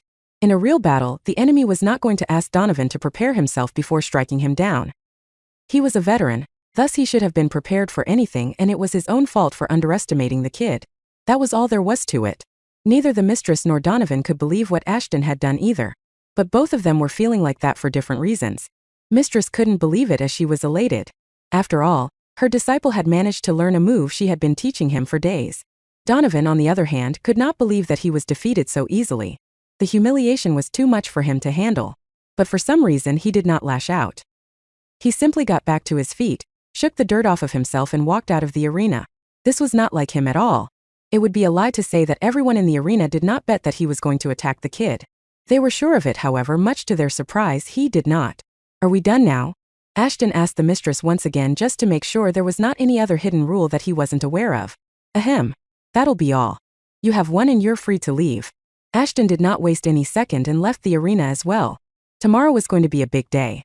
It was the day he would leave Madden Creek and hopefully not return there until it was time for his revenge. Till then, he only had one goal in his mind: to get strong enough to get rid of the mistress and destroy everything she had built over the years. She took everything away from him, thus he was planning on doing the same. Even if he had to sell his soul to the devil. I should stop thinking about it too much and only bite what I can chew. Ashton thought to himself and tried to calm the pounding heart in his chest. Taking baby steps is better than running with crunches. Revenge will come in time. First I need to get stronger. Much stronger than I am now. The day passed without much trouble. No one disturbed Ashton on his last night in Madden Creek. The guards were shooting him nasty looks every now and then. But after the news of his victory over Donovan spread, even the guards did not dare to do anything to him. However, just as a precaution, Ashton did not eat anything that he was offered. He couldn't trust Donovan or his close aides to not try to harm him by poisoning his food. Instead, he consumed the food bars he had stored in his inventory just to be safe. Apart from that, nothing of significance happened. The next morning, Ashton had his stuff packed up and ready to move. There were many things he needed to keep outside as his inventory carried most of his important belongings. After what seemed like hours had passed, someone finally knocked on his door. He opened it up and was greeted by a very fashionably dressed mistress and her bodyguard standing there. Just like the day he was taken away from the enclosure. Everything prepared? She asked him. Ashton nodded and grabbed his bag, and then headed out with the rest of them. All of them got into several cars and headed to the city, which was plainly referred to as Contingent. Ashton had heard a lot about the city from the mistress. And the way she talked about it seemed like it was the last place the mistress really enjoyed herself. It was probably also the reason why she was accompanying him. As even though she was quite an influential personality, there were rules that even she could not break. One of the prominent ones was about those who forget up the rules. The mistress never told Ashton why she was banned from entering the city, but he had a vague idea about it being somewhat related to attacking her half-sister, the pure-blooded descendant of the king. Let's go. We do not have time to leisure around. The mistress roared and the drivers raced their cars. Please donate through Audiobook Novels PayPal to help me keep uploading for you guys. Chapter 35 Contingent 2. You can read the novel online free at Audiobook Novels. Wow. That was the first word that came into Ashton's mind as soon as the city of Contingent came into view. Madden Creek was nothing in comparison to this city, which was to be expected, as Contingent was a city that was not only funded by the royalty of Lycania, but from other werewolf kingdoms as well. The kingdom's capital was the only city that was bigger than Contingent. But even then, some said the security of Contingent was much better than that of the capital. Ashton did not know how much truth the claim had to it. But it must have been true if even the mistress could not enter this city as she pleased when she could freely roam around the capital whether she was invited there or not. Also, the city had multiple gates one could use to enter. However, all of these gates were heavily guarded by guards who seemed to be on Donovan's level or maybe a couple of levels below. Either way, they weren't people with whom anyone in their right minds would want to mess. Contingent was a city that defied the odds of architecture and engineering. It was built on top of a mountain range. While the other mountains were covered in snow, the mountain contingent was made on, was weirdly warm with not the slightest bit of white snow covering it. In fact, the areas around the mountain were covered with lush green fields. To say that this planet was weird would have been the understatement of a century. Even though they were yet to enter the city, Ashton could see the skyline is riddled with elaborate skyscrapers, and each was more impressive than the next. However, the academy was not the only place of importance there. Since the other kingdoms had funded in its creation, Contingent acted as a trade center as well, which would account for all the carts and trucks laden with valuable resources Ashton was seeing around them. According to the mistress, the trade in the city was at an all-time high, and thus, it has attracted a lot of attention from other kingdoms as well. As a result, Vampire had also established an embassy within the city. Also, the academy also hosted courses for the vampires as well. As weird it was, Contingent was a safe place for them all. At least that was how the others were led to believe. However, only the vegetarian vampires who survived on animal blood were allowed to attend this place, and their admission test and process varied a lot from what Ashton was going to take later that day. Due to this odd combination of various cultures, it has left its mark not just on education, but also upon the city's identity. What historically was a city of no variation has grown into a large melting pot, and it's this that unites a little over 1 million people to this day. But more importantly, it was the food and delicacies this place had to offer that made even the stoic mistress drool with excitement. After seeing her reaction, Ashton was seriously thinking whether the mistress only accompanied him because she wanted to try the food once again. It's crowded quite a bit today. The mistress mumbled, then again today is the admission test, so it's expected to be that way. Ashton just nodded along. He still didn't know what the admission test was going to be. He had asked the mistress about it priorly, but she did not know anything either. The test changes every year. One year it's about academics and the next it's about duels. Not even the professors and trainers know about it. Only the director of the academy knows what she is going to do for the test. That was what the mistress told him. Even the teachers and other faculty members got to know about it mere minutes before the actual test began. It was done so that none of the teachers leaked the news to give any student an unfair advantage over the others. Ashton thought this to be a wise move. If the teachers knew about it, then there was a high probability that the noble families would try to pry the information out of them, which would have placed the honest teachers in a hard position, while the others would try to sell the information at a price. "You never told me what your test was?" Ashton asked the mistress as he got bored from sitting in the car for hours. "We were made into makeshift teams and had to hunt monsters. Each monster had a certain amount of points, and to qualify you needed to obtain an unknown amount of points. However, all of us will get individual points for slaying monsters. On top of that, we were allowed to attack the other participants and steal points from them. So you can imagine the chaos that ensued afterwards. And how many points did you need to qualify? None. As I said, the director had always been unpredictable.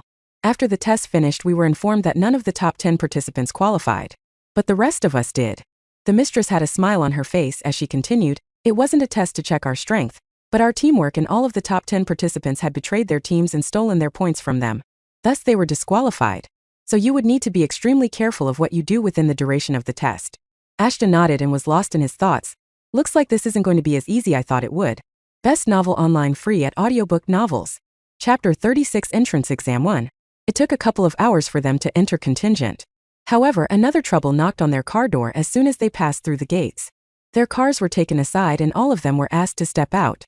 Ashton did not know what was going on, but the mistress did. So far, all of the soldiers, or guards as they referred to themselves, Ashton had met were either cadets or junior officers like lieutenants. They were stronger than him, as he had confirmed the same with the system. It was no wonder the mistress was doing as she was told to. If he was in her place, he wouldn't have wanted to anger them either. Soon they were brought into a building that looked like a police station. Inside, Ashton saw a man standing with one of his feet on top of a man's head. The naked man had a metal collar around his neck and was bleeding profusely from wounds that were all over his body, while the officers around him were laughing and torturing him. Behind them was a cell. From within the cell, muffled moans of a female could be heard. It didn't take long for Ashton to realize what these bastards were doing inside the cell. It was a human slave. No, there was an entire family of slaves. A plethora of emotions washed over Ashton as he saw the humans being mistreated. He tried to calm his nerves down, but he was failing quite miserably. The mistress must have sensed it as well, as she immediately pushed Ashton behind herself. She was aware of Ashton's raw emotions as a former human, and thus acted before he ended up doing something he would have regretted later. The push brought Ashton back to his senses, but he could not get such a terrible sight out of his head. The only thing he could think of doing was to register the werewolf who was mistreating the humans. Ashton swore he would deal with him when the time was right. But for now, he had to control his emotions as he was weaker than them. Standing 5'9" tall, and solidly built with olive skin, The werewolf had an ominous feel about him, something that Ashton did not like at all. He also had beady brown eyes and his short, straight, brown hair, which was in contrast with his jet black mustache and beard. The man was wearing a uniform just like the rest of the soldiers were, but it was a bit more ornament than the rest of them. He also had a handful of badges spread across the left side of his chest. You bastards thought you could escape from contingent? How big of a moron did you have to be to come up with something like that? The man with the mustache barked, and his subordinates joined in on the fun and began kicking the slave one after the other. Well, it's thanks to that we got ourselves a little treat. Someone else from the crowd said while pointing towards the cell, these humans might be slaves, but damn, their females know how to make someone feel good. At that moment Ashton realized that as much as he hated the mistress for what she did to him, she was far less of a monster than these bastards were. The elders living in the enclosure were right. They were indeed treated much better than the rest of humanity. It didn't mean that Ashton's hate for the mistress had reduced. Far from it. No matter what she said or did, he would never forgive her. But in a weird way, Ashton felt a bit of respect had formed in his dead heart for the mistress. It's not a matter of respect, Ashton thought to himself. It's more like comparing two evils and acknowledging the lesser evil between them. By this time the mustache man realized there was someone standing near the doorway and told them to stop their chatter. At this moment, the cadet entered the chamber and informed him about the issue.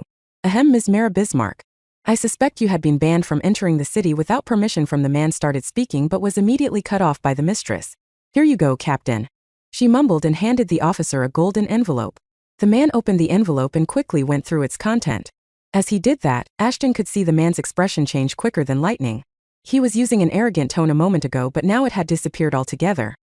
He quickly ordered his subordinates to clear the room. Within a matter of seconds, the power dynamic of the room had shifted, and it appeared as if the mistress was in charge of the facility and not the captain. Disha, take Ashton to the academy. The captain and I have some important things to talk about. We'll join you later. Disha was a blonde werewolf who was her closest aide after Donovan. She was also one of the only females the mistress had allowed to help train Ashton. Unlike the other werewolves, Ashton felt more comfortable with her as well, probably because just like him, Disha was not born as a werewolf either. In fact, she was from the first batch of humans to have been kept in the enclosure. This fact also helped her get close to Ashton. After all, she was once a human just like him. With the orders being given to them, Disha and Ashton both headed towards the academy, which was the main attraction of the city. However, Ashton did not leave before throwing a soul-chilling look at the captain of the station. The captain had made it to his list of people to kill. Read novel fast updates at Audiobook Novels. Chapter 37 Entrance Exam 2. And here I was thinking the gate was crowded. Ashton mumbled as the academy came into his view. But there wasn't much he could see apart from the tall buildings that watched over the town. The rest of the mansion was covered with people of different ages and physiques. Thousands upon thousands of adults were there with kids. Some of them were the parents while the others were attendants of the nobles who were there to take the entrance exam. Ashton, on the other hand, had only Disha who was accompanying him. However, he wasn't the only one like that. There were hundreds of others who had come alone. Most of them were not wearing any extravagant clothes. Thus, it was easier for everyone to differentiate between those from noble lineage and those without one. Most of the nobles would have entered the city at least a couple of days ago to get a head start, Disha said as the two of them made their way towards the crowd. Head start? For what? I thought the mistress said no one knew about what the director had planned for the test until she announced it as the ceremony began? Director might be unbiased, but the professors and trainer are not. By getting a head start, I meant that the nobles would try to get a favorable expression for their children. Thus, when their children qualify to attend the academy, the professors will keep an eye on them. Ashton shrugged his shoulders in an uncaring way. He had expected stuff like this to happen, but he didn't know it would begin even before they entered the academy. I would have expected nothing less from these idiots either way. Well, I will think about it after I qualify to attend the academy. Who knows, maybe if I do well, I will get some preferential treatment as well. At that moment, several speakers blasted off simultaneously, and the giant screen in front of them lit up. The screen was divided into 8 sections, with each section having around 200 names written in them. Haha. It is my pleasure to see so many young ones trying out to enter our humble institute this year. A strong feminine voice boomed through the speakers. We can talk later to our heart's content, but for now let's get to what all of you have gathered here for. Suddenly the names on the screen disappeared, and instead were replaced by a map of some sort. The map was divided into 9 sections. Each one was colored differently and marked with numbers from 1 to 8. In the middle of it all was a region that stood out from the rest. While the other regions were marked with vibrant colors and numbers, the central area was blackened and did not have any numbers on it. As soon as the map flashed in front of the examinees, the crowd started whispering amongst themselves. The attendants went berserk and were talking into their communicating devices. It would appear as if they were trying to get information about the exam to gain some sort of advantage over the others. Only the nobles were doing this. The rest of them stood there baffled just like him. What good would doing that will do to them now? The entrance exam would begin in mere moments. Typical nobles. Disha shook her head. What's going on? They are trying to form teams and contracting mercenaries to help their young lords win. Wait, what? I can understand forming teams, but mercenaries? How will they do that? Did you think every kid here wants to enter the academy? Disha scoffed. Frankly, only nobles care about such a thing. Most of the others are here to make some quick money. It then dawned upon Ashton that the people he thought to be commoners were actually mercenaries. Not all of them, but most. As soon as they got a satisfactory wage, the mercenaries started heading towards the person who hired them. Soon the crowd that had been scattered till then was reduced to large groups. Some of the commoners were now carrying bags and other stuff while some were busy testing their weapons. Since the groups had been formed, Ashton's hope of surviving against these people was dwindling fast. On top of that, unlike them, he did not come prepared. Hell, he did not even have a weapon on him that he could use there. I cannot use the twin blades here. Someone might recognize them and then it'll be the end of me. However, Ashton might have kept a weapon with him, but he had a lot of other utilities inside his inventory, including several medkits. Who looks like you all came prepared this time around. The feminine voice once again echoed through the speakers. It would truly be a shame if someone were to ban the use of anything that is not provided by the academy during the test. That's right. I, as the director of this institution, prohibit the examinees from using anything that was not provided to them by us. Whoa, she and unpredictable, Ashton thought with a smile on his face.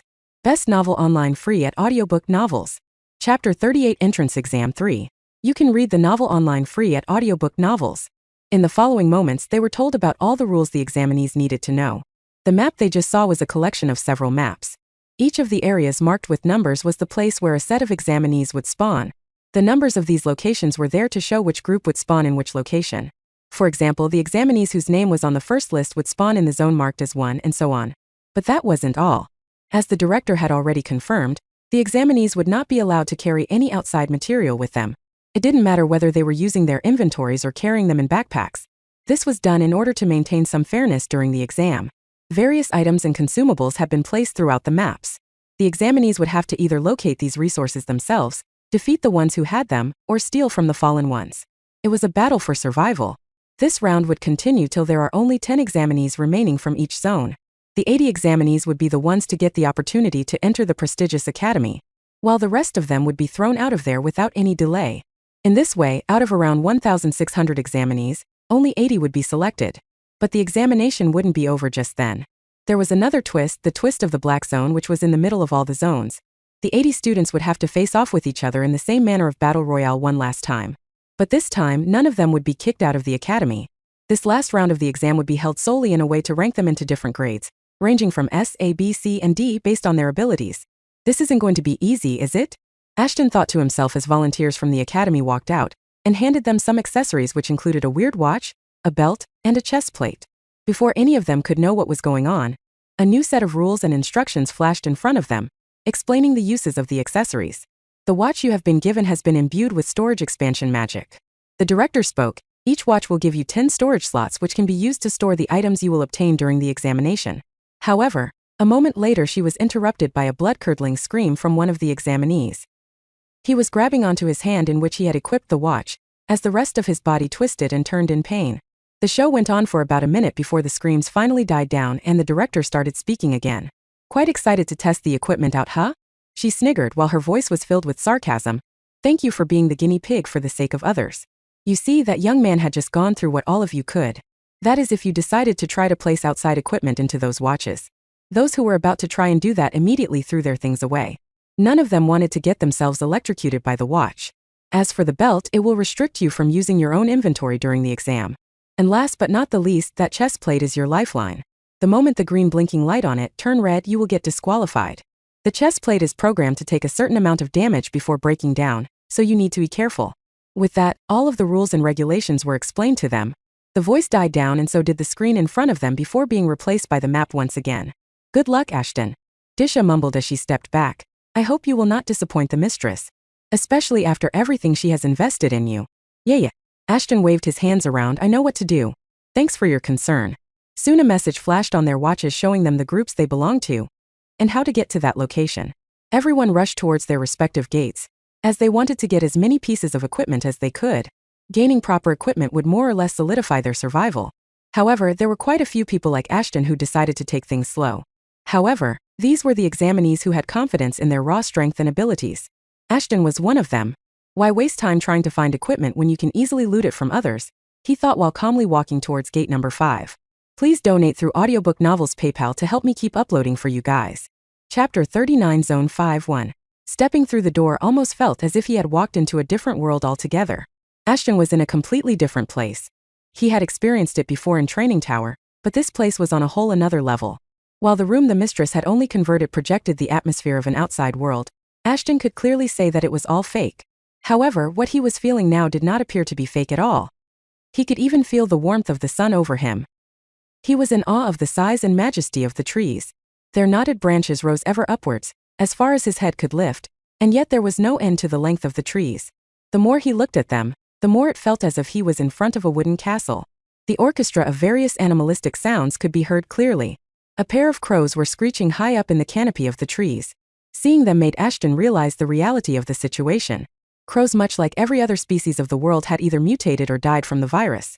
Thus the only way one could see these creatures was through projections like the ones he was witnessing. However, his perception skill was telling a different tale altogether. These crows did not fit with their surroundings. It might sound weird, but Ashton could feel something was different about them. Ashton picked up a sharp wood piece off the ground and without a second thought hurled it towards the bunch of crows. Most of them were successful in flying away, but an unlucky one got hit by the stick which was thrown towards it like a javelin. Ashton jumped at the bird only to realize that his doubts were right on point. They were not birds but robots with cameras in place of eyes. I was wondering how were they planning on keeping an eye on us? Having robots like these to do surveillance is a genius plan. With that out of the way, he gave a last look around himself to see if he could gather some hidden equipment or something. The forest which he entered looked oak brown and primitive. Ashton could see the footprints of the examinees who entered before him on the grass. It didn't look like they were much interested in fighting with one another. Maybe they came up with an agreement to find weapons first and fight later. Ashton thought while analyzing his surroundings. However, they do not have one thing that I do. In such a wide place, Ashton's perception skin was nothing less than a lifesaver. On top of that, since it was a vampire skill, the other participants would not have such a skill, and this gave Ashton an unfair advantage over the others. This kid is interesting, the director thought while sipping her tea. For someone who was apparently one of the first werewolves to come into being, the director was fairly beautiful. If she did not hold the position of director of the academy, one would have never been able to guess that she was almost a century-old lady. Standing 5'7" tall, this fair-skinned woman had an attentive feel about her. Her eyes hold the wisdom of almost a century in them, and it was difficult for even the minutest details escape from her vision. But the most notable part of her was not her eyes, but the burn scar that extended from her left earlobe to the chin. Not many knew how she got the scar, but they know one enough to not talk about it. As she might seem like a friendly and warm person from the outside, but those close to her knew better than to be fooled by her external demeanor. There were various screens in front of her, 32 to be precise. The director was not alone in the chamber. Most of the teachers in charge of the first years were there with her. They wanted to check whether there were any extraordinary examinees among the crowd or not. The director, on the other hand, was constantly looking at the new examinees, and some of them had already caught her eye, including Ashton. He was the first one to discover the anomaly of the crows there and immediately acted on it. Even though he did not have any weapons on him, this seemed to have some effect on her. His decision was foolish. The crows could have turned out to be hostile and then the kid would have been in trouble. The director shook his head. He headed into the unknown without any hesitation. As much as I admire bravery, I hate fools more. However, he might be the first to locate that weapon. The examinees had not been made aware of this, but at the entrance of each gate, there was a specific piece of equipment hidden away. However, none of them had been discovered till now. All of them had been in such a rush to separate themselves from the crowd that they did not even check their surrounding properly. But the way Ashton was looking around, he might become the first one to find the weapon. Best Novel Online Free at Audiobook Novels. Chapter 40 Zone 5-2.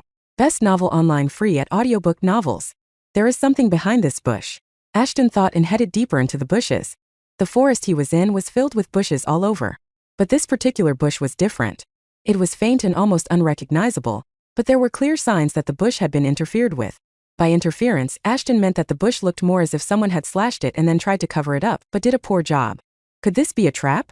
As he was making his way deeper and deeper into the bush, Ashton realized that it might as well be a trap. Since he knew that the examinees could use the natural resources of the zone, there was a high chance that one of them had used the branches and vines to make a trap for the others. It is better to check things out rather than jumping headfirst into the unknown. Ashton quickly backtracked his footsteps to where he had shot down the crow. Well, this is one way to confirm my suspicions. He threw the broken crow into the bush with all his might and listened. A moment later there was a loud clunking noise. Ashton carefully followed the noise and there it was. A hidden chest right in the middle of the bushes. The chest looked quite old but was well decorated with ornaments. It almost felt as if the chest was begging him to open it. I really was overthinking things. Ashton shook his head and opened the chest. However, as soon as he opened the chest, someone shot an arrow at him. However, thanks to his enhanced perception skill, Ashton easily dodged the arrow. But he could feel something was off. The next moment, there was a blinking notification in front of him. You have been affected by Luna's curse. Your werewolf stats have been reduced by 30%. The hell? Ashton blurted out as he read what the notification had to say. When did I get? Wait a minute. It only took him a moment to realize what was going on. Unlike what he believed, he wasn't the first one to discover the chest there. There were 3 others who had been lurking around there. Those bastards waited for someone like him to show up and open the chest. Because there was a curse placed on the chest, damn it. Why didn't my perception skill work on them or the chest? It would seem one of them has learned concealing magic or carrying a tome with them, which helped them fool you. The system's reply only made Ashton madder. Couldn't Lucifer have the system inform him about all this before? But then again, it was his own fault to be blindly dependent on the skills and not his senses. As for the question of tomes was concerned, until and unless they found it in the zone, there was no way they could use an outside material here. Thus Ashton was pretty sure at least one of them had concealing abilities. They found the chest and knew it was cursed. So they used the concealing magic to hide themselves along with the curse on the chest. After that, they waited for someone else to open the chest so they could take the items and kill the one who opened it. Clever bastards. Ho-ho. Looks like we caught one of those nameless dogs. The red-headed kid carrying a bow and arrows smirked. Following his lead, the other 2 emerged from the flanks and cornered Ashton. It's a good thing that he isn't one of the nobles we know. Which means we can eliminate him without fearing about retaliation from his guardians. The other 2 kids were twins and had black hair and were carrying swords. But more importantly, all 3 of them had the same insignia carved on their clothes. So they are from the same family, no wonder they are working together. Ashton thought before getting into the position to battle it out. Thankfully, the curse only applies to my werewolf genes and not the others. He looked up the stats of all 3 of them, and they were all around level 7, which meant they were a couple of levels below him. However, thanks to the curse, Ashton had more or less the same stats as them. Still, he could use his other genes to overpower them, but before that, he needed to check something. Ashton then looked up to see whether there was any surveillance in that area or not. It was obvious that there was. After all, the director and the faculty members wanted to know who was the one to find and claim the treasure. Things are not going to be easy for me. Are they now? There was no chance in hell he was going to risk using his other genes when the others were watching him. Even if the ones in front of him did not notice him using his skills like that, the director and the faculty members would. However, he wasn't out of any ideas just yet. He jumped over the chest and quickly grabbed whatever was inside it. He had taken the curse, so it only made sense that he took the weapon inside as well. But he had not even remotely expected to get what he did. I can work with this. Please donate through Audiobook Novels PayPal to help me keep uploading for you guys. Chapter 41 Whipped One. Please donate through Audiobook Novels PayPal to help me keep uploading for you guys. Damn it. That no-name bastard took the weapon. Rami, one of the twins, yelled in rage. I told you one of us should have taken the curse and the weapon. Shut up, Rami, the redhead barked at him. We can still get the weapon from him. All we need to do is to kill him. So stop barking like a dog. Nathan is correct, the second half of the twin said before yawning casually. After all, that's what our plan was from the beginning. Our father even paid a huge sum of money to put us all in the same group, making this easier for us. Damn it, Rick. It was supposed to be a secret. The redhead known as Nathan cursed once again. And soon all 3 of them were busy cursing each other, completely ignoring the fact that their enemy was standing right there in front of them. I was afraid of taking on this bunch of airheads? Ashton smirked before taking a good look at the weapon in his hands. Item: Bone Whip. Type: Weapon. Damage: 100,133 HP per strike. Stats bonus: Strength, +10 while equipped for use. Deals 1.2x damage against night creatures. Deals 2x damage against werewolves. Rarity: Uncommon. Description: A bloodied whip made out of the bones of numerous night creatures who fell prey to its attack. A somewhat rare find and an effective weapon to fight against werewolves and night creatures. When in the hands of an expert wielder, can cause havoc. One of the most preferred weapons to keep enemies at a range and attack them as well. The weapon had been enchanted and imbued with unique abilities and effects. Effects: Attacking enemies using this weapon exposes them to hemorrhage, making them lose 2% of their HP for the next 5 seconds. This ability has a cooldown period of 10 seconds, ineffective on elite beasts. grants the user a passive effect, stun. Whenever the user parries an enemy attack, the attacker has a 100% chance of getting stunned for 1 second. This effect has a cooldown period of 10 seconds. One target can only be affected by this skill 3 times in an hour. Grants the user the active skill, cloaked. Temporarily increases the user's evasion rate for 5 seconds, thus making it tougher for the enemies to attack the user down. This is quite a treasure. Ashton mumbled slowly. The damage of the whip was lesser than that of the twin blades, as well as the stat boosts were not as high as the blades either. However, the whip more or less made up for it thanks to its passive and active effects. Stun and cloaked were abilities that heavily complemented each other. With stun, Ashton could stun attacking enemies, and in case he failed to parry the attack, he could always use cloak to evade the strike either way. With these two skills coupled with his reflex perk, he was essentially untouchable. Especially if the other examinees were on the same level as the 3 in front of him. Let's test them out, shall I? Without wasting a second more of his time, Ashton leapt in the air and swung his whip to the nearest twin. All of them were so busy bitching about each other that by the time they noticed something was amiss, it was already too late. The white bony whip wrapped itself around Ramus' head, and the next moment he was slammed headfirst on the ground. The stat boost provided by the whip might not have been much, but it was enough for Ashton to overpower them individually. After all, even with the curse on him, he was just as strong as the 3 of them. What the hell? The 2 remaining brothers blurted out simultaneously, but couldn't do anything else apart from that. Ashton's sudden move had startled them. Their minds could not produce a suitable counter for him in time. This is what happens most of the time when someone suddenly attacks a group alone. It was in their nature to expect a pack to be stronger than a lone wolf. Such thinking wasn't wrong per se, but it was not valid all the time.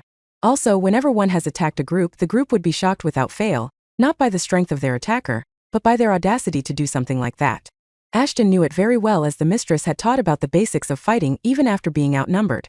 She did so, thinking Ashton might get attacked by the team of vampire and undead that had been haunting Madden Creek. However, this phase only lasted a second or two at max. This time could be either used to attack more enemies or retreat, depending on the situation. But Ashton being Ashton, running away from them wasn't something he would even entertain thinking about. Thus, he decided to knock down at least 2 of them for good before the element of surprise wore off. Getting rid of 2 of them would make it easier for him to focus on the 3rd. It was the best thing for him to do now. Theoretically, at least. He threw the whip in the direction of the other twin. The whip, however, was not meant to target the twin. Instead, Ashton was targeting the tree behind Ryan.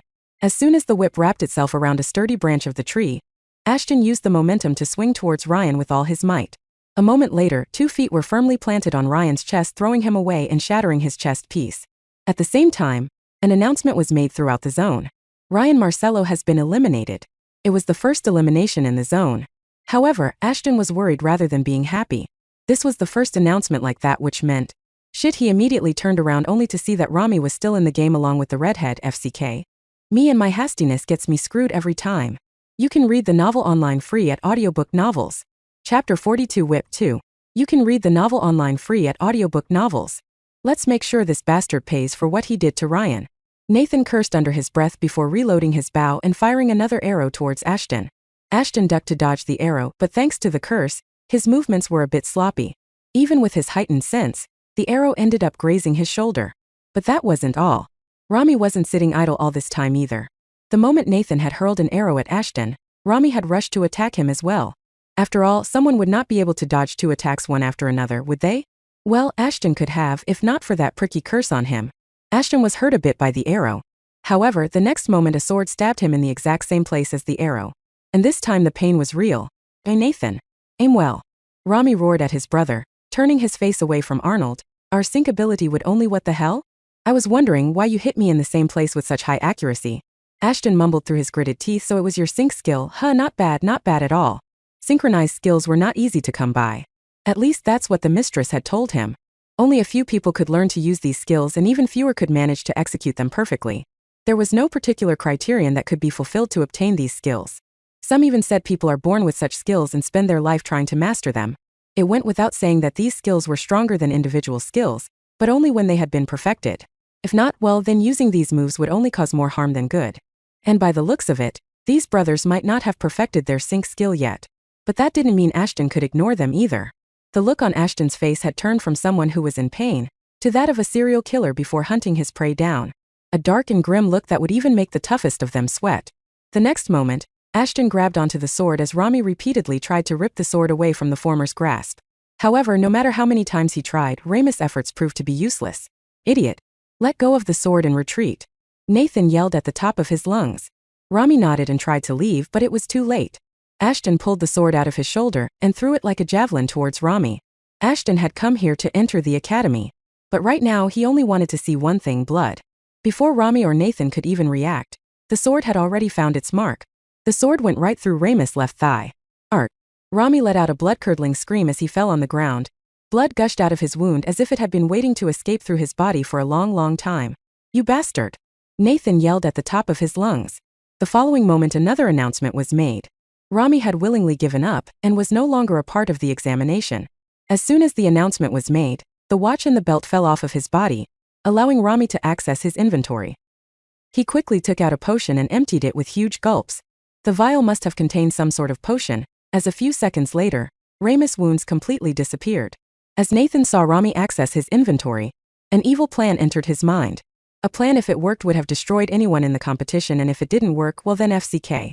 Rami, empty out your inventory right where you are. I want potions, weapons, accessories, everything. Nathan ordered his brother, who immediately understood what Nathan wanted to do. Rami dropped everything he could before walking out of the zone. There was a rule that eliminated examinees could not attack the ones who had not been eliminated. But there were no rules stopping them from accidentally dropping items in the zone as they left. You want to play dirty? Fine by me. Ashton mumbled to himself. Madam Director, the Marcellos are playing around with the rules. One of the teachers in the academy pointed out, there is a rule that no eliminated participant can influence the outcome of the match in any way, shape or form. But Rami is clearly violating this rule. I know about it very well, Madam Rosefly. The director humbly replied, these are indeed the grounds for disqualification. But, I want to see what's his name again? Ashton, ma'am. Yes, I want to see what Ashton would do when forced to fight against overwhelming odds. Aren't you excited as well? There was a weird shine in the director's eyes.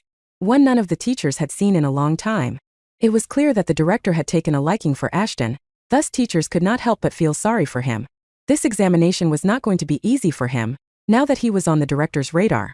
However, Ashton was not the only one who had caught her eyes. The director had picked one student from each zone to test their strength and mettle.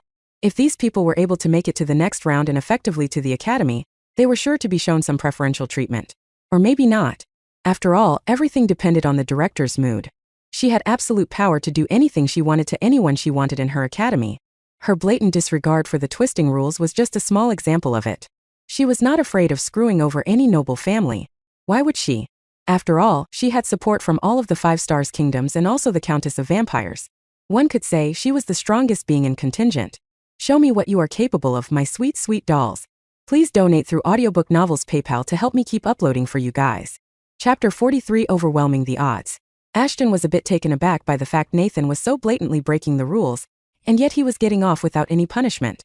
But then again, he was from a noble family, so Ashton wasn't all that surprised either. Looks like the director can be bought too. The more I live within them, the more and more I start to hate them.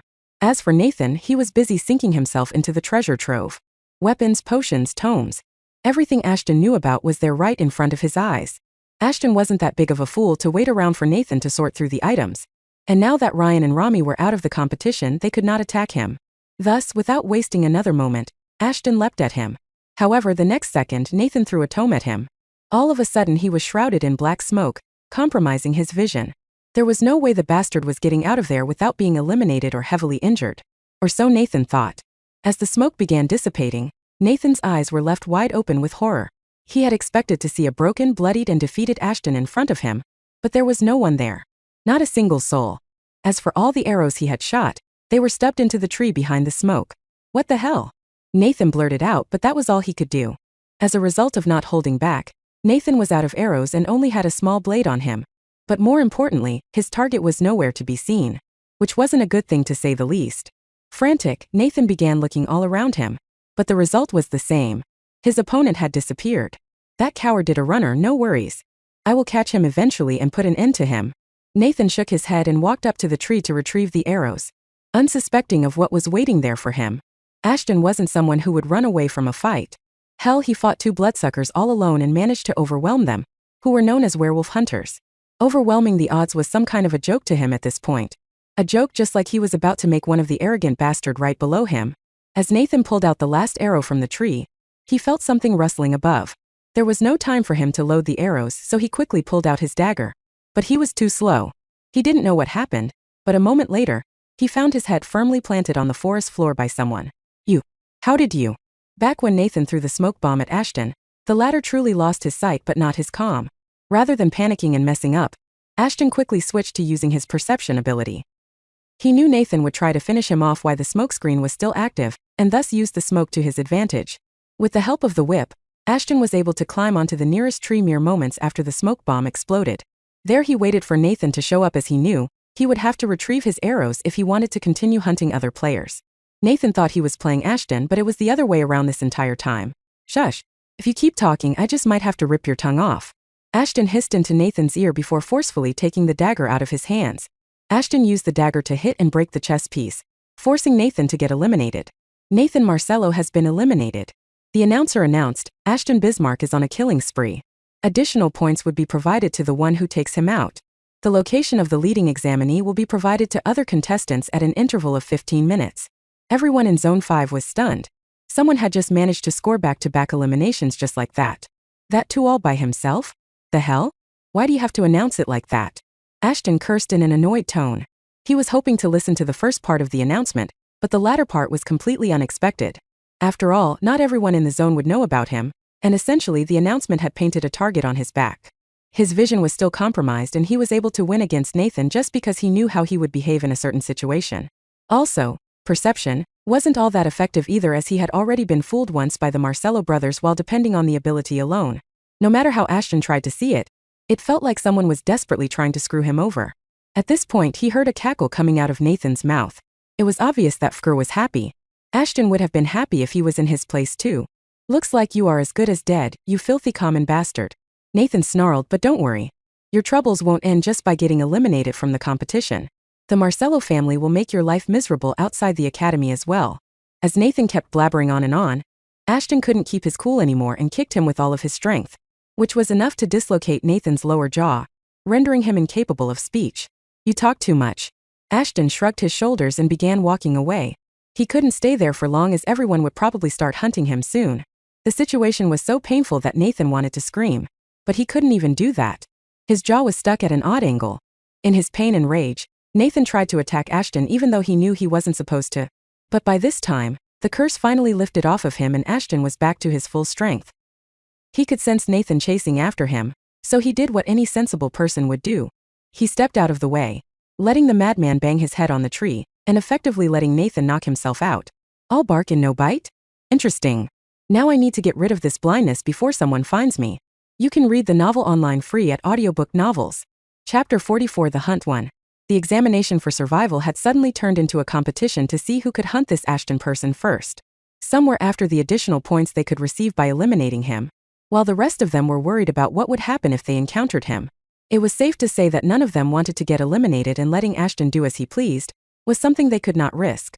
For all they knew, Ashton might already be preying on them and could eliminate them at any given moment. But that wasn't the only reason for their hostility. Ashton had just eliminated a group of nobles, which left the rest of the nobles enraged. They have heard about the Bismarck name and knew it very well that it belonged to the half-sister of the current prince. It went without saying that the mistress did not have a good reputation among the spoiled noble brats. She was detested by everyone in the noble families, except a few who were close to her.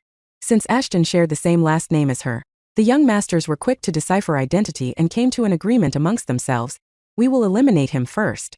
Let's put everything else on hold. One of the nobles announced to the 50 or so noble who had gathered there. Although it's a shame not all of the purebloods shares the same view as us.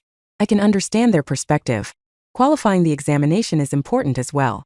This young man was named Lucas Ring, the sole heir of the Ring family who had friendly relation with the Marcellos, whose family members Ashton had just eliminated. His waist-length white hair was proof that he had not lost a battle in a long time, as according to their family tradition, the Ring never cut their hair off until and unless someone defeated them in battle. At least that was what the others believed. The Rings were truly a despicable family. They never lost a battle before, not because of their strength or valor, but simply because they never fought with anyone. Instead, they used to manipulate others into doing their dirty work for them. To them, nothing mattered as long as they were able to achieve what they wanted, and Lucas was no different from his ancestors. Having been gifted in the art of speech, Lucas was someone who could turn a villain into a hero and vice versa just by inciting the crowd around him. That was the reason why other nobles on the same level of strength as them rarely if ever went against them. No one could mess with them unless they had the overwhelming strength to destroy their entire family. But anyone who had the strength to do so never bothered with the kinds of them. After all, why would someone waste a missile to kill an ant? Either way, Lucas was successfully able to incite the crowd to hunt Ashton. However, he himself had no intention of participating in the hunt. He was a master of manipulation, but when it came to fighting, he was much weaker than any of them. Thus, by making others waste their time looking for Ashton, he had cleared himself a path to earn the points that those 50 nobles would have earned on their own. In other words, while these nobles would be busy hunting Ashton, Lucas would be looking for alternate ways to gain points and qualify for the exam. On top of that, since his family was close to the Marcellos, no one would ever question him for doing this. In the eyes of the others, he was a true friend who simply wanted to avenge his fallen comrades. The nobles who did not answer his call for help knew very well that Lucas had an alternate motive. So, rather than wasting their time on nonsensical things, they decided to focus on the competition itself. Fools, all of them are a bunch of fools and nothing more. Lucas could barely conceal his grin behind his mask of innocence. However, I am thankful for their foolishness. If it hadn't been for their gullibility, I was surely not going to pass this survival exam. Alright then, listen up. Lucas roared at the top of his lungs, let's divide ourselves into groups of 5. That way we will have enough strength to confront him and cover the maximum area as well. Are there any questions? All of them shook their heads in unison. Alright then, let's hunt him down. Meanwhile, on the other side of the map, Ashton had blended himself in with the surrounding. His blindness was slowly wearing off. Since the item did not belong to the examination, its effects were slow to disappear, unlike the curse he got affected by after opening the chest. At least I got some of my vision back. Ashton thought it will still be a problem if I encounter another trio like before. In his state, he was worried if he would be able to fight 2 examinees simultaneously, let alone 3. However, his problems didn't end there. He couldn't stay in one spot for long, as once 15 minutes passed, the rest of the examinees would get informed of his location. Thus not only he was forced to fight in a state of partial blindness, but he had to run and hide as well. It almost felt as if someone was plotting against him. First, Nathan was suspiciously allowed to use forbidden items, and then the announcement after eliminating him practically screwed him over. Moreover, none of these things was mentioned in the rulebook that was fed into their watches. To say that Ashton was pissed would have been an understatement. At first, he thought the director would be fair with her treatment of everyone. But hell, he was wrong. Oh, she's fair alright. But only to those f***ing nobles. Ashton cursed the director. If things keep going on like this, I might have to use the other genes as well. But for now, let's keep it as a last resort. Read novel fast updates at Audiobook Novels. Chapter 45, The Hunt 2. You can read the novel online free at Audiobook Novels. Oh, looks like he is not pleased with this development. The director smiled. Too bad, his problems are only going to get bigger from here on out. Is it time? A brunette, brown-skinned woman politely asked. The director nodded. The rest of the teachers had no idea what these two were talking about. But then again, the director hadn't been one to reveal all of her cards to anyone, even to her most trusted comrades. Professor Mina, I assume you have only prepared trained night creatures? The director mumbled as the artificial sun started going down, marking the second phase of the test. Yes, Madam Director. They have been trained to hunt and not to kill. The examinees might get injured, but none of them would die. Mina diligently replied. The director hadn't informed the Academy's best beast tamer why her beasts would be needed for the exam. But Mina trusted the director more than anyone in her life. So she did what she was asked to without a moment's hesitation. Similarly to Mina, the director had given some of the other professors different tasks as well. But it was done in a way that they would have never been able to guess why she needed all of their help. On top of that, none of the professors was aware of the involvement of other professors in the exam. With that being said, the director was planning to use all of their resources to make sure only the toughest and most resilient werewolves among the examinees would be able to attend the academy. I can already see some rising stars among these young guns. She thought while looking at the 8 examinees she had taken a liking to. It would be a shame if some of them were not able to pass the exam. It's done, Madam Director. Mina informed her shortly. The beasts would soon enter the zones. Excellent. The director clapped in excitement. Let's see who will break first. Make the announcement now. Who? Attention all examinees. The survival exam will now enter its second phase. For the next 24 hours, you will be shrouded in darkness with only little light available to you. The announcer announced the new set of rules. As you must be aware of, with darkness comes night creatures. Thus, some of such creatures will be released in your respective zones as well. You have 2 choices. Either hide and wait till the exam is completed, or put your life in danger and defeat as many night creatures as possible. However, as an incentive, you will be given points according to the number and type of monster you defeat. Good luck and may the best survive. Things got a bit interesting. Ashton couldn't help but smile. Darkness was his friend more than anything else. His was suffering through a stat debuff thanks to the sun shining over their heads. But now that it was going to be dark for the rest of the duration, he could finally start attacking rather than what he had been doing so far. It also made sense why all of the weapons they had received through the chests and by looting others had bonus damage against the night creature apart from werewolves. On top of that, I no longer need to depend on perception. The darkness of the night will help me out. Without wasting another moment, Ashton opened his info tab to check his stats. Name Ashton Fenrir. Species, zombie, inactive, vampire inactive, werewolf, active, human, deceased.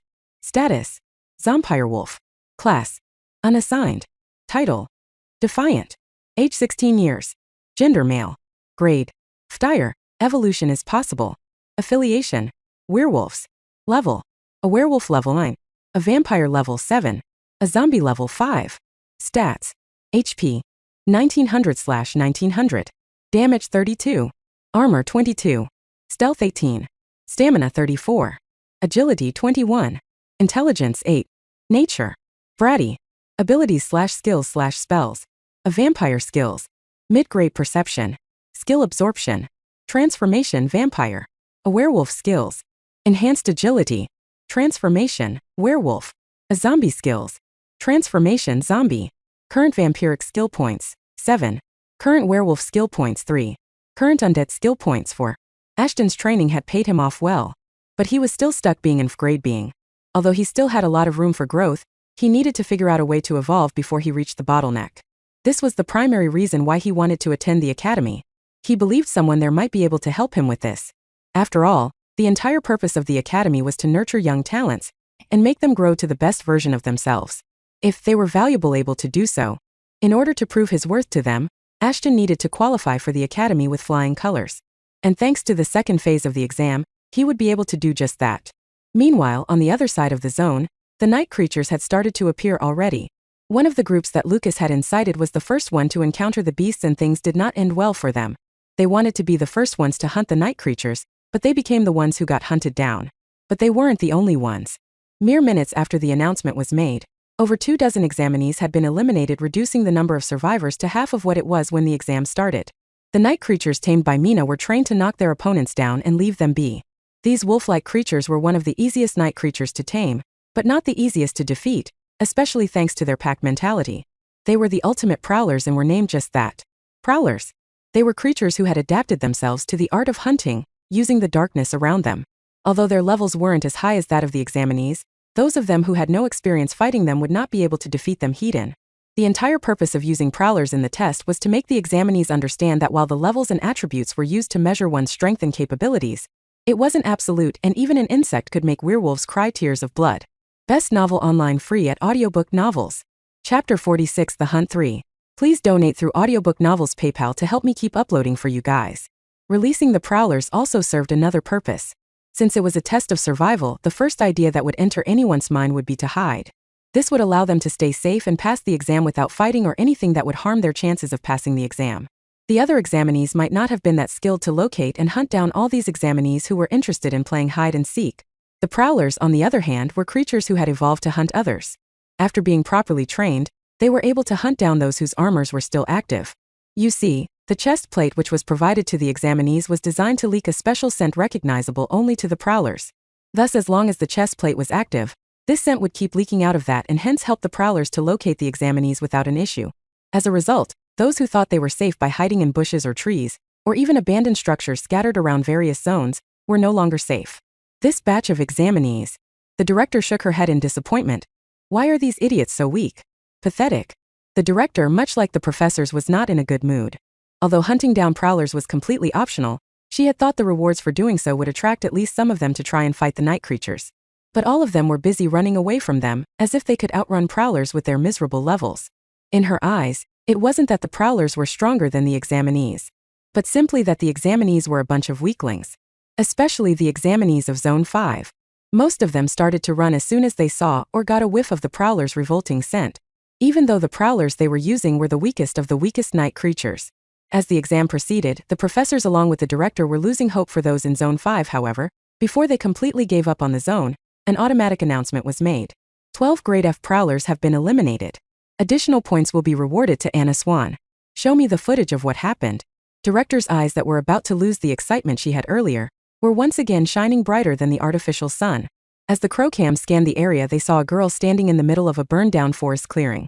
The field below her feet had been charred beyond recognition, and so had the corpses of prowlers scattered around her. As the cameras got a closer view of her, the director along with most of the professors immediately recognized her. Well, not her but her lineage. Standing at 57, this brunette girl had a pious feeling in her flaming crimson eyes, as if she had a desire hidden deep within them. Her shoulder-length hair was tied in a high ponytail. As for her physique, it was clear she rocked the heart of more than just the boys around her. There was a small tattoo on her angular face, right below her chin, which was more like a family insignia than a random mark. Apart from that, there wasn't much difference between her and the others. That is, if one were to count her flaming fists out of consideration for her being unique. The Swans always having a blast. The director let out a crooked smile. Things just got a bit more interesting. On another thought, Professor Mina, are you alright? There is no need to worry, Madam Director. Mina said in her usual emotionless voice. Those prowlers were only grade F. It wouldn't matter to me in the slightest if they are killed. That's good to hear because I don't think the others are going to stop now either. The director's words confused the professors. They knew that Swans had strong control over their magic, and thus it was no surprise when Anna killed a dozen of them in one go. But they were not expecting others to achieve such a feat. There might be some strong examinees in Zone 5. But all of them doubted there would be someone else who would be able to take down a dozen or so prowlers by themselves. However, their doubts were shattered a moment later when yet another announcement was made. 14 grade F prowlers have been eliminated. Additional points will be rewarded to Ashton Bismarck. Looks like our sleeping underdog is back in the game. The director got so excited that she started rubbing her hands together like a gambling addict who was on a roll. Thanks to the two of them, the other examinees realized that it wasn't impossible for them to defeat the prowlers, and they finally went on offense rather than running away from danger. My name is Ashton Fenrir, not fing Bismarck. Ashton cursed under his breath as he withdrew his blood-drenched whip. However, as he did that, another notification popped up in front of him. You have received 60% EXP by killing a level 8 prowler. Current werewolf level 10. You have leveled up. EXP limit has been reset. All wounds have been healed. Current werewolf skill points 10. Current EXP, 0%. However, that wasn't all. The mistress had already informed Ashton about how the blessings worked. Once a being hit level 10 on the evolution tree, they were given a choice. A choice that would inevitably shape the future of that individual, and right now, Ashton had to make one such choice. Please choose one of the following skill page. As a reward for reaching level 10. Remember, the choice you make is irreversible, and choosing a certain path will unlock the skill tree for that path, which can be expanded by using skill points. Each skill can evolve into unique abilities and attributes, hence make your choice carefully. A Crimson Claws. When using Werewolf Claws, deals 1.2x more damage to enemies already injured by the user. Accelerated Healing. Boosts up your healing.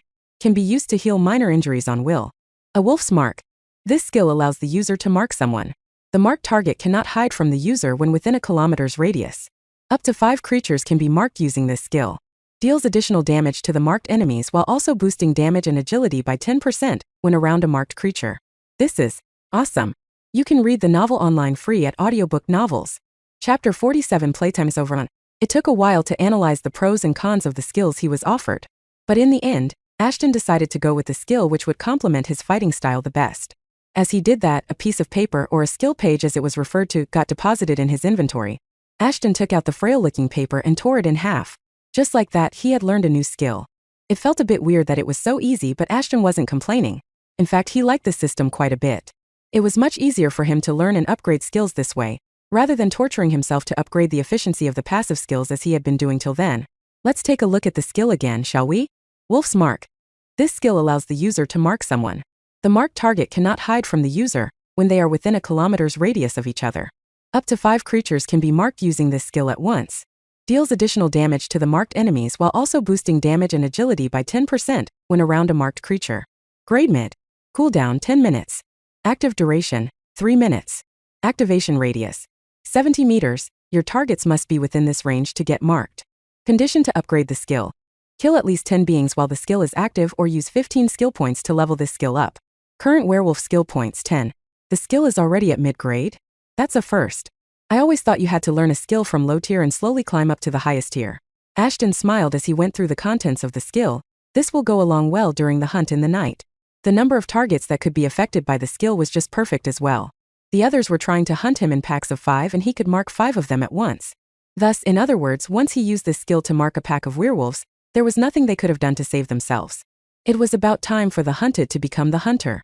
Ashton was in no mood to hide anymore, and set out to find prey while hunting down the prowlers who relentlessly got into his way again and again. However, he wasn't the only one who was busy strategizing his next move.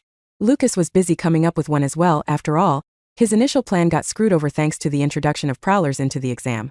Shit. Lucas, keep it down. The prowlers will find us. One of Lucas' teammates cursed him out.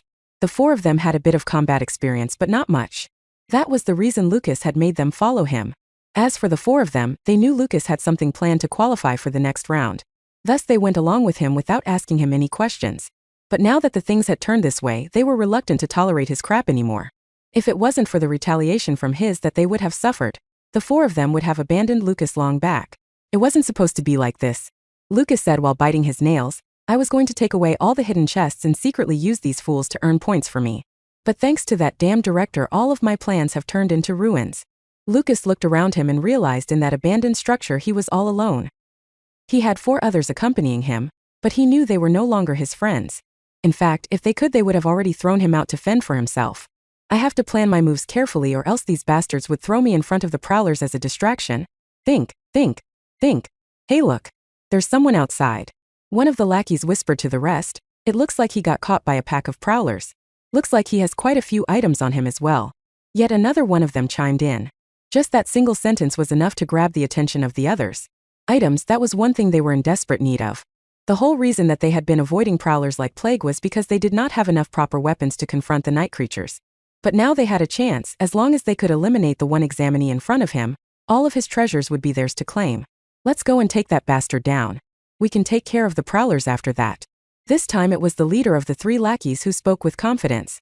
However, before they could take a single step, Lucas stopped them. To him, it was clear that these four idiots did not have an ounce of a brain between themselves. You should leave using the brain to someone like me. Lucas reprimanded the four of them. Why the hell do you idiots want to rush out right now? There are about a dozen prowlers out there and he is all by himself. Can you see where I am going with this? The four of them stared at each other with perplexed eyes. Not a single word that Lucas had spoken had entered their head. The look on their faces was evidence of it. Lucas sighed and continued, let him fight the prowlers. Either the prowlers will eliminate him, leaving his items behind, or the man would get tired after defeating the night creatures. That's when we will make our move. So either we will have to fight the remaining beasts or the injured examinees. It'll be a win for us either way.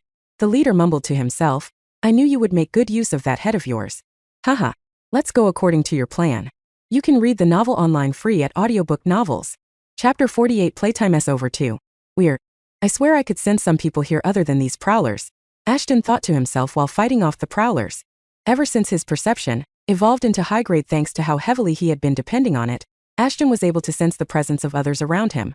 He was using this to locate and hunt down other groups. So far he had managed to hunt down a couple of 5-people teams. It was thanks to that, he had obtained quite a few useful things like a cloak called Nemean hide. This armor along with the whip was the best set of items he had obtained yet. Item Nemean hide. Type armor. Defense. 100,133 HP per strike. Stats bonus. Armor. Plus 10% while equipped for use. Increases with user's level. Reduces 2x damage taken from night creatures. Reduces 0.5x damage against weapon attacks. Rarity uncommon. Description. An armor said to be made of the leather of one of the only known grade A night creatures found in the Dungeon of Might. While alive, this lion slew more than 300 werewolves who were unfortunate enough to encounter it while dungeon diving. The second prince of Ashvana, the strongest empire of the Eastern world and the leader of the kingdoms belonging to 5 stars, slew this gigantic lion after a battle that lasted for weeks. The weapon had been enchanted and imbued with unique abilities and effects. Effects. It protects the wielder from negative effects such as poison, hemorrhage, stun, and paralysis. Increases all of the user's existing resistances by 1 grade, when equipped. Grants the user the active skill. Aggravate. Temporarily increases the user's armor by an additional 20% for 5 seconds. Up to 15 targets around the user can get affected by this skill. Affected individuals are unable to use any abilities if they have a low level than that of the user, or the effectiveness of their abilities reduces by 60% if they are at a higher level than that of the user, for the duration of the skill. This skill can be activated 3 times a day. Cooldown 2 hours. Activation radius 5 meters. Although the armor did not have as many effects as the bone whip, The couple of effects it had were more than enough to allow Ashton to move freely across the zone without any worries. It was because of these options, eliminating the examinee who had it equipped was tough. Even though the examinee didn't possess any exceptional talent at all. That was all because of the armor's active skill. Ashton had to quite literally beat the crap out of the one using the armor to eliminate him. It was just to show what the armor could have done in the right hands, which it was. The Prowlers were no match for Ashton anymore as a result. Even if he got hurt, he did not receive much if any damage at all, while the Prowlers were getting frustrated. However, as fun it was to fight the Prowlers, they weren't the reason why he was there. Ashton wanted to hunt down the other examinees, and not waste his time on worthless beings. Wait, did I just get lured in a trap? Ashton thought as he snapped the neck of yet another Prowler. Damn, what a worthless trap. I think it would have worked against me if it wasn't for the armor. The realization that he might be in a trap alerted Ashton. All of a sudden, Ashton was on the lookout for anything out of the ordinary. It only took him a couple of seconds to find an abandoned building, with light coming out of one of its broken windows. Either they are hiding there or it's another trap. Ashton smiled in a sinister manner. Why don't I lure them out instead? With a plan formed in his head, Ashton jumped into action. He intentionally dropped his guard around the Prowlers to make it seem like he was being overwhelmed. But not enough to eliminate him, just enough to let him get injured. An injured examinee, with additional rewards on his head and loaded with items that can decide the course of the exam? That would be the perfect bet for them. A bait that even a fool wouldn't leave behind. If Ashton wanted, he could have easily gotten rid of the Prowlers like he had done before. But he didn't want to scare those hiding idiots away. So he waited, while slowly getting rid of the Prowlers, and as he had predicted, those fools came rushing out of their hiding place as soon as there was only one Prowler left behind. Come one, come all, Ashton let out another smile, while patiently waiting for them to get close enough. A few moments earlier. He's down. Charge out now. Lucas yelled at his lackeys, who immediately took out their weapons. Their greed for points had blinded them to obvious things, but not Lucas. That's why he stayed behind while the barbarians ran ahead of him to claim their prize. He couldn't pinpoint it, but something was off about the man who had been fighting the Prowlers. Initially, the man had jumped in between the Prowlers with confidence that would have rivaled even the strongest warriors on their continent.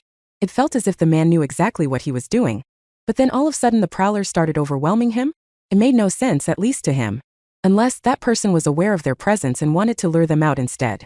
Those fools can do the dirty work themselves. If nothing goes wrong, they'll show up and take the best items using my family name. Lucas thought, and if things went south, I can always dump those fools and make a run for it while there's time.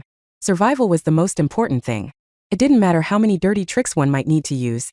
As long as survival was ensured, nothing was right or wrong. Read novel fast updates at Audiobook Novels. Chapter 49 Playtime is over 3. Best novel online free at Audiobook Novels. Only 4 of them? I swear I sensed at least 5 different people, Ashton thought when he saw 4 brute-like people rushing towards him. There was something off, but well, eliminating 4 of them simultaneously should give him enough points to maintain his lead. As long as he qualified for the second round of the exam, he wasn't going to complain about anything. Rip him apart. Ashton heard one of them roar at the top of his lungs. They were enthusiastic, but their courage was misplaced. They have a pack mentality as usual. Their items look shabby as well. Maybe that's why they came rushing out of their hideout wanting to claim the items I have on me for themselves. Let's teach them a lesson. Wait, something's wrong. One of the lackeys realized that the way the last Prowler was attacking the examinee wasn't normal. But before they could realize what was happening, the corpse of the Prowler was hurled in his direction, knocking the wind out of the lackey's lungs. He baited us out. The Prowlers were dead already. Fall back. Armor skill. Aggravate had been activated. Number of targets affected 4. The affected targets are found to have a lower level than the user, and cannot use any abilities for the next 5 seconds. What in the world? I can't use my dash skill. I can't either. CK. I knew it was a bad idea. Panic and chaos ensued among the 4 of them. However, little did they know it was just the beginning of Ashton's attack. You have activated Wolf's Mark. Number of targets affected 4. You will be able to see a crimson wolf mark hanging over the head of the affected targets. When you're close enough to a target, your damage and agility will be increased by 10%. This effect can be stacked up to a maximum of 50%. Current boost, 40%. Ashton wasn't the only one who could sense the increase in his powers. The 4 lackeys were also aware of the fact as they recognized the wolf mark hanging over their heads. All of them knew what the mark signified, but none of them had ever seen the skill in action. Luckily for them, Ashton was kind enough to give them a first-hand demonstration of exactly what someone with that skill was capable of doing. Get a hold over yourselves. We can't run away nor hide while we are marked. The leader of the lackeys tried to gain some control over his panic-stricken gang. The only way for us to get out of this mess is to get rid of that man.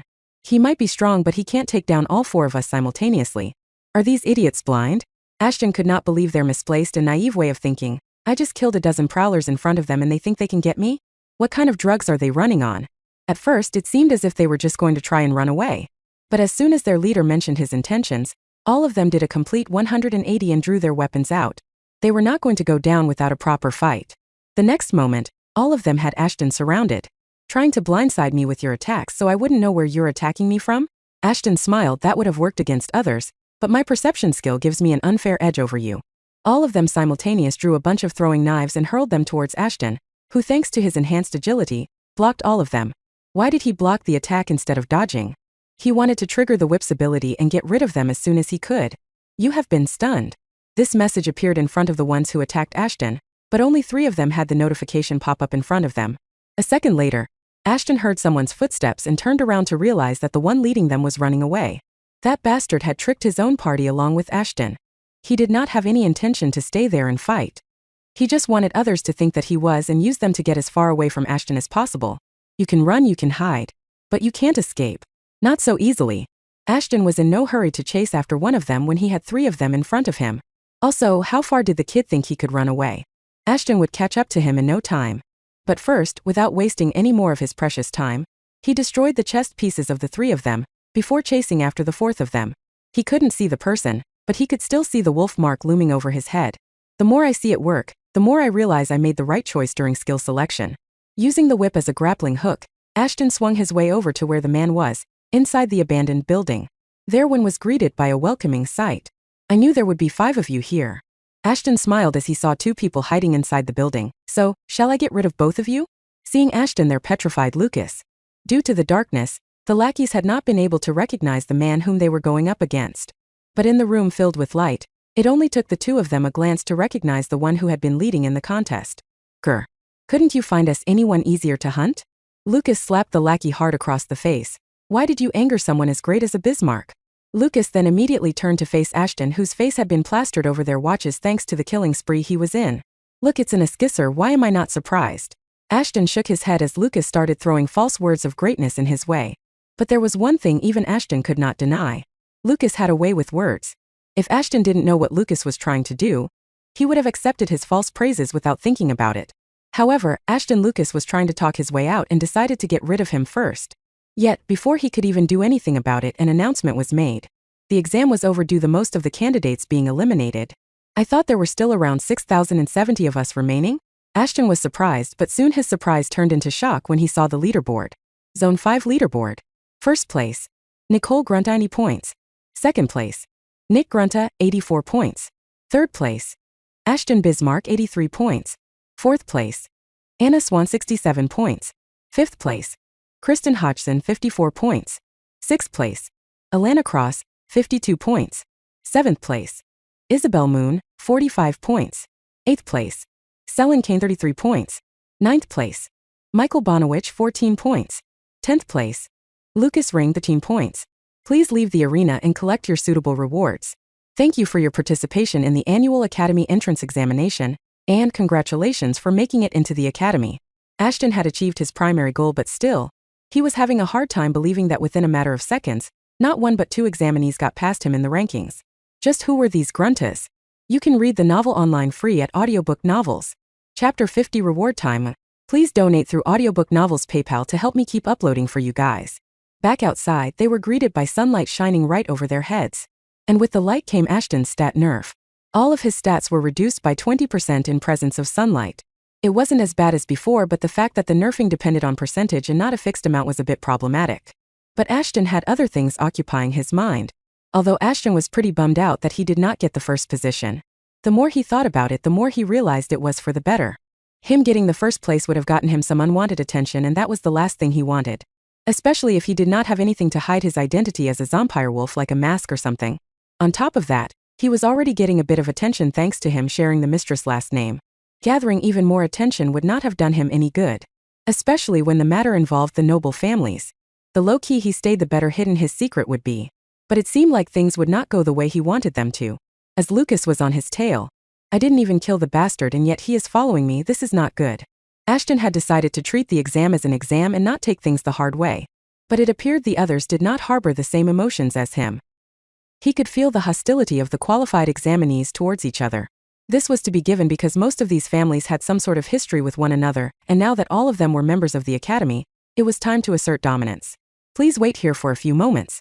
You can step out and collect your rewards when your names are called. One of the attendants uttered before rushing away. Leave the 10 of them in an open courtyard. As soon as they were left alone, people started chattering amongst themselves.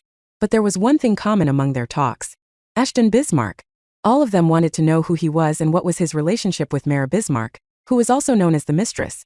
All of them except 4 or 5 of them were busy speculating about the origins of this unknown werewolf, who was leading in the exam before Nicole and Nick Grunta left him behind. But speculating was all they could do. After all, the mistress herself was shrouded in mystery. At this time something weird happened. Suddenly 2 people from the crowd made their way towards Ashton.